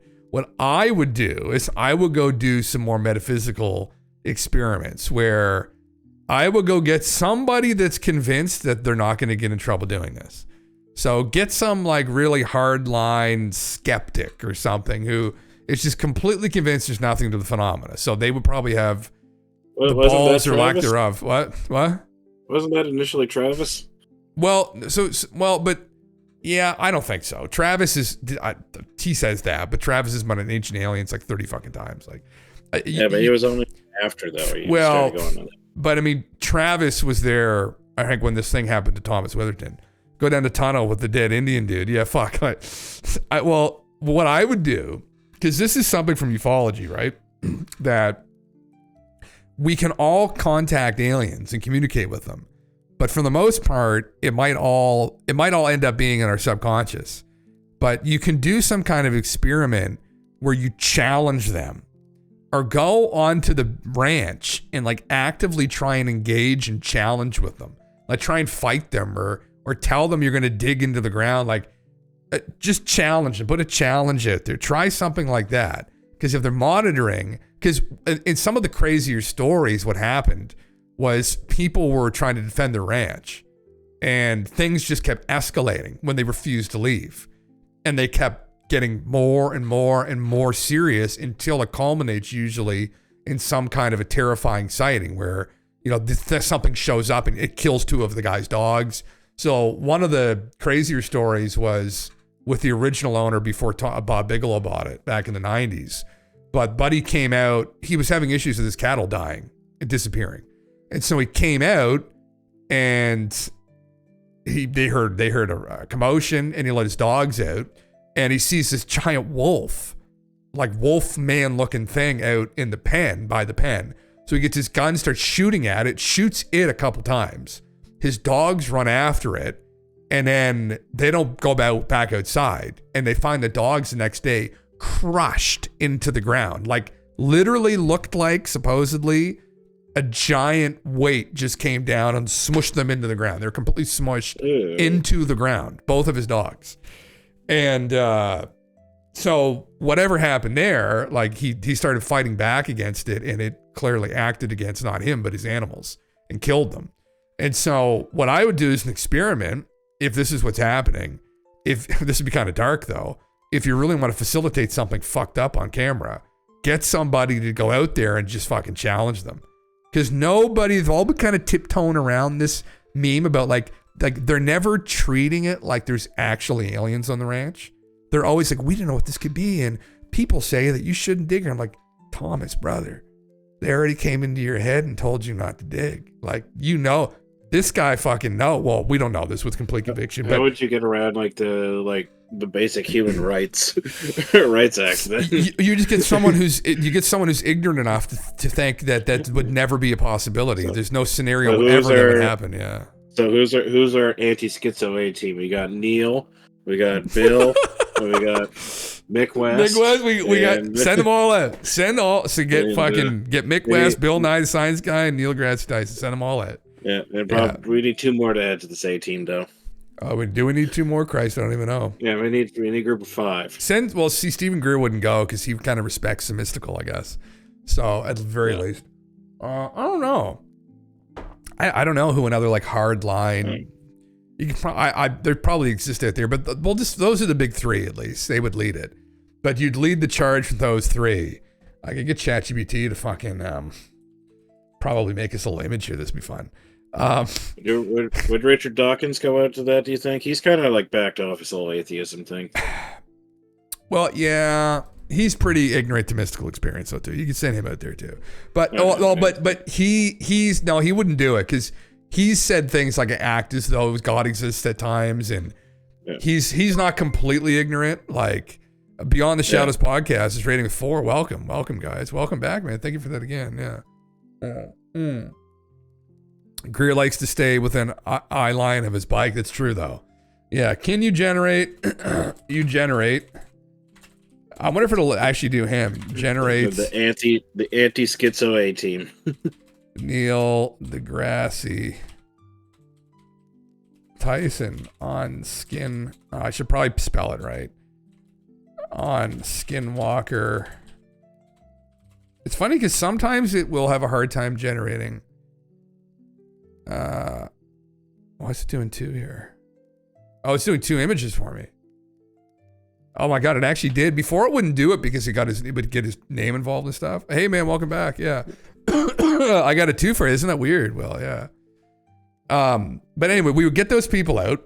What we would do is we would get them to, it's kind of like with the Ouija board. If anyone's ever fucked around with the Ouija board before. I've done this a couple times. Not in like the place I was ever living. But I remember one time we went to my buddy's. Actually, you know what's funny? Is I think this preceded him having this weird sighting. I'm not friends with the guy anymore.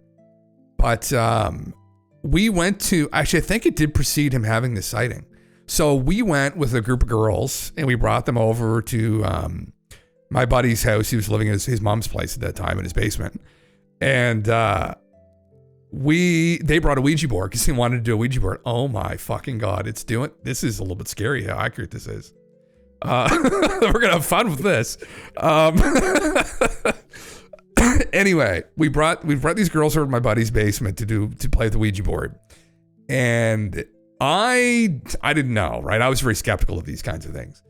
But anyway, oh my fucking, that is fucking unbelievably close. Oh my Jesus. Anyway, yeah, we're gonna send him to a very dark place here. Jesus, this is crazy. The lettering's all correct too. Anyway, we're in his basement doing the Ouija boards, and they claim that they were like tapping into something. For people that don't know how they work, you get a board and then you get this little guide, and supposedly if a spirit's there, it'll guide your hand around and answer your questions and shit. And actually, I told this story before too, but he had, and I think it was actually would have been after this. A weird sighting in his basement one time. He wasn't a guy, wasn't into aliens, he wasn't into like woo-woo things. He would stay up really late at night and gamble, like play poker on his old family PC. And one night at like 2 or 3 in the morning, I remember my phone went off. I didn't answer it, obviously. I just went back to bed. But he was calling me because he had this crazy sight. He was walking back and he went to the laundry room, came back out, and you could look down the hallway in their basement to the little den where the computer was. And he saw a Native American man with long black hair, and he looked dead, like he was pale white, just staring at him through his hair, sitting on the computer chair that was now turned around facing where he was walking to. And he just saw it for like a split. He looked, he was there, and he couldn't believe what he was seeing, so he kind of like shook his head. And then he was gone. But he absolutely 100%, I think if you talk to him this day, says that absolutely happened. So maybe that's actually a story, an anecdote of why you shouldn't fuck around with Ouija boards. But because some weird shit might happen, who knows? You'd send these guys out to Skywatcher Ranch and you'd get them to do something like that. You'd get them to challenge what's ever on the ranch. You'd start treating the phenomena on the ranch, not like just some random phenomena, but you'd use Thomas Witherton's anecdote of there actually being an intelligence there, and you'd try and commune with it. And then what you get these guys to do to really spice it up, because they don't believe this is true, is you'd get them to try and fight it or threaten it. And then you'd just wait and see what happens. That's what I would do. I'd try fuck the rockets, yeah. Now you need them standing there just like that, but the Skinwalker monster is cut up behind them. Oh, that's a good idea. Yeah. Brought these girls over to my buddy's basement is a strange way of saying you brought them to illegally traffic them, Jim. It was my girlfriend at the time and 2 of her friends. Actually, but more specific. Your buddy wasn't Bob Laser, was it? Oh, no, unfortunately not. Yeah, great story for a movie. Well, I mean, this would be a great. Well, listen, it is a pretty good plot for a movie. You got the maybe a group of 4, the four anti-schizos, and you equip them with all the anti-schizo tech. You give them the Ouija board. You give them you give them a couple crystals. Yeah. And you probably give them like 1 or 2 tinfoil hats. And it's another thing that people mess around. Probably Dreamcatcher. And yeah. Then he gives them some shovels because they got to dig up on the property. They got to dig the property. They got to make threats to the aliens while they're digging in the property. They got to tell them they're going to get into their fucking base and say they're bitches. I'm coming for you. They got to do everything they can because it's like this is all just nothing's going to happen, right? That's in their mind. Nothing's going to happen because that's what they think is going to happen. But we know there might be a chance. and that might make really good TV. Although it might be gruesome. This might be your moment here. You send that into a tweet over to O'Neill and just propose him. Give him the Skinwalker challenge. I feel like out of them, Neil probably would be the one with the most common sense to be like, on the off chance, just let me do this. Someone like Mick West, I think, would definitely be someone that would probably do it. Mick West would be like, well, my fee for this is several $1 million. $1 million. Well, but he's that level of like ignorance when it comes to this stuff. Like some crystal skulls, candles. Don't forget some candles, and upside down pentagram. Fuck. Oh, fuck, that's right. I was going to bring up crystal skulls actually, for this week until I read into them, and I was pretty disappointed when I was reading into them. Were you? Yeah, I thought well, that was there was a meme for a while, but it seems like they were all like, they have a pretty plausible like manufacturing explanation for them. That they were all kind of manufactured within the last 150 years. I gotta say, I was pretty disappointed. Oh shit. This is unbelievable how good this is. I can't even. You got the gray alien. Okay, now the alien's pulling out all Neil's guts onto the ground. The alien has just disemboweled Neil from behind. Yeah. Fucking Christ. Yeah. Jeez. I posted on Twitter. I should fucking post it on Twitter, shouldn't I? Flint Tibble. There's the fourth guy. Flint Tibble. That's the fourth member of the party. That's the anti-SKIZ0 task force. Should I tag Neil in it? Post it on fucking Twitter. Yeah. Yeah, take him in it. You give him the anti-SKIZ0 challenge. Yeah. You just got to start digging on Skinwalker Ranch. Well, holy fuck. We need to have Neil do a perception roll. I'll wait till it finishes generating. I'll fucking post it. I'll just put question marks. I'll post it on fucking Twitter. Just put question marks. Neil, what the fuck? Like, yeah, content. Yeah. Neil just hits like a natty 20 on that, and he's just never the same. Holy fuck. Nat one. Oh no, the cursed. Yeah. He rolls a net. He sees it all. He sees the truth of the universe. He's just never the same. He says, "I have to cancel my podcast. I have to close my YouTube channel." Holy fuck, guys! I was wrong. Oh my god! I should give him my want to believe. Oh, that's what we'll do here. I want to believe. I want to believe. Sure. Oh my god! I could put him in a little dress actually. This is how dark this is going to. I mean, I don't know what image generation software they're using here. This is their own, homebrewed one. But man, yeah. I could just imagine if the safeties were off here, some of the horrors you could fucking cook up. I don't even want to think about it. Like, I thought the picture you got with him before, like the alien looked at. This one looks like a little bit off from him. But, he's not quite as good, is he? Yeah. This was much closer to him, wasn't it? Yeah. It's still pretty close. It's still pretty close. So it's close enough where you'd be like, yeah, it's Neil deGrasse Tyson. It's his whole look. Like, oh, there's a guy right there. Holy fucking Christ. Hold on. I wonder what he says. Here, we'll go fucking old Twitter here. Old tweeter. Just fucking paste. At Neil. Is he even on here? Neil deGrasse Tyson. Why can't I post it? I can't post it. Entering Skinwalker.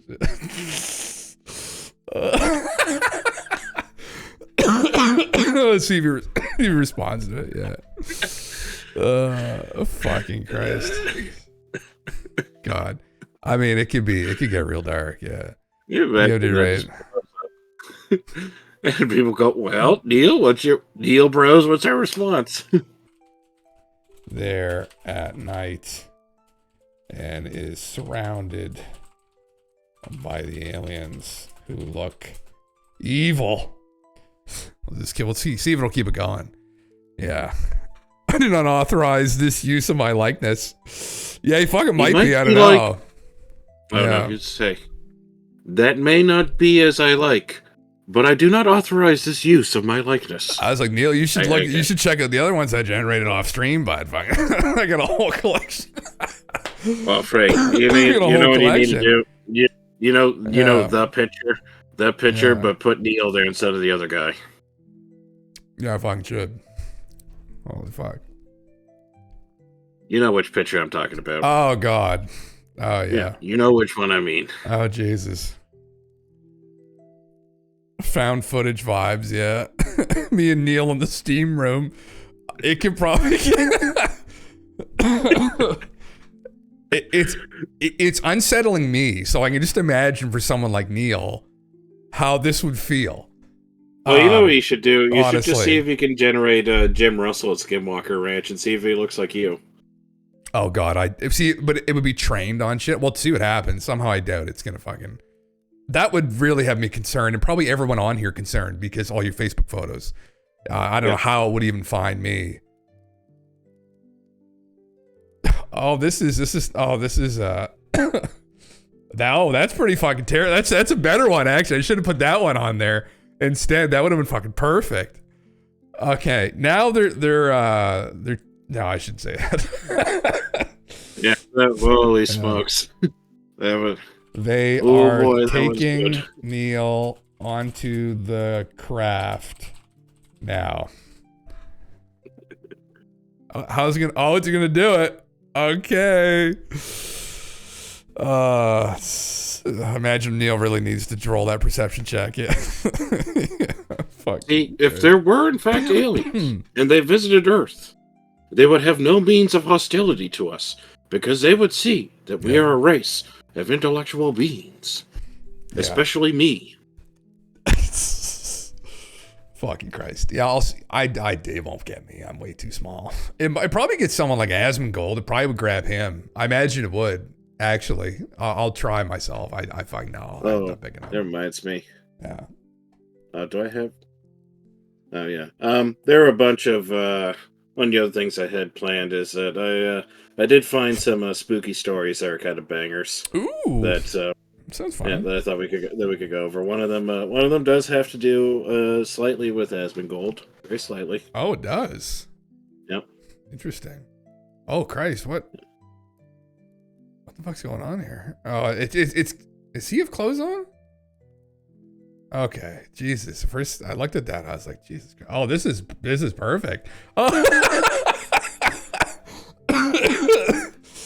Holy I always see that look of concern on his face. Holy oh, fuck. now I see it. They got his there. Come back here in a second, brother. Holy fuck. Yeah. I should say next the probing. The plot thickens. They have him on the operating table. Yeah. Now the probing. You imagine it just hiccups and just generates it. Holy fuck. That was pretty good, though. Holy smokes, that one's good. Christ. They capture the look of concern on his face with like that little bit of disbelief. Oh, it's crazy good. It's crazy good. It's probably done generating now, yeah. Only one person viewed it.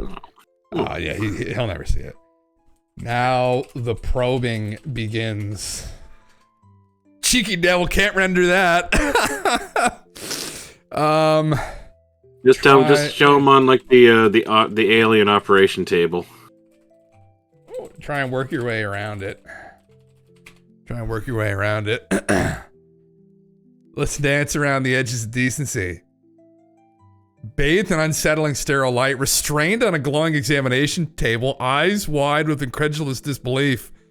This is freaking me out a little bit. That if it actually fucking does this. Is this one free, or do you have to pay for the photo generation or the image generation? And now this is base ChatGPT 4.0, I think is base. I mean, I can use it way more because I paid for it, unfortunately, again. But yeah, this isn't any of the preview. Yeah, these are the 03 is the bested reasoning. 4.5 is the big one. That's just a research preview right now, though. Yeah. The probing would mean something immodest. Yeah, it did though. Hang tight, creating image. Oh God. Shadow figures operate strange biomechanical instruments. Their motives unclear but decidedly unscientific. Decidedly unscientific. Oh Jesus. Oh God. Oh no. This is a little bit freaky. Oh Jesus Christ. Okay. Oh, I'll blow it up here in a second. Oh. Oh God. I'm hoping... I see the look of horror on his face, but I can't see anything else. Oh my Jesus Christ. Holy fuck. Okay. Oh fuck, that was like exactly what I was imagining. Holy shit. That's creeped me out a little bit. Honestly. Oh, fuck, that was like almost exactly what I had pictured. That is that right there. Man, what are people using their likeness? Man, like I don't even want to bring up the examples, but like I can just imagine anyone who goes in Rule 34 will fucking know that there's going to be some, I don't know what they're using here, but this is, as soon as I saw, Will, I couldn't believe, man, that I pulled them up at the beginning. I pulled them out, Will, the Ancient Aliens figurines you made. Unfucking believable. Unfucking believable. Like crazy shit. Yeah. We have a whole suspense storyline, man. It's crazy. Okay, now make Neil into a figurine in a Ancient Aliens edition packaging. Hold on, I'll be right back. Yeah. Do something like that, yeah. It's evidence, yeah. This would be a little bit disturbing to send to somebody, but if he responds, I'll send that one back to him. This will be what happens. The evil looking goblin fucking aliens. Oh my fucking God, man. Unreal. I could just spend all night on here generating this shit. Just tweaking it. Tweaking my Neil. My Neil. To be the dark shit. It's like, Neil, I've got so many pictures of you on my PC. Like, it was gonna be like, is that a threat? I mean, this is how fucking twisted this shit is, though. Where like people will be doing this stuff. Oh, look, it's doing the exact same thing that you had, Will. Same shit. I mean, for it to be able to generate, I mean, I could do all my stream stuff with this right now. I could do a new logo. I could have everything up. I mean, look at this, man. What the fuck? Holy shit. Neil deGrasse Tyson Alien Abduction Edition. Oh my fucking God, man. It kept the continuity. It did. Ages 4 and up.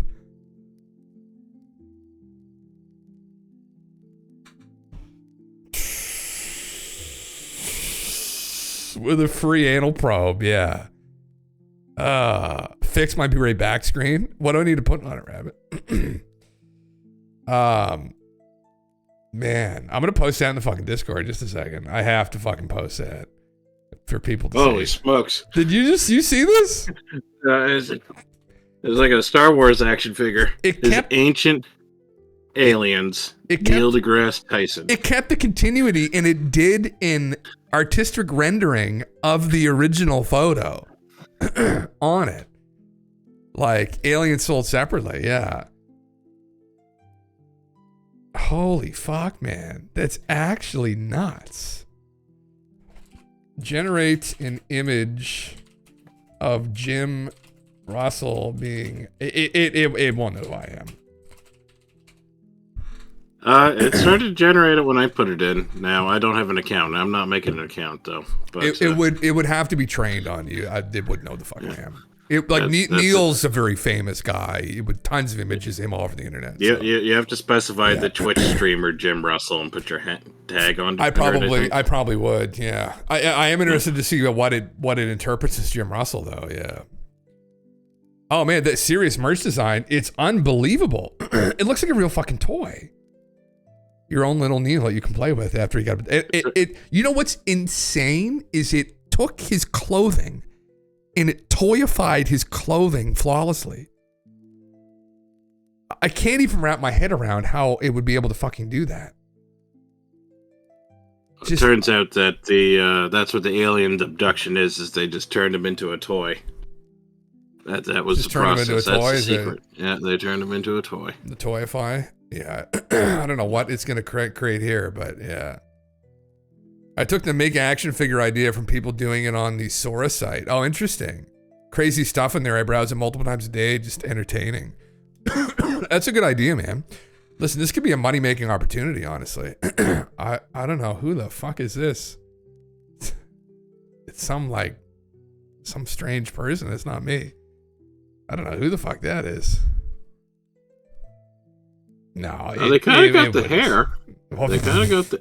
What's that, like Harrison Ford? My hair's fucked right now. Yeah, it looks like Harrison Ford. Yeah, it's not me. Yeah, it's like Harrison Ford. You'd have to be a celebrity to actually show up on here. You'd have to know to get like. Oh, you got to specify the Twitch stream, the Twitch.tv streamer Jim Russell _. I don't think it would be able to do that. I don't know, man. Let's see. I'm gonna be very scared if it does. I know it's not going to though.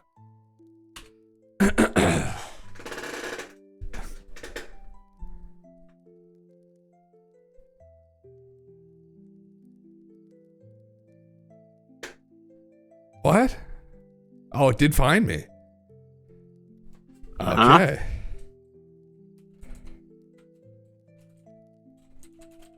You gotta generate an image of that being abducted by aliens. Oh, I'm getting nervous now, yeah.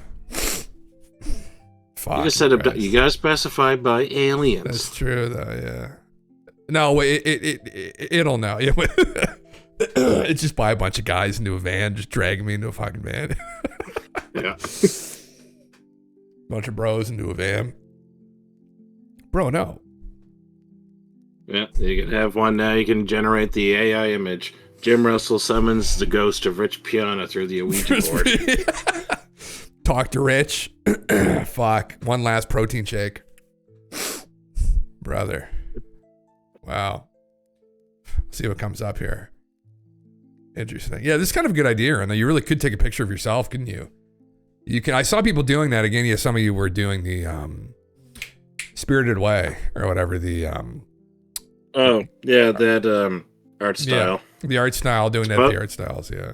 Supposedly that guy, the creator, the creator of like Spirited Away and what was the other one? It was Kiki's Delivery Service. There's a couple of them he did. Oh, this is disturbing.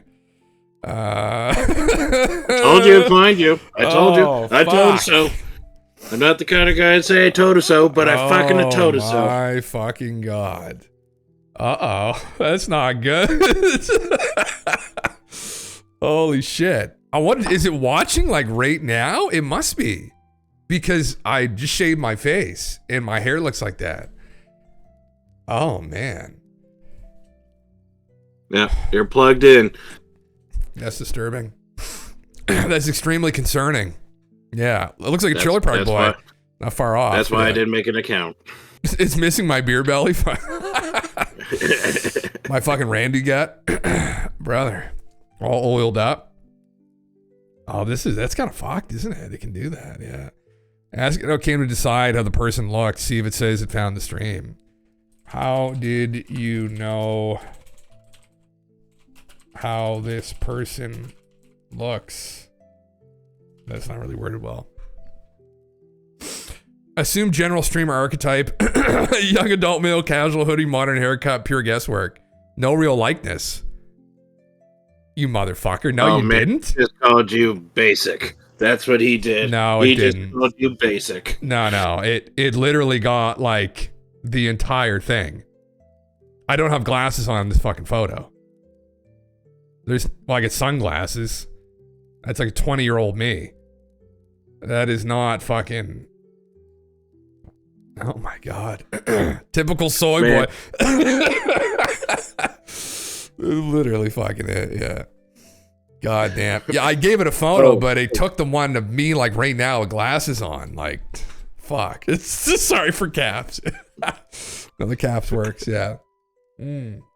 Upload a pic. Yeah, you could. I could upload a pic, but I was curious if it would actually go to the stream and watch. Well, you know what? Scroll back up to the picture I generated of you. You know what it missed? Why? Those 24-inch pythons. Oh, brother, yeah.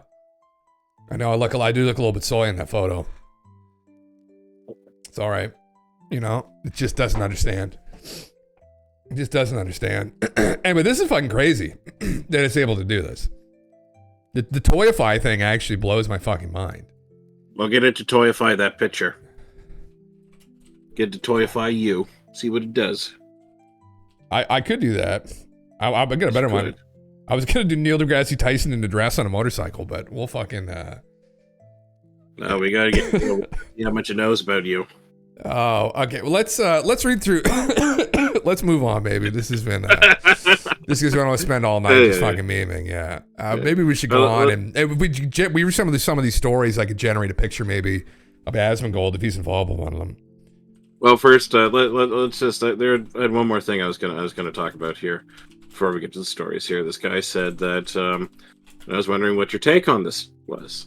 This guy here, he starts a thread by saying science is a dead end. Science replaced religion and spirituality about 1,500 years ago. Since then, humanity is trying to understand the world, reality, life, even though they had all the answers through beliefs, religion, which was making their existence harmonic, clear, happy, and understandable. Then, people chose to destroy this harmony and try to dismantle the reality down to particles, formulas, scientific studies, etc. What have they found? What have they found up to the present time? How did science improve life? People realize that they are animals, that the world is a dead chaos, life is meaningless, the values that form generations are nothing, nothing has sense at all, life is pointless. Thanks to science, that killed the magic of surrounding nature. Things, people, because you certainly know from the age of 7 that everything is just an abstract, random mixture of particles. Now, all of you seeking the answers on questions you post in all of these threads, what exactly are you looking for? Do you think if you break down the universe and consciousness down to a simple model that will explain everything? It will make you as happy and complete, at least at the tiniest part, compared to the ordinary Christian farmer who lives in a God-forgotten place, never read anything other than Bible, and still manages to live a life 99.9% of the quote-unquote civilized, educated people will never live. Science killed the soul of life.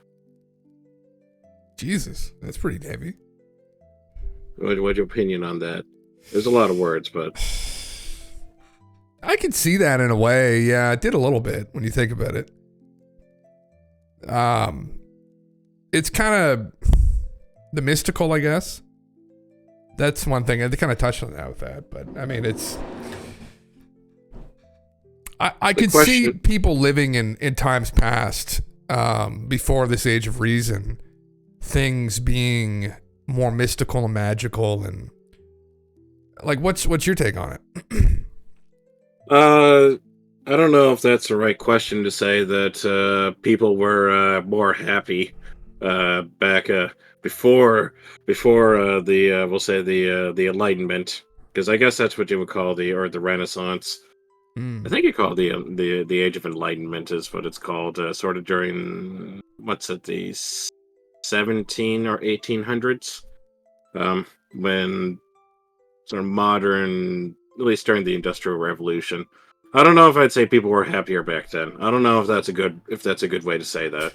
Not happier, no, I don't think. Well, I don't know though, but then you have to look at like I guess maybe if you're like nobility, maybe you're happier, but I mean that wouldn't be any different than today, being nobility today. I think a lot of the kind of modern amenities that science has provided us has made life like way more comfortable, but I mean, yeah. Well, Frank, we couldn't do what we just did for like the last 25 minutes. Even last year, we couldn't have just sat here doing that. Generate pictures of Neil going to Skinwalker Ranch, aliens getting him. Is this a good move? Is this a good move forward, or is it a fucking bad move? I guess that's the question. Like, where exactly are we heading with this? I think what the guy was trying to go on about was he was effectively talking about that maybe humanity without the without or by having science replace spirituality and religion, that you're kind of that humanity kind of entered into an age of an existentialism crisis or an existential crisis. Well, yeah, it did. God is dead, right? I mean, it did. Yeah. Nietzsche, yeah. Nietzsche, that son of a bitch. He just had to kill God, didn't he? He said he did it. Not me, though. But it was him. We did it, I guess. That's what Nietzsche thought. That humans did it. That humanity, we killed God. I mean, that's kind of the... And what were the consequences of that? Yeah. It would be... I don't know if I would say that the substitute of science kind of being the end-all be-all, replacing religion and spirituality, or like spirituality, I guess. I won't say religion, but just spirituality. I don't know if that would be that might be a symptom of kind of maybe what you would see, like the sense of the bleakness that you would see today. Because a lot of people are just like, our generation is no good, and the next generation coming up is even worse. And you'd say, and these are the people that are supposed to solve the world's problems. Well, effectively, what comes down to is they probably will, because they have to. It's kind of like in, I guess we'll say like World War II. You know, the sentiment is that you had to go to war and we had to win it because we had to, or otherwise there wasn't going to be a planet, or there wasn't going to be there wasn't going to be a home to come back to.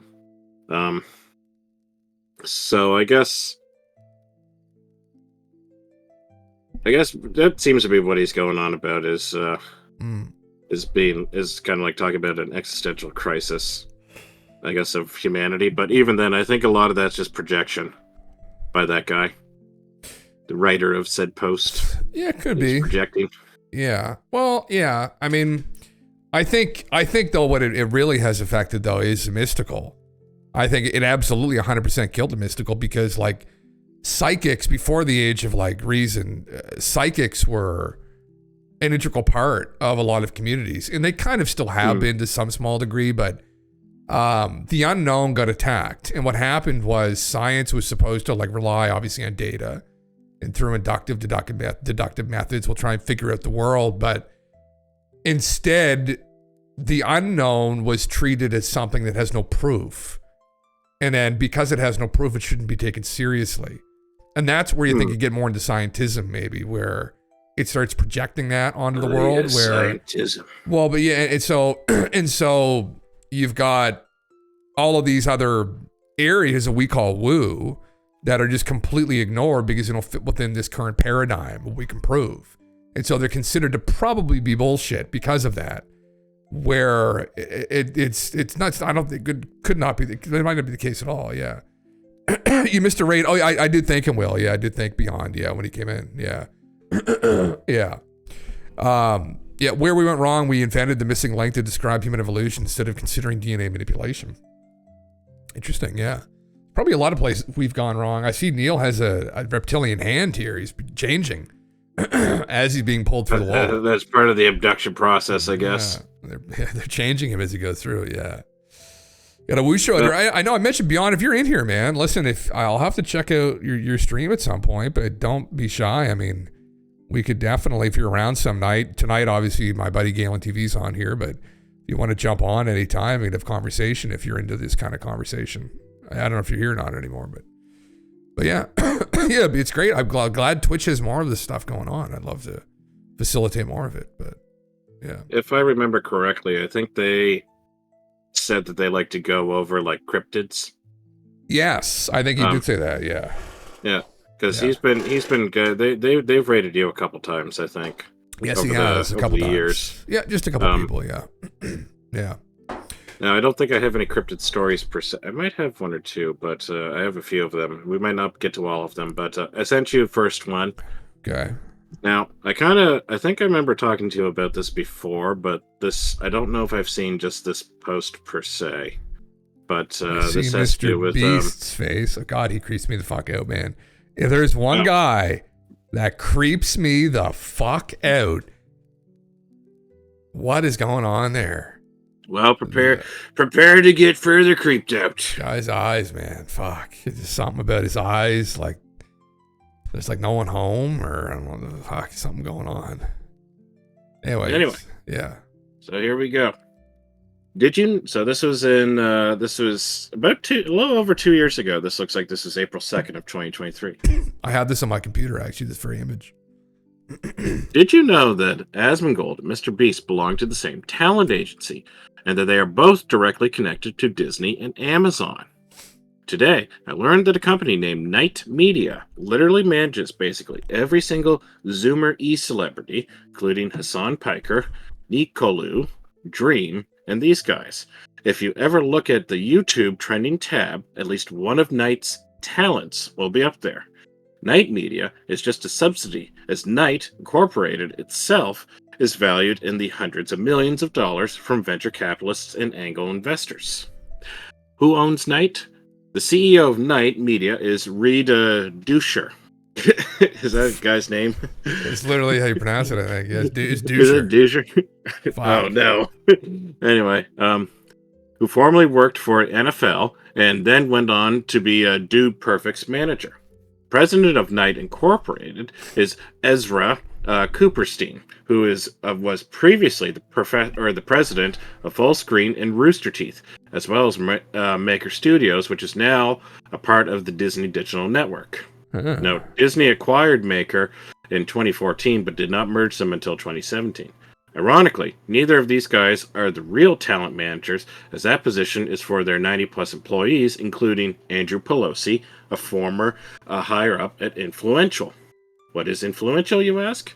Influential is an AI social data and conversation and conversion technology, as well as a developer partner of IBM Watson and a Facebook marketing partner, utilizing a network of over 1 million social media influencers as a tactic for distribution. Influential runs both native and paid campaigns on Facebook, Instagram, Snapchat, Twitter, and YouTube for Fortune 500 brands. Influential is owned by Jeremy Steinberg.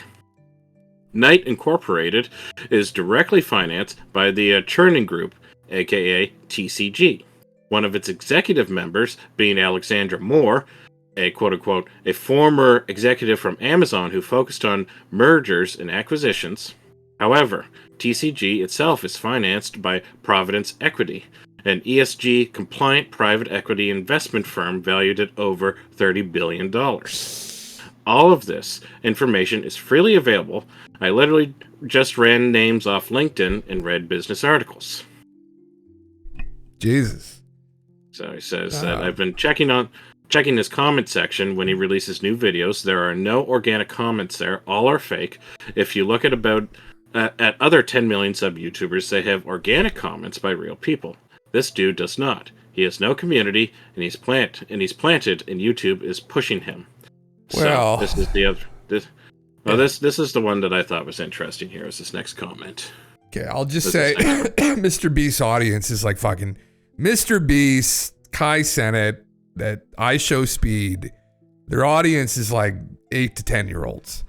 And so, like, what are they going to comment on a video exactly? Something like generic and something a kid would say, or like, what's the fucking new thing they're saying? It's, oh my God. Fuck, I just had it in my head again. They've had that Kai Cenat guy on like a couple of these sports shows that I've watched sometimes. Oh man, he's I don't know. I've never listened to them when they've had them on because I don't know. I just saw that he was like a guest on these shows. He's huge. That I Show Speed guy's in China right now, for Christ's sake. I mean, they're two huge. They're two of the biggest streamers in the world right now. Both those guys, they've blown up big time. But I don't know. I mean, well, you could say the same thing about Hassan. Hassan's background too.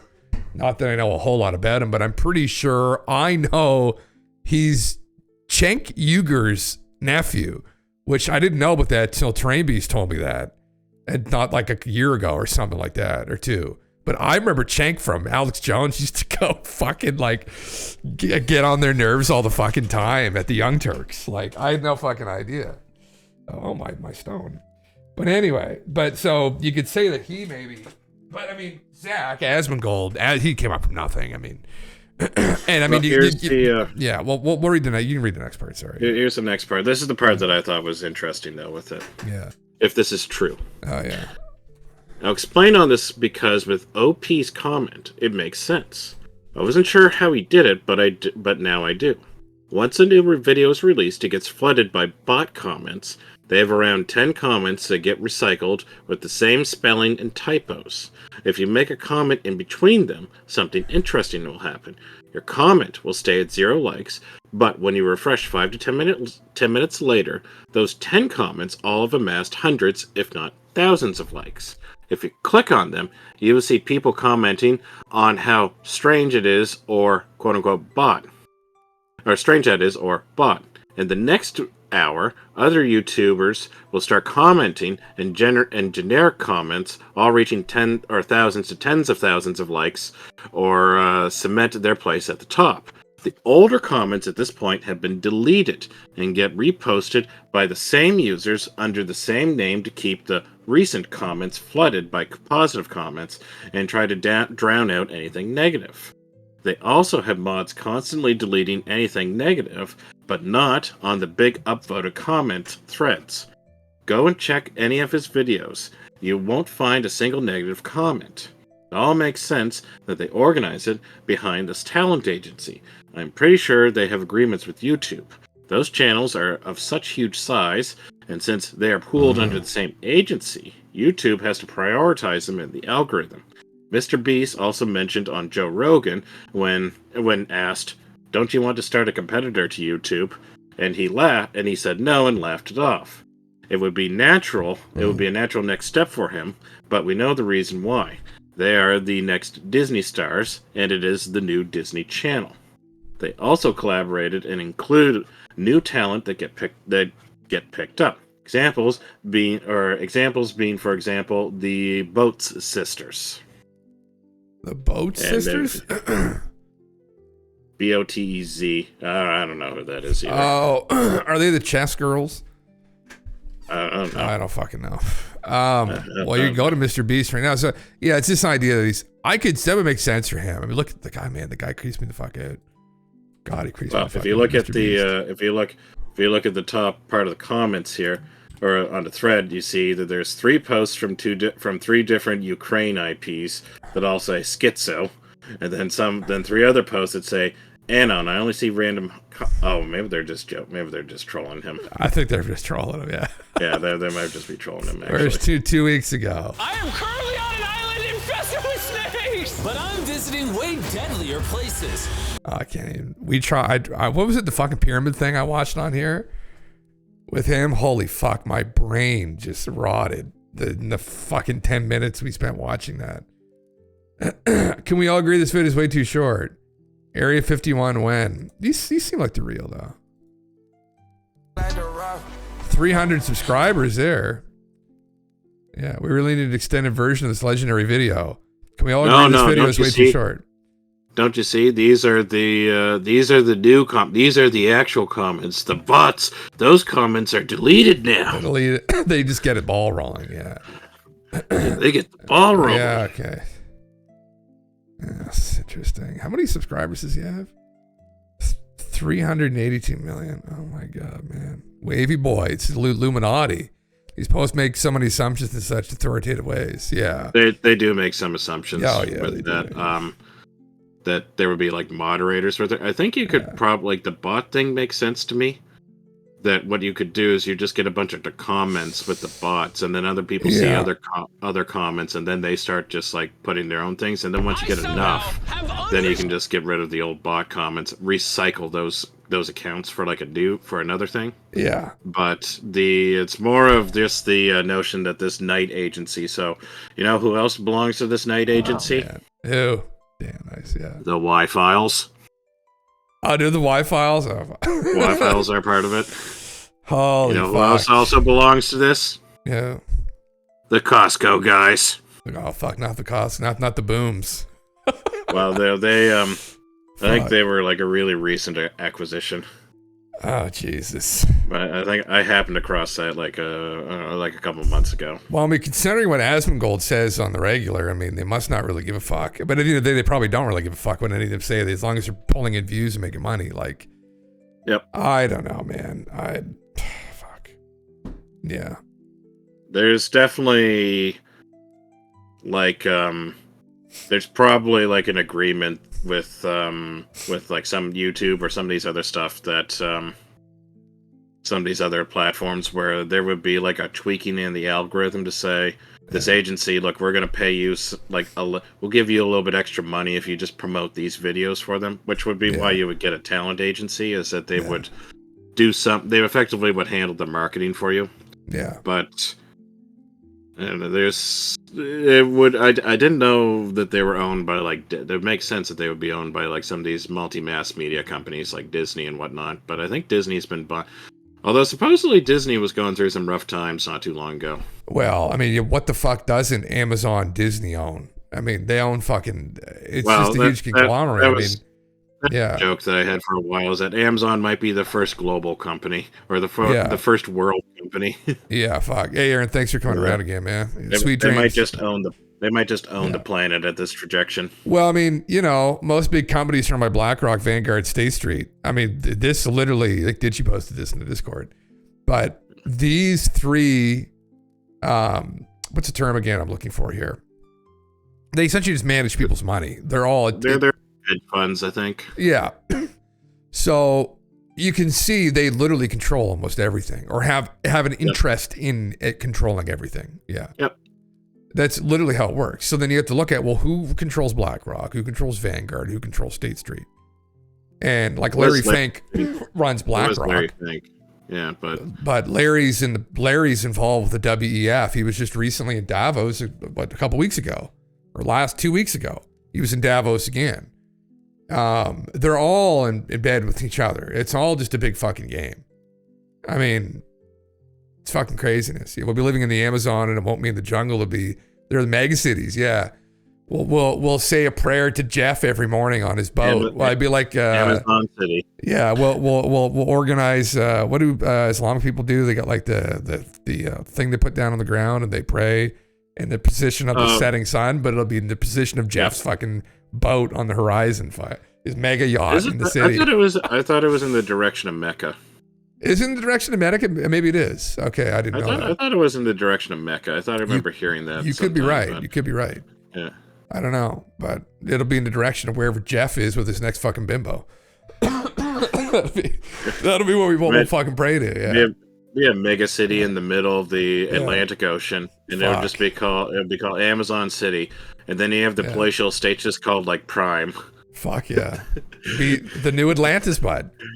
The new fucking Atlantis with old fucking Jeff running the ship, sailing the ship. Actually, it wouldn't be it would just be a space station orbiting the planet. It wouldn't be wouldn't be in the ocean. That would be too hard. It would just be easier to build a space station for it. Fuck. Anyway, so I thought that would be I thought that would be something to just go over, especially since we started talking about Asmongold. Well, you know, Asmongold's managed by Knight Incorporated. Just the easy way to go. You know, who knows? Maybe if I get my stream to blow up. There's a skunk right outside the window. That would be it exactly. Is that you could have Jim Russell part of Knight, and you could get the inside scoop. Fuck it, that'll be. I could hold on, skunk.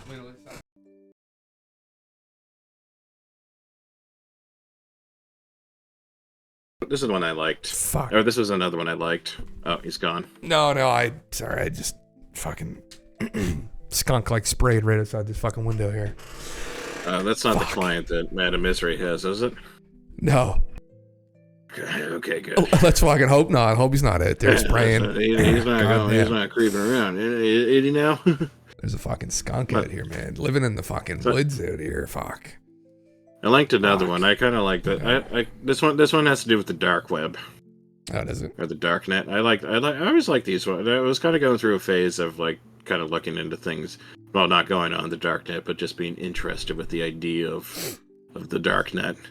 You know what I mean by that, right? I'm sure. Yes, some of the guys have educated me on. I've never really gone on, to be honest, but I know I've heard of it. Yeah. Either. A friend of mine who had some guys that he knew when he was in university. The story, if I remember correctly, was that they bought a used laptop on, like one of those used sell good websites or something. I think around here it's Kijiji. Yeah. And they bought a laptop for a used laptop for $50. And they went to the local McDonald's and they used their Wi-Fi and they downloaded the Onion browser or Tor.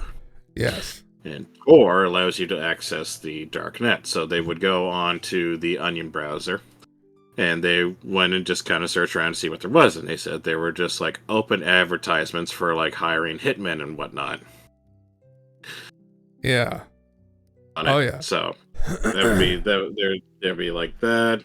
Well, then of course the other thing would be is you'd find CP on that, of course, and yeah, that's what people. Drugs. I know that. Was one. Drugs. Hitman. Drugs. Gore videos, people dying, and then CP. Yeah. That's what I usually knew. Well, you don't even need to go on Tor for gore videos anymore. You just go on Twitter for that now. Well, even Twitter or 4chan for the Ukraine war footage is fucking bad enough. But yeah. What is this? This is pretty dark. I read through some of it. Yeah. This is a story from a guy that said that he went on Tor way back in 2011. So this is May. This is in May 26th of 2011. Yeah. True dark nets are not nets at all. Tor and protocols like it are an anomaly or an plausible deniability source. Actual dark nets are kept well and truly hidden and cannot be found by any means available to the average chainer. Trust me. Just one example out of maybe 4 or 5 I have personal experience with to illustrate what it takes. Do take special note that this involves a great deal of luck. A friend of mine works at a small car insurance broker's office and asked me to fix a problem with his computer not recognizing the office scanner on the network. This is not related, just how I ended up there. I brought my laptop and I noticed a WEP wireless net with a high signal strength. Out of curiosity, I turn on a sniffer to pick out the password while I work on the scanner. A few hours later, I'm leaving when I remember the sniffer. Got the pass, connected, poked around. So, it's a basic home network, one system online with internet access. No firewall, apparently no antivirus. For the hell of it, I drop a back door before I leave. You never know what goodies you can run across. Well, I get home and really start digging through this computer. Just your average home computer.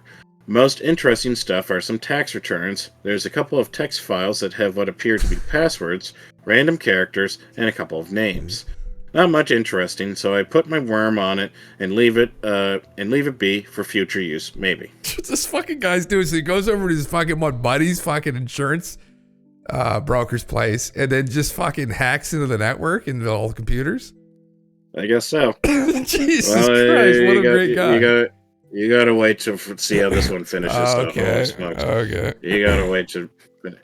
Anyway, weeks later, I'm arranging some proxies for a few of my bots when I realize there are 4 new bots I hadn't set up myself. What I figure later is that the owner of the WEP machine, my friend's boss, had taken a file from it on a floppy, which my worm happily infected, which then spread to a few more machines he used. This is where the interesting stuff begins.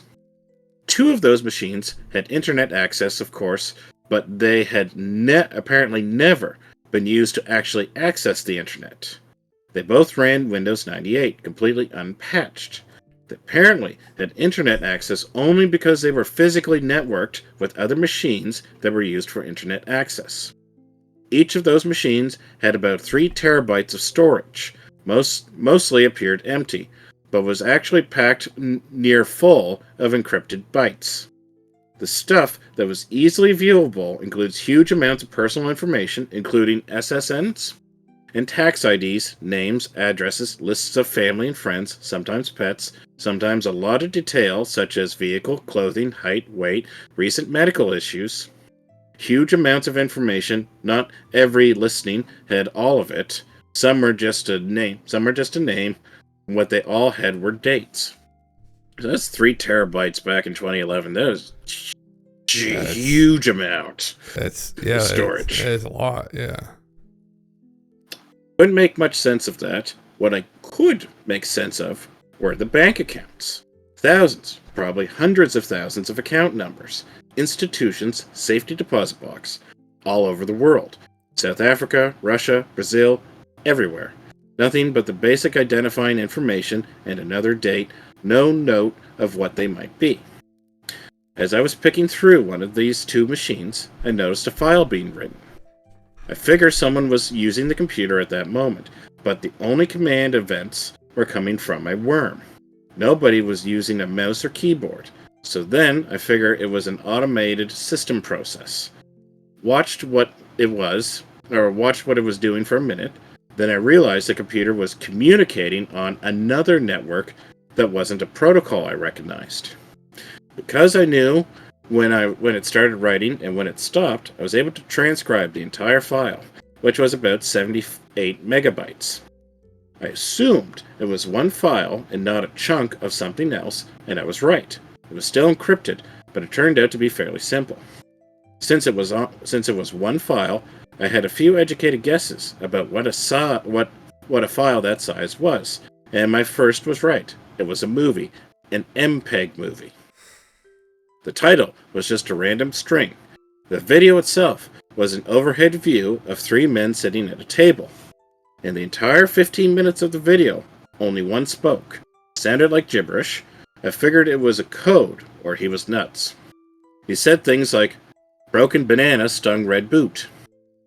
He would pause, and then say another strange sentence. Kept going for about 10 minutes. The other two men just watched him. One was drinking what I assume was coffee. Finally, he leaned back and asked if they would leave his daughter alone. The guy drinking the coffee just shook his head quickly. The talker started crying. Really crying. Hard. He leaned forward again and said another nonsense sentence, and the video ended. Timestamp was about 20 minutes before the video was uploaded to the machine I got it from. I had a really weird feeling about it, but my best guess at the time was it was some kind of clip from a movie I hadn't seen, and what I saw was a streaming broadcast, the timestamp on the file just being the time it was being sent. In it, the man that had spoken in the first one was crying like a baby as he fucked what appeared to be the corpse of a young girl, with the throat cut and blood all over the table that the three men had been sitting at in the first video. The two other men were still in the room, standing on either side of the room, watching, smoking cigarettes. I didn't finish watching it. Only got about a minute or so in before it sank in what I was seeing. I've seen a lot of it in my time. This was not a movie. I cleaned my traces from those systems and haven't looked back. What I'm still finding hard to believe is that from the computer I originally hacked, these other systems got infected by a floppy. As near as I can tell, the two storage computers were on opposite sides of the globe, one in Los Angeles and one in Beijing. The WEP computer I'd found was in Dallas, and the two other infected computers were in Winnipeg. As far as I know, my friend's boss had not left the country. His brother-in-law had been visiting at the time, though. Jesus Christ. Man. And that's something. Man, holy fuck. Yeah, that's pretty fucked. The dark web. Oh, man. Yeah. Pretty fucked up stuff. Yep. Yeah. What do you suppose the gibberish was? Why are they speaking in gibberish, do you think? Code. But why code in that case if they had everything encrypted? Well, who knows where the video's from? I mean, the video could have just been some interrogation. I think he said it was a streaming broadcast. That this was, he thought it was live. I think is what he implied. It's so hard to tell. It's so hard to tell even back then if it was like a movie or if it was some indie flick or if it was real. I mean, you never know. I mean, there's definitely fucked up shit like that on the internet. I mean, oh my God. I mean, I've unfortunately... No, I misinterpreted that. He meant it's not a movie, as in this was not like a staged thing. No, that's what he said. He didn't think it was in the end. Yeah. If it was real, yeah. Yeah. Holy fuck. Yeah, it's pretty fucking twisted. Jesus Christ. Yeah. No, there's lots of, I don't know. I've never been on. I never had any really inkling to go on, honestly. The only thing, I mean, I don't know. I know everything we're doing anyway. There's really no, and we're not really anonymous on the internet, even using like private browsers and shit like that. I mean, maybe for the dark web, you can truly be anonymous, but like, even if you use the Onion Red, or supposedly there's ways to find it. Thought is that it's like a honeypot thing now. Yeah. I mean, I don't know. It's just, oh God, there's a lot of darkness out there. It's one of the things for me, like even like going on those places, like, yeah. And this guy obviously by happenstance just happened to run into this in this story at least. But yeah, it's just, there's just a lot of fucked people out there. There's a lot of fucked things going on. Like, I just try and stay away from it as much as I fucking can, honestly. Because like, even 4chan enough over the years. I remember back in the earlier days of the internet, right? You'd run into the, what were some of those really fucked videos? We're not talking about like 2 girls, 1 cup fuck. What was the video where the 2 guys or 2 kids and they got charged, but they stabbed this homeless guy to death in the woods? What was that called again? You remember that video? I don't know what you're talking about. Holy smokes. You didn't know what I'm talking about? Oh my God. No, I never heard of that. I remember some of the guy, I showed it to me and I was like, this is not funny. They just did it for shock factor too, but like, they were like stabbing this poor homeless guy with screwdrivers in his stomach. Oh yeah, just stabbing him in the stomach with screwdrivers till he fucking bled to death. And my other buddy was like, oh my fuck, like always. You know that video, Will? Yeah, that was it. I forget what it was called, but it floated around the beheadings videos from the Middle East. It was the same guy who saw that Indian man sitting on the computer, where I'd be fucking going over we go over to play Halo or Call of Duty, and then he would sit on the computer and like play like the new 50 Cent song or some shit, or what's the other guy's name again? Usher, or forget what the other artists are back then. G-Unit. Yeah, no, fuck what's it?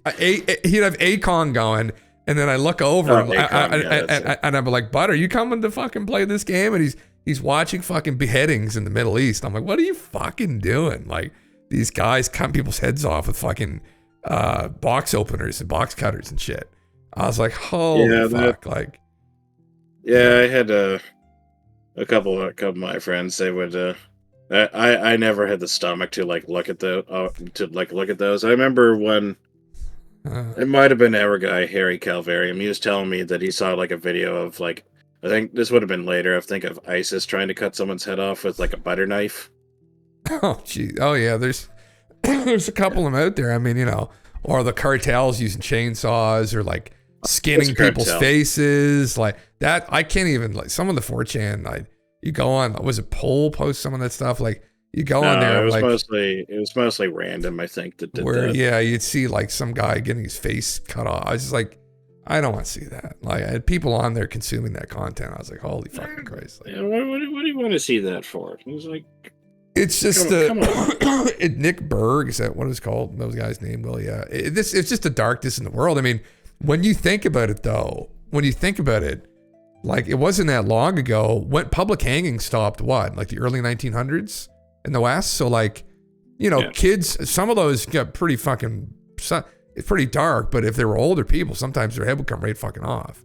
So, you know, they would just be a head hanging and they fall on the ground.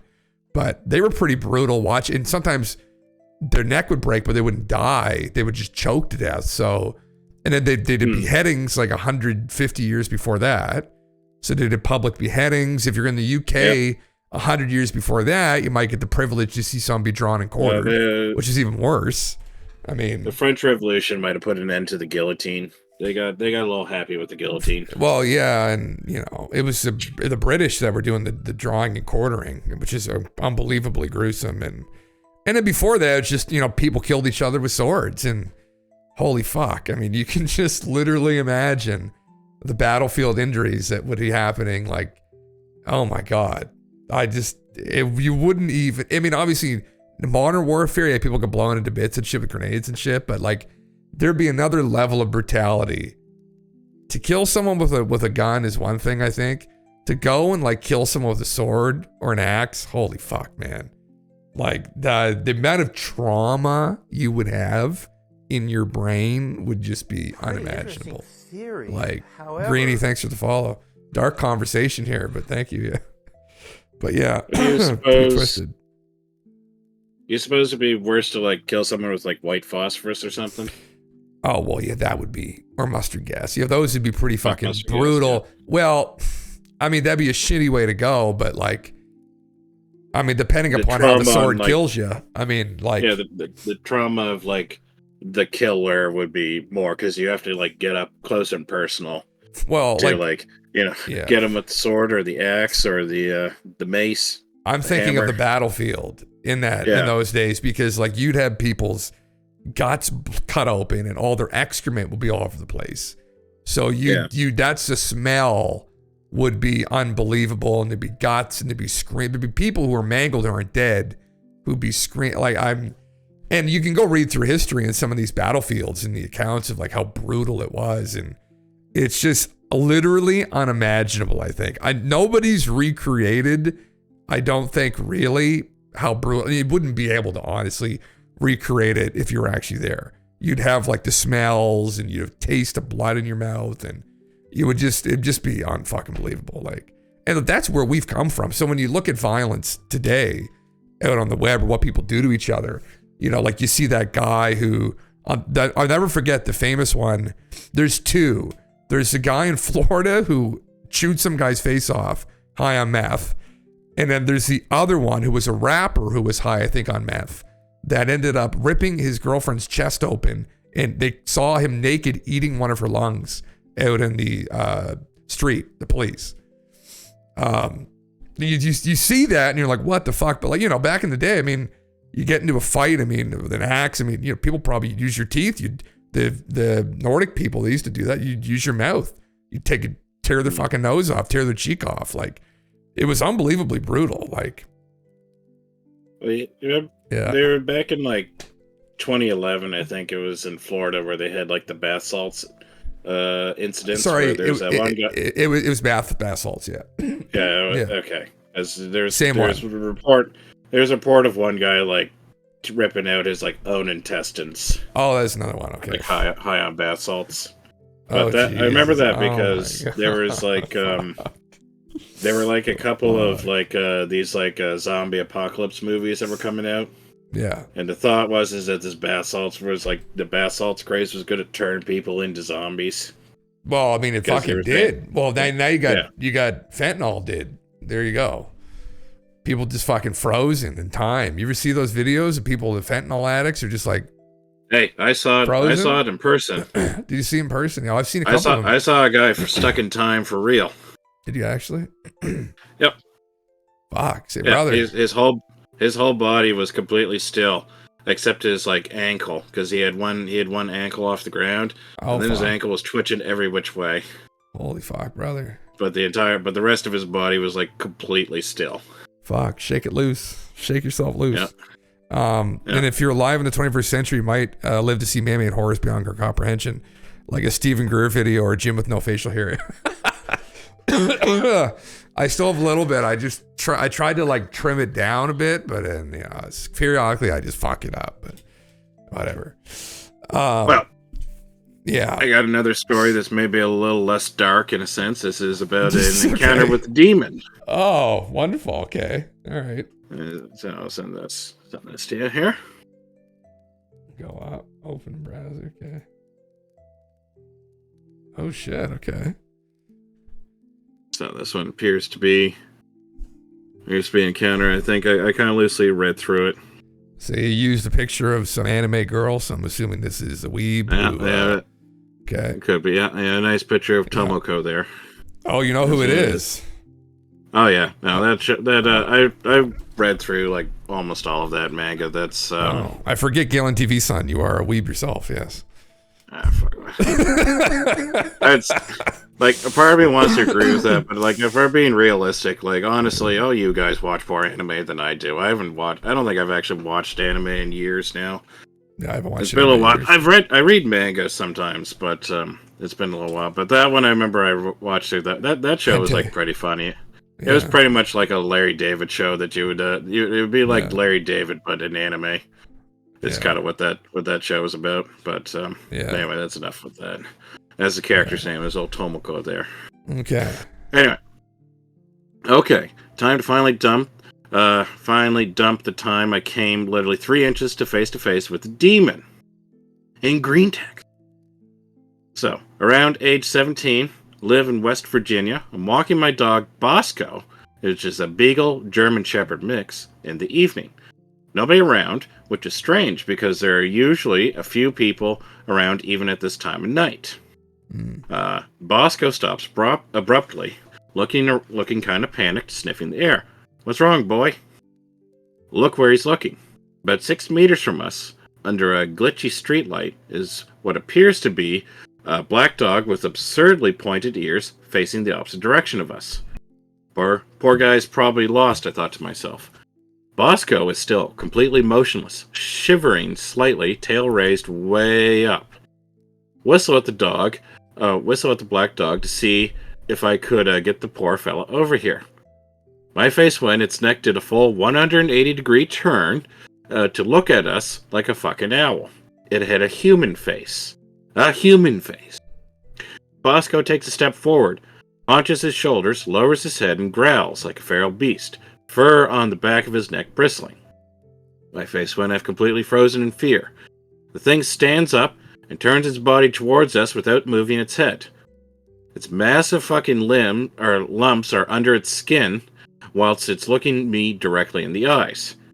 My fucking face when a 7-foot thing with basically no muscle mass splits through the dog's back like a cicada. I look away for a split second and try to scream for help. Apparently so fucking scared, I couldn't even manage. In the split second I looked away, the anorexic-looking humanoid that burst through the dog's back was now literally 3 inches away from my face. I don't know how it got there so quickly, but it had even escaped Bosco, who was staring at it the entire time. I literally pissed myself in fear. This thing's eyes were pushed way back in its skull, and its jaw looked like it could expand at least 3 times the size it already was. It stared me down for a few seconds before it let out an ear-splitting human pig scream. Bosco had bitten down on its leg and apparently crushed its chin with its teeth. It fell onto its back and squirmed around like a maggot, trying to get Bosco off its leg. It just fucking rips off its own leg and gallops away on all fours, or 3s in this case, into the surrounding woodland. Apparently 3 different people called the police because they thought violent crimes were going on. And that, ladies and gents, is the story of how I came to face with the demon and how my dog saved me. So, one guy said, "What did you do with the leg? Please say you took it to a taxidermist and got it mounted as a fucking trophy for your bro dog." And he said, "I think Bosco ate it. I was standing there dumbfounded for like 5 minutes after this all happened, and all I could hear was crunching when I looked down at him. His lips and chest fur were caked in blood and bone fragments. You know, I find a spooky bald Wendigo a lot more believable than a shape-shifting black skeleton dog goo monster straight out of an anime. Next time, fellas, remember you should always pull your dick out and just start jerking it when this happens. You ever hear of someone getting haunted or stalked by some monster while they are masturbating? No, it weirds the monster or ghost out and makes you safe." Okay, firstly, shapeshifting wasn't a thing. This monstrosity split through the dog's back, and it fucking melted a few seconds afterwards. And also, the dog wasn't jet black, it was more like a rusty gray color. And this was no skeleton it had skit, but it was really loose and saggy. Like it was fat once, but it got so malnourished so quickly, its metabolism couldn't suck the excess skin back into its body. To which someone said, "God damn it, Bosco, still a fucking bro, though." God damn. Yeah, I don't know. Yeah, this guy sounds like he's made the story up, but yeah, maybe. Yeah. Yeah. By maybe I mean yes. Yes. The dog eating its leg and shit. Yeah. Yeah, the dog ate its leg, and And the use of an anime. The use of an anime, yeah. The anime avatar. I used to know a guy who would make up stories like this. Yeah, I used to know a guy who'd make up stories like this. Just like Did he use anime avatars? You've met him before. But okay, so maybe. Yeah, I'm not gonna say. Maybe. I remember remarking years ago that we have seen things in the past that you'd have to be in war or some great tragedy to see. That was the internet in the 2000s, yeah. Yeah. Literally, man. Yeah. Yeah, fuck. I mean, this is interesting though. You never know, right? You never fucking know what you're gonna run into and when, right? Fucking Christ. Who knows? You never know. Maybe they did actually encounter something. The dog, that doesn't make any sense to me. The dog fucking ate his leg. No, fuck that. Yeah. How do you have a Beagle German Shepherd mix? Oh God, that's quite an abomination. That, yeah. I just thought about this now. How does that work? Well, yeah, it's kind of, wasn't it like a Chihuahua or German Shepherd mix too? Something, I don't want to know how that was created. That'd be fucking absolutely brutal. Yeah. Yeah, I don't know. Fuck. There was the, in Pokemon, I was trying to remember what it was, but the Pokemon, to breed the Pokemon, they have to be part of kind of the same, I guess what you call Pokemon family, so they kind of have to be the same type, so they kind of have, I think they have kind of like mammal Pokemon and whatnot, and I can't remember what the Pokemon is, but I think it's the smallest Pokemon in the game. Yeah. And then they also found the other one, which was called Whale Lord, which is the largest Pokemon in the game. And it turns out they're compatible to breed.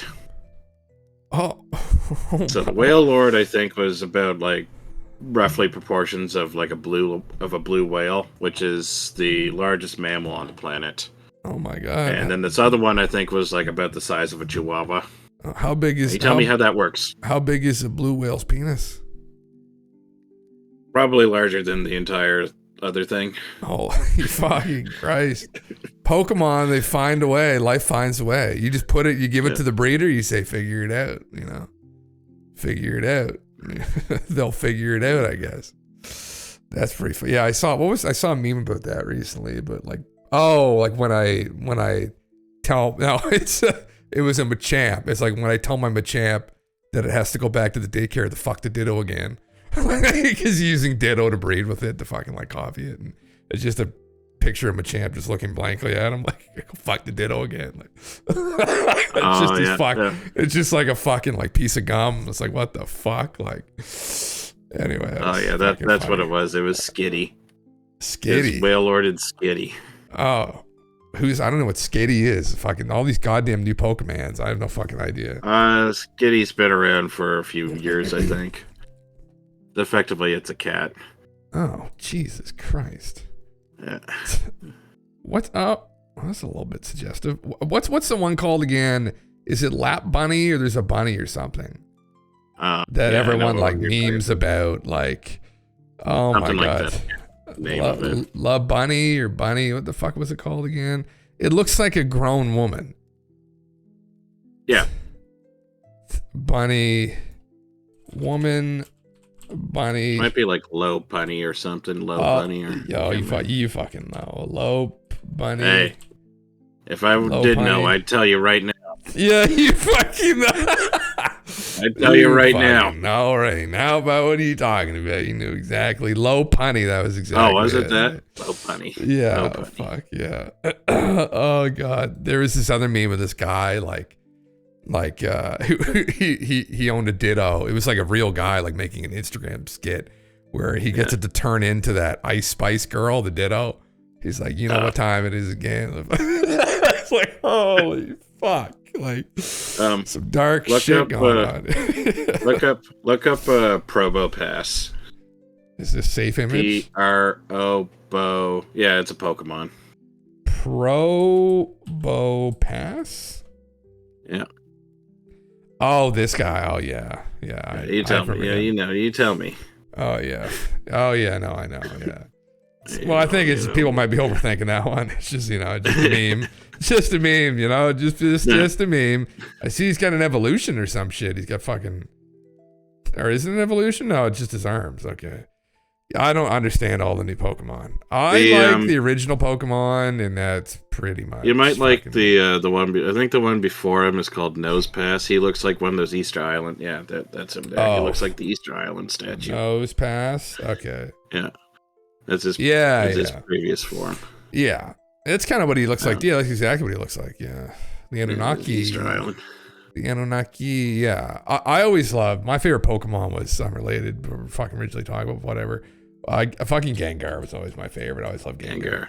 Gengar's classic, kind of like troll. Yeah, that makes a lot of sense. That makes a lot of sense. You like Gengar. Yeah, it's just makes a lot of troll. Like, yeah, Gengar, and I love Kabutops was another one, and the fighting Pokemon Hitmonlee was another fun one too that I always liked. Yeah, Kabutops was. I like Kabutops when I was younger. Yeah, Kabutops is cool. I used to like it, but Gengar was the classic fucking like trickster kind of meme. But and all the ghost Pokemon, I just liked them, like the purple. I thought it was cool, but holy shit, what the fuck? It's fucking jeez, what the fuck? They kind of did him dirty later on. I didn't like this. It looks fucking dumb. Whatever the fuck that's for, yeah. But Jim plays Pokemon Go every day. I have never played Pokemon Go, to be honest. I've never played it. I know. I remember the night it came out, my buddy, we were going to go up to a music festival here in the Valley. And we couldn't get in because it was full. And so Pokemon Go had just come out. So we ended up walking for like 3.5 hours that night. We walked it was like a 30-minute drive essentially away. Just walked because he wanted to play Pokemon Go. And he was playing it. And I thought at first it was really cool, but then I realized that it was nothing like the original Pokemon games. And I was like, that's fucking dumb. It's like some stupid thing. Like if they had made it like the Pokemon games, it would have been incredible. But no, I've never played Pokemon Go. Never. It was never my jam. Badly done. It was kind of lame. I think it was just the only thing that could kind of make it.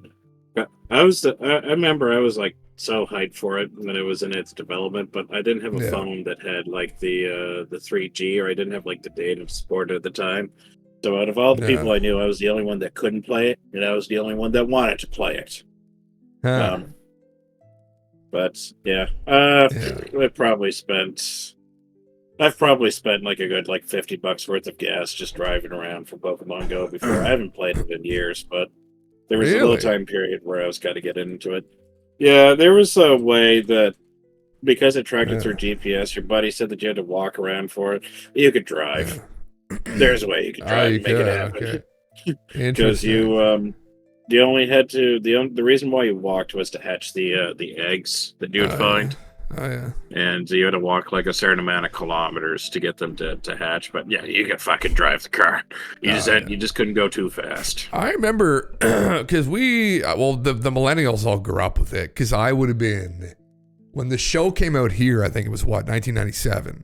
So I was 7 years old when it came out. But I still remember the day it first came out on YTV, the TV show. And I remember at school the fights people were getting in over the card. They banned the cards at our school. Yeah. It didn't take very long because so many kids were getting in like serious fights over them, like beating the shit out of each other and stealing their cards and stuff. I was like, holy fuck. Like, you get some kids that would just down there and steal, and then you would get some fourth grade kid would go over to like the first grade kid. They'd see a card that they would want to be like, man, that Mewtwo you got there, he's not good, very good.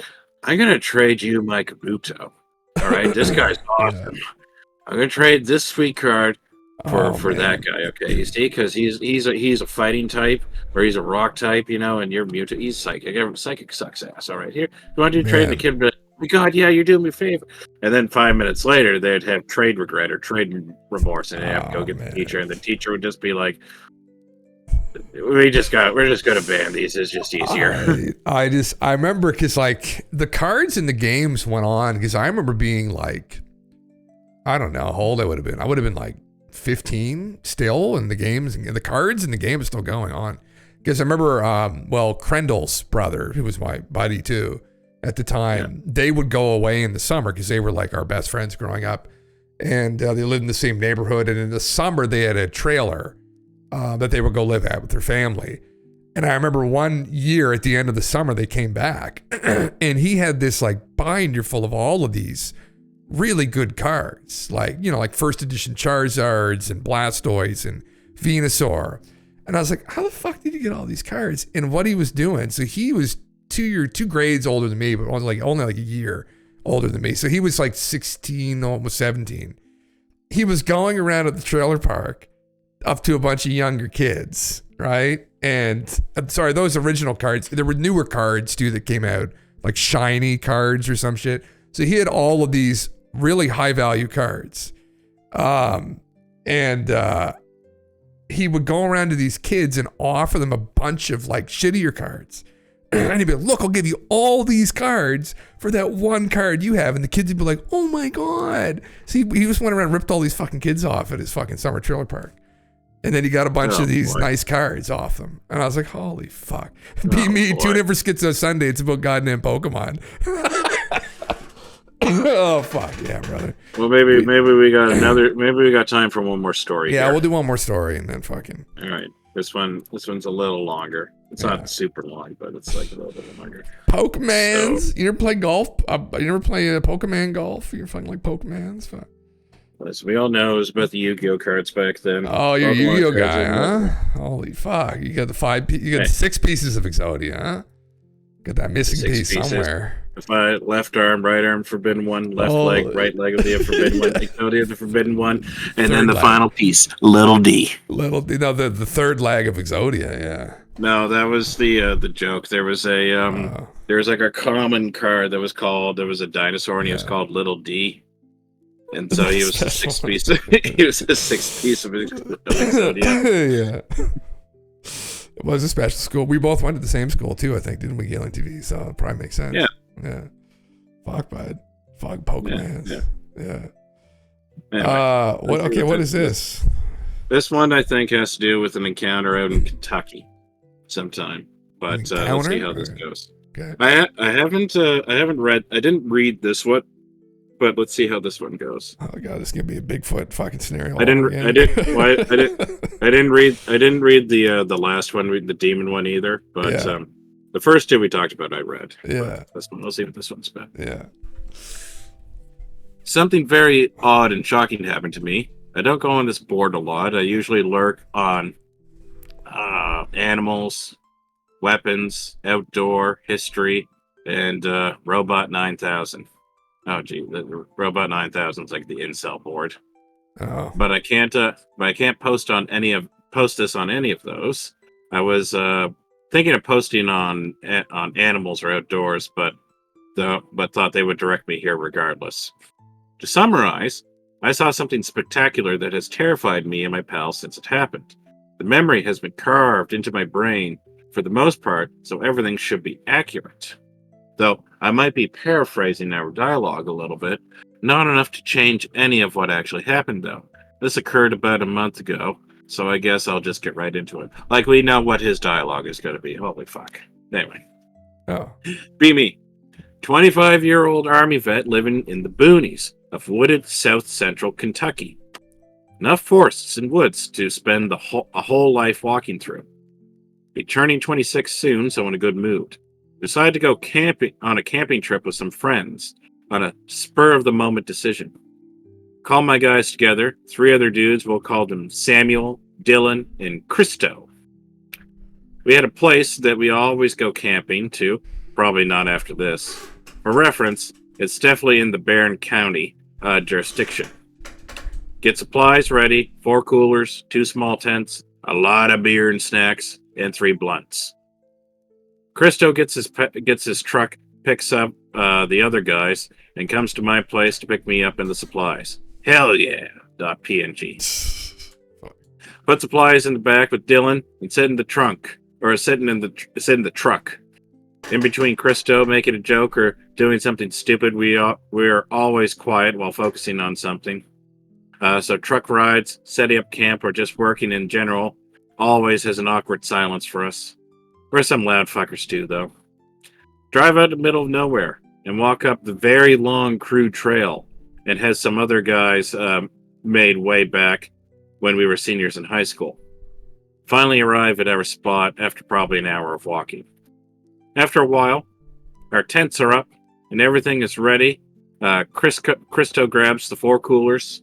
We all sit on some logs around what will be our firewood when the night comes. So it's only about 4:30 in the afternoon right now.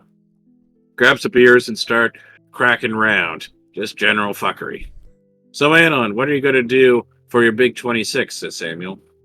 Before I get the chance to say anything, Christo pops off. Ask Veronica, my girlfriend. She's the one who's deciding. Really funny all my sides. For some reason, my friends call me pussy whipped, and it's a running joke with them. Cue my sarcastic laughing, and the rest of them cracking up. Something you should know about Christo. He's a Mexican, but a full-blown American-loving, Trump-supporting rebel boy. He's a complete Chad, and though he's the biggest party animal you've ever seen, he's a very hard worker. He's 250 and well over 6 feet of pure muscle and jackassery. Christo's almost never serious, but when he is, don't take it lightly. Back to it. Shut up and give me another beer, he obliges. Now, hold on a minute, Samuel goes as he pulls out one of the beautiful blunts. Don't drink any more. Why don't we spark up? I thought we was saving that for tonight, I reply. Hell, we'd still have 2 left, he says. I look at Christo and Dylan, and they don't have an issue with it. All right, I guess. I put my beer down, and Samuel lights up. Samuel is a little guy, no more than 5'4" and 130 pounds, and he's a hell of a heavyweight. Me and Christo hardly ever smoke, and this would be Dylan's first time. Samuel lights up and, of course, hits it first and second and third. After like 4th time, Christo just takes it for him, and he hands it to Dylan. Dylan's a bit hesitant. In between Samuel's laughing, he says, Come on, Dylan, don't be a pussy. Hit it. Your first time's the best. Dylan, you don't have to hit it, you don't want to, Christo says. Nah, I got this. Dylan hits it, then the fucker hits it. Dylan's an average height, but around like 300 pounds and very quiet in public. But he becomes a jokester in private. Falls over from laughing so hard. Me and Christo keck about it, and Samuel's red-faced on the floor, on the fucking ground. Dylan, poor bastard, gets up and hits it again, immediately on the floor. Christo's in tears, and I'm clenching my sides. I think Samuel's are in orbit. Eventually hands it off to me. I hit it twice, cough a little, give it to Christo, and he takes it better than I did. After passing around for a bit, it's just a roach. So Samuel's Supermaned it, and we sat around and chilled out. Fuck. Check my phone, and it's already 6. Told my friends, and they were as shocked as I was. It only felt like minutes since we had gotten everything set up at 4:30. Decided to rip into the other 2 blunts. Once we're done with them, we get back to chilling out. Yeah. Christo says he has to piss and walks over to the trees. Guys, Christo says with a wary voice. We look into this general. Guys, he exclaims. We rush over to him to see what's up. The bastard flings around with his dick and pisses on us. The bastard pissed on us. As a joke, this I'm not saying that. Literally pissed on us. Yeah. We were pissed on, and we were pissed on, and we were pissed. We tackle him to the ground, wrestle him. It was nothing malicious, though. He was laughing the whole time and kept calling himself R. Kelly. We get back over to the camp and light a fire, and it's beginning to get dark. Me, Dylan, and Samuel take our piss-covered shirts off and throw them at Christo. He's being the Einstein, and he throws them in the fire. He, being the Einstein that he is, throws them in the fire. Dylan annoyingly states, Christo, you fucking idiot. Now the whole place is going to smell like piss. Here, Christo says as he takes off his shirt and throws it in the fire. We all laugh at how dumb Christo was. After fucking around a bit more once we sober up, when we get tired. It was definitely after 11 p.m. once we decided to go into the tents to sleep. Samuel and Christo call one tent, so I'm stuck in the other one with Dylan. Surprisingly enough, it gets hot in the small tent with a fat guy like Dylan. Decide to take my sleeping bag and lay beside one of the logs around our campfire. I remember before dozing off to sleep hearing Christo and Samuel tell some shitty jokes, but laughing to them nonetheless. This is when the worst, most terrifying event in my life happened.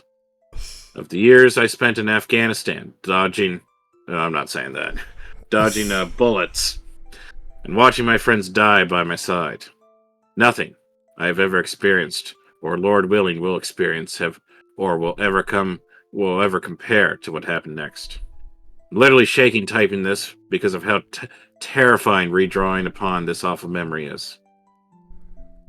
I wake up with my head horizontal, sideways, so all I can see is the log beside me. Check my phone. I watch the time switch from 2:31 to 2:32 a.m. Look up and move my torso upwards with my elbows so my head is facing just above the log.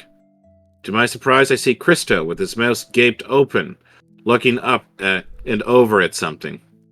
Also, I see Samuel sitting on a log with his mouth open, too, looking in the same direction. "What's going on?" I said, rubbing my eyes. My question was replied with cold silence. I knowingly get up and look in the direction they were looking at. This was what I can only describe as an evil confusion. I felt absolutely shocked whenever I saw what this fucking thing was. The top of this organism was a crude sphere, which I am guessing was its head, though it could have been its torso. Its quote-unquote head was just the canopy of the forest.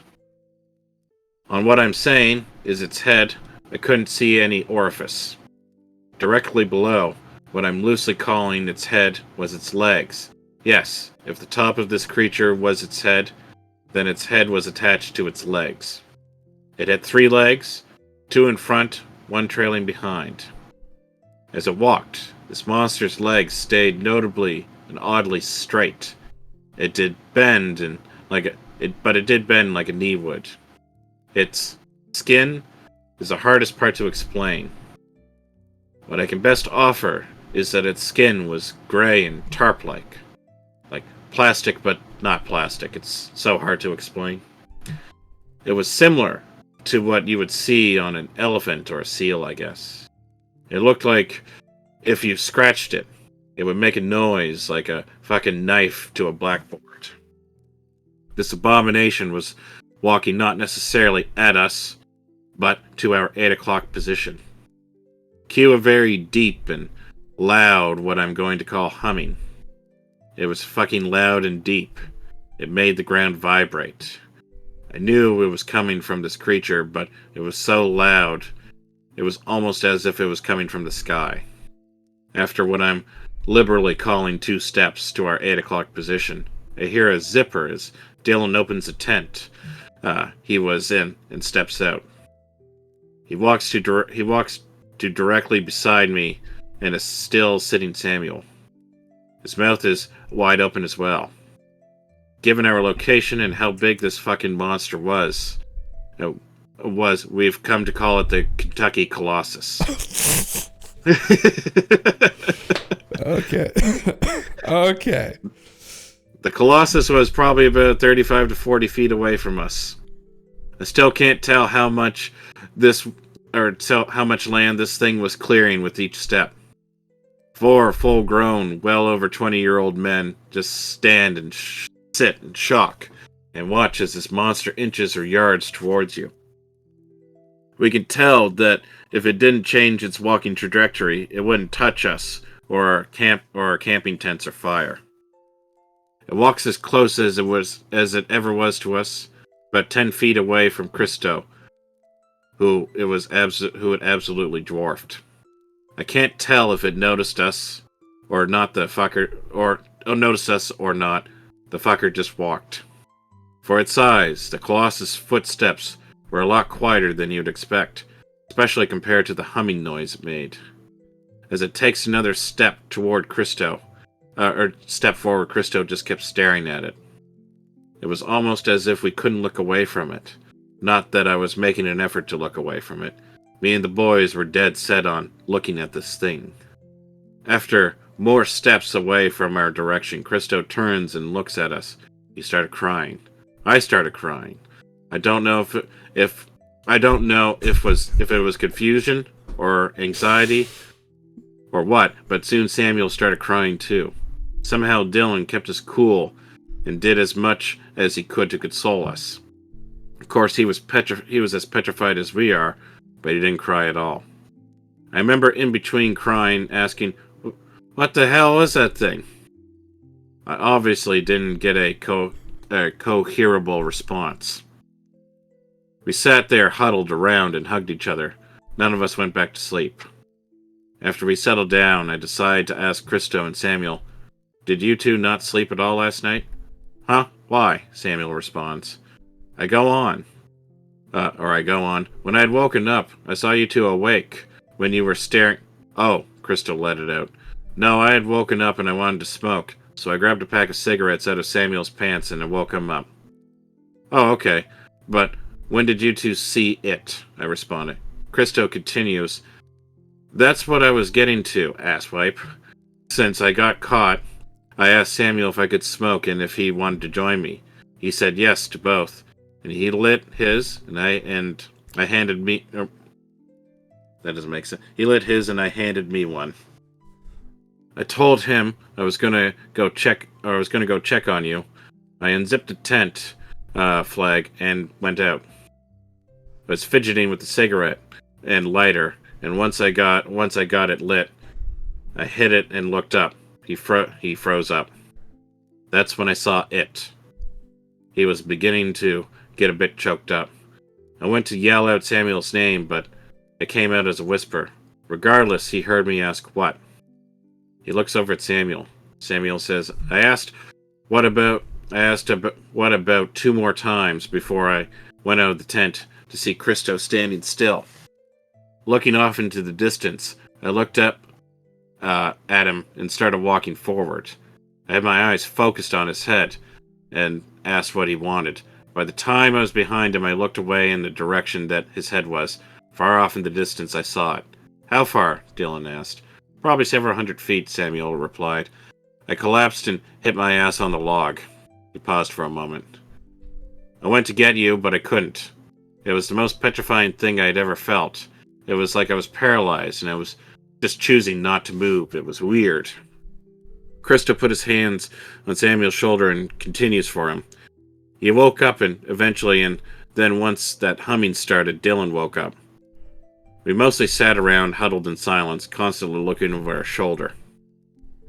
We hadn't really spoke too much about it itself while we were huddled with each other by the camp.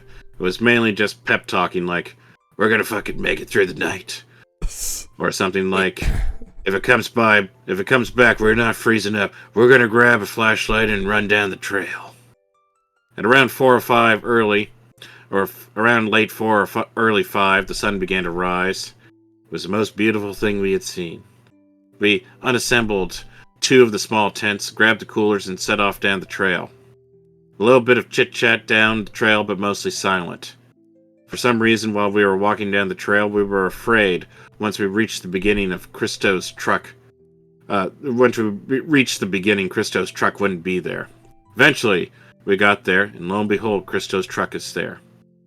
We throw everything into the trunk bed, including Dylan, and set off down the road. But in the truck, I think all of us were waiting for someone to bring it up. Finally, after about 15 minutes into the ride, Dylan poked his head through the rear window and said, So we all definitely saw the same thing, right? We were silent for a second, but Christo said, You all saw the giant, gray, 3-legged creature? Samuel and I said yes. We all heard the loud, deep humming noise it made, I asked. The other 3 said yes. I began to ask, Should we tell anyone? No, Christo said in a very matter-of-fact manner. That'd be a good way to get us all locked up in the nut house. Dylan agreed with him, and Samuel remained silent. After more silence, Christo continued, "We don't tell anyone, no other friends, no family, no girls or hookups. This stays between us." Christo looked at us. "We have to be clear on this, okay, guys?" We agreed. For the car ride and a bit after, Christo acted really odd. When we got to the gas station, Christo went in and filled up his truck. When he got back out, another Mexican walked up to him and complained about a Confederate flag he had on the back of his truck. "I didn't know we had white supremacists. You know, they hate people like you and me, so why are you waving their flag?" Usually Christo would have clowned him or pushed him and told him to go fuck off. Christo just dead stared at the guy and said, "Go." It was really creepy. He got back in his truck and drove us all to my house. All of us stayed at my place over the weekend and played video or just fucked around. It got brought up a few more times, but the whole time we were at my house, there was this really awkward vibe. Every time I think of the Colossus, it gives me cold chills. The Colossus. Kentucky Colossus. Dragging a third leg behind him. I was like, holy fuck. All right, keep going. Sorry, it's if I can get it. I wanted to ask around to friends and coworkers, but I'm going to stay loyal to that oath we took. Yeah. From what I know, none of the other guys have brought it up to anyone else. So I'm taking it here. Have any of you ever seen or heard anything like what I'm talking about? I look up the details. I look up all the details, but I get nothing. Any like folklore or stories that just sound anything like what I witnessed, or if you've seen anything like what I'm talking about, please tell me your experience or even a friend's experience. Any other forums or places that you could report or you all could report to me to. I'll answer any questions. I just need to find out what this shit is. See, that was much better story than the fucking anime one. That was good. That's a perfect SKIZ0 story. I love that. It had all the great elements of a SKIZ0 story. It had the humor, but it reads like it's maybe believable. That it's something that some lads actually encountered in the woods, or it's again someone just working on their creative writing skills, right? So you know, fucking there's no big bird, unfortunately, but just a three-legged fucking. Are you suggesting blob. The Kentucky Colossus is out there now? Alien, brother. That's all I think it could be. If this actually happened and it's real, alien. Obviously, alien. There's no other fucking logical explanation other than alien. Boy, you see some anomalous in the woods like that. Doesn't make any sense. Doesn't look like anatomically anything you'd fucking see here on Earth. Alien just probably being like, who's that? What's they doing down there? Just going to look, check them out. Just dragging his third leg behind him because he's big dicking like that, you know? Just doesn't give a fuck. Yeah, that Colossus beyond the Viagra. He's got them blue diamonds, He's fucking brother. That's exactly it. Yeah, well, hopefully everyone enjoyed that. That was a good one. I really like that. Yeah, there's so many out there. So many gems, you know? Little stories. Oh, remember that. The Kentucky Colossus. That's one of those, just like that fucking centaur guy with the huge cock that took that boy. Yeah. And with the people down in Australia, too. The demons that fucking all, took the people, yeah. Just like the former birds, yeah. Yeah, he had a big bird hanging behind him, I guess. Dragging behind him. But yeah, anyway. Well, GALENTV, listen, sir, thank you for coming along and sharing those memes and sharing the stories. Yeah, and it was good. It was good. Those were good stories. Yeah, thanks for having me again. I really enjoyed that one. And everybody, listen, thank you for coming around and listening to us and participating and hanging out. We appreciate it, as always. And yeah, I'll listen to me back tomorrow night for more memes, more pyramid slop.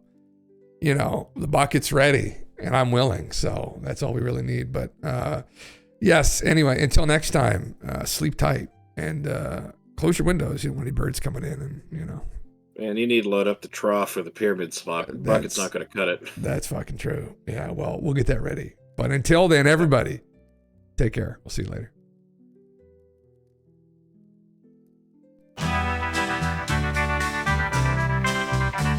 It's 7 in the evening and everything is fine. I'm not expecting visitors, so I can stream all night.